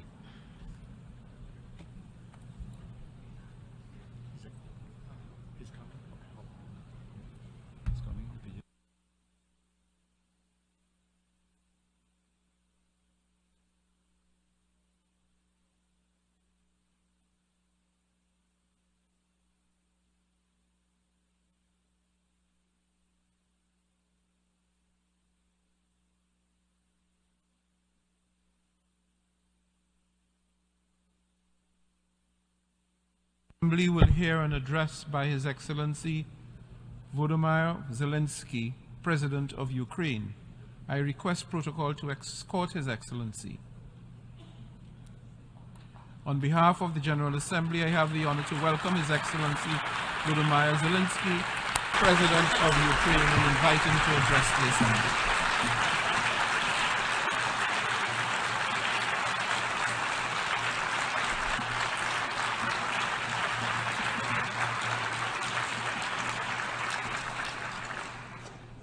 Thank you very much. I welcome all who stand for common efforts, and I promise, being really united, we can guarantee fair peace for all nations. What's more, unity can prevent wars. Ladies and gentlemen, Mr. Secretary General, Mr. President, fellow leaders, this call saw many wars, but not as active defender against the aggressions.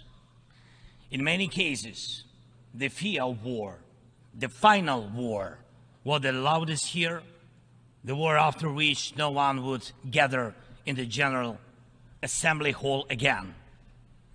The Third World War was seen as a nuclear war, a conflict between states on the highway to nukes. Other wars seemed less scary compared to a threat of the so-called great powers firing their nuclear stockpiles. So the 20th century taught the world to restrain from the use of the weapons of mass destruction, not to deploy, not to proliferate, not to threaten with, and not to test, but to promote a complete nuclear disarmament. Frankly, this is a good strategy, but it should not be the only strategy to protect the world from the final war. Ukraine gave up its third largest nuclear arsenal. The world then decided Russia should become a keeper of such power. Yet history shows it was Russia who deserved nuclear disarmament the most back in 1990s. And Russia deserves it now. Terrorists have no right to hold nuclear weapons. No right.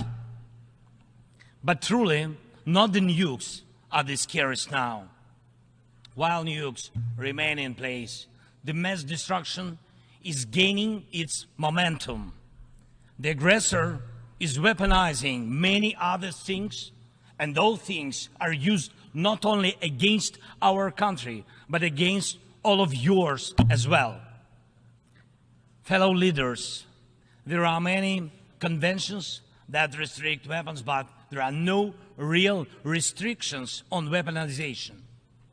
First, let me give you an example. The food. Since the start of the full-scale war, the Ukrainian ports in the Black and Azov Seas have been blocked by Russia. Until now, our ports on the Danube River remain the target for missiles and drones.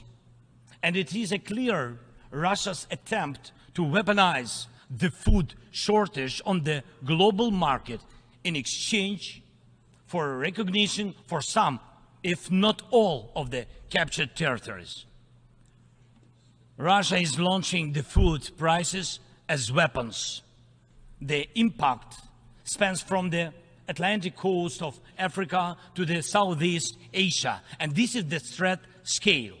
And I would like to thank those leaders who supported our Black Sea Grain Initiative and program Grain from Ukraine. Thank you so much.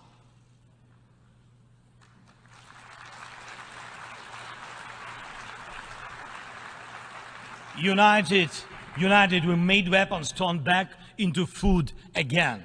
More than 45 nations saw how important it is to make Ukrainian food products available on the market, from Algeria to Spain to Indonesia and China. And even now, when Russia has undermined the Black Sea Grain Initiative, we are working to ensure food stability. And I hope that many of you will join us in these efforts. We launched a temporary sea export corridor from our ports, and we are working hard to preserve the land routes for grain exports.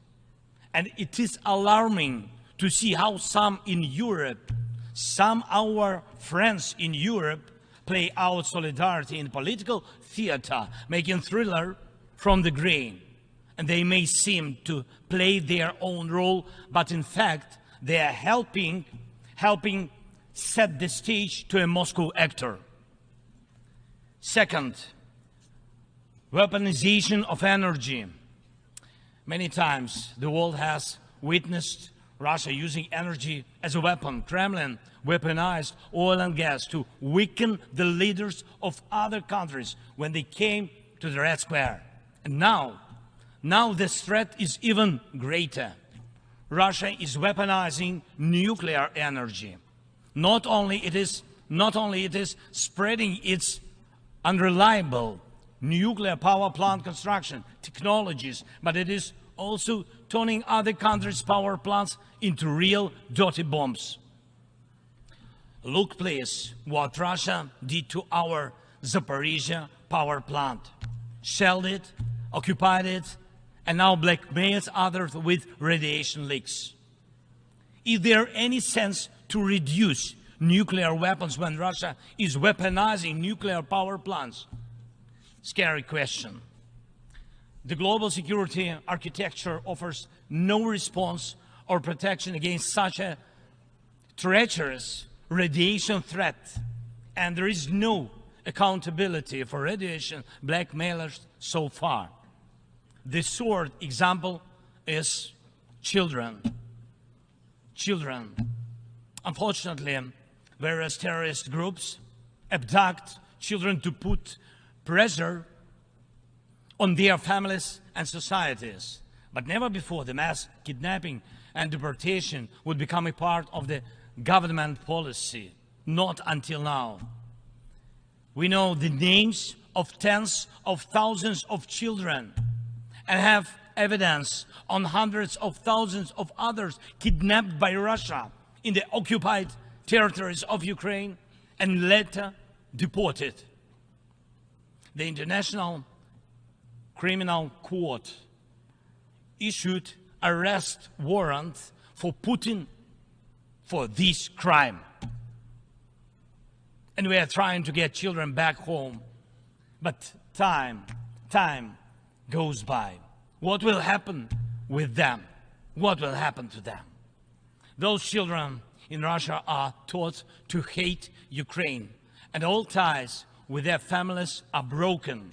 And this is clearly a genocide. When hatred is weaponized against one nation, it never stops there. Each decade, Russia starts a new war. Parts of Moldova and Georgia remain occupied. Russia turned Syria into ruins. And if not Russia, the chemical weapons would have never been used there in Syria. Russia has almost swallowed Belarus. It is obviously threatening Kazakhstan and other Baltic states. And the goal of the present war against Ukraine is to turn our land, our people, our lives, our resources into a weapon against you, against the international rules-based order. Many seats in the General Assembly Hall may become empty if Russia succeeds with its treachery and aggression. Ladies and gentlemen, the aggressor scatters deaths and brings ruins even without nukes, but the outcomes are alike. We see towns, we see villages in Ukraine wiped out by Russian artillery, leveled to the ground completely. We see the war of drones. We know the possible effects of spreading the war into the cyberspace. The artificial intelligence could be trained to combat well before it would learn to help the humanity. Thank God, people have not yet learned to use climate as a weapon. Even though humanity is failing on its climate policy objectives, this means that extreme weather will still impact the normal global life, and some evil state will also weaponize its outcomes. And when people in the streets of New York and other cities of the world went out on climate protests, we all have seen them. And when people in Morocco and Libya and other countries die as a result of natural disasters, and when islands and countries disappear underwater, and when tornadoes and deserts are spreading into new territories, and when all of this is happening, one unnatural disaster in Moscow decided to launch a big war and kill tens of thousands of people. We have to stop it. We must act united to defeat the aggressor and focus all our capabilities and energy on addressing these challenges. As nukes are restrained, likewise the aggressor must be restrained and all his tools and methods of war.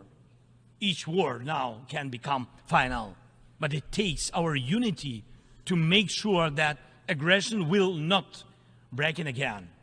And it is not a dialogue between the so-called great powers somewhere behind the closed doors that can guarantee us all the new wars era, but open war of all nations for peace.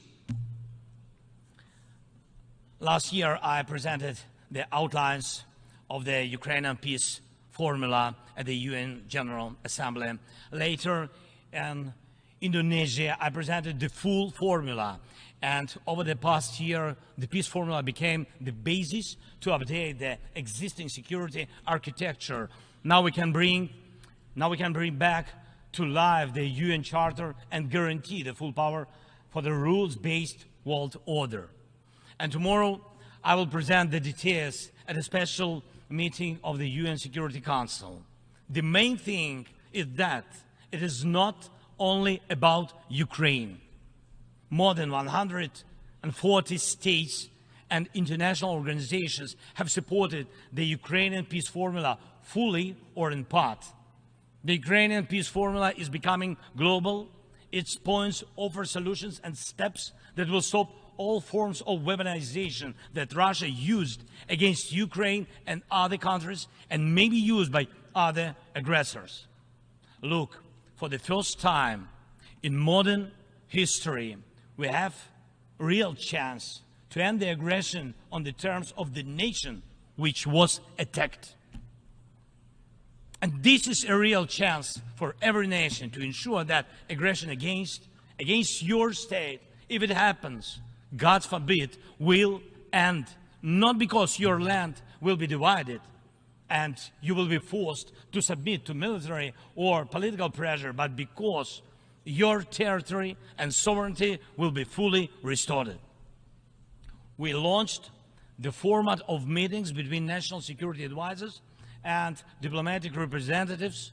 Important talks and consultations were held in Hiroshima, in Copenhagen, and in Jeddah on the implementation of the peace formula.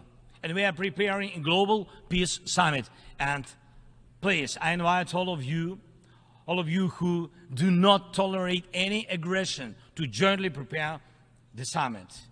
And I am aware of the attempts to make some shady dealings behind the scenes. Evil cannot be trusted. Ask Prigozhin if one bets on Putin's promises. Please, hear me. Let unity decide everything openly. While Russia is pushing the world to the final war, Ukraine is doing everything to ensure that after Russian aggression, no one in the world will dare to attack any nation. Weaponization must be restrained. War crimes must be punished. Deported people must come back home. And the occupier must return to their own land. We must be united to make it, and we will do it. Slava Ukraini!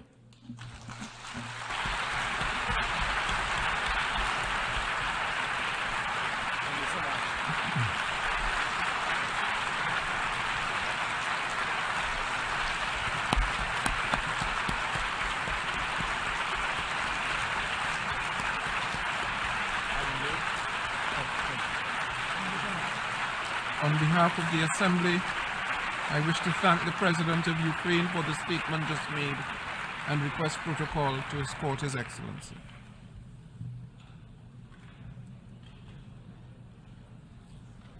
The Assembly will hear an address by His Excellency Alejandro Giammattei Fella, President of the Republic of Guatemala. I request protocol to escort His Excellency.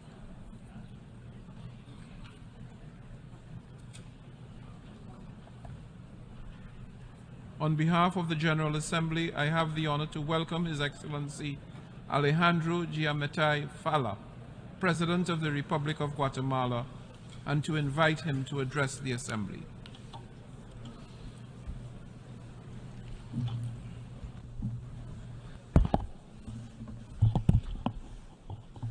Excelentísimos Presidente de la Asamblea General, Secretario General de la Organización de las Naciones Unidas, señoras y señores jefes de Estado y de Gobierno,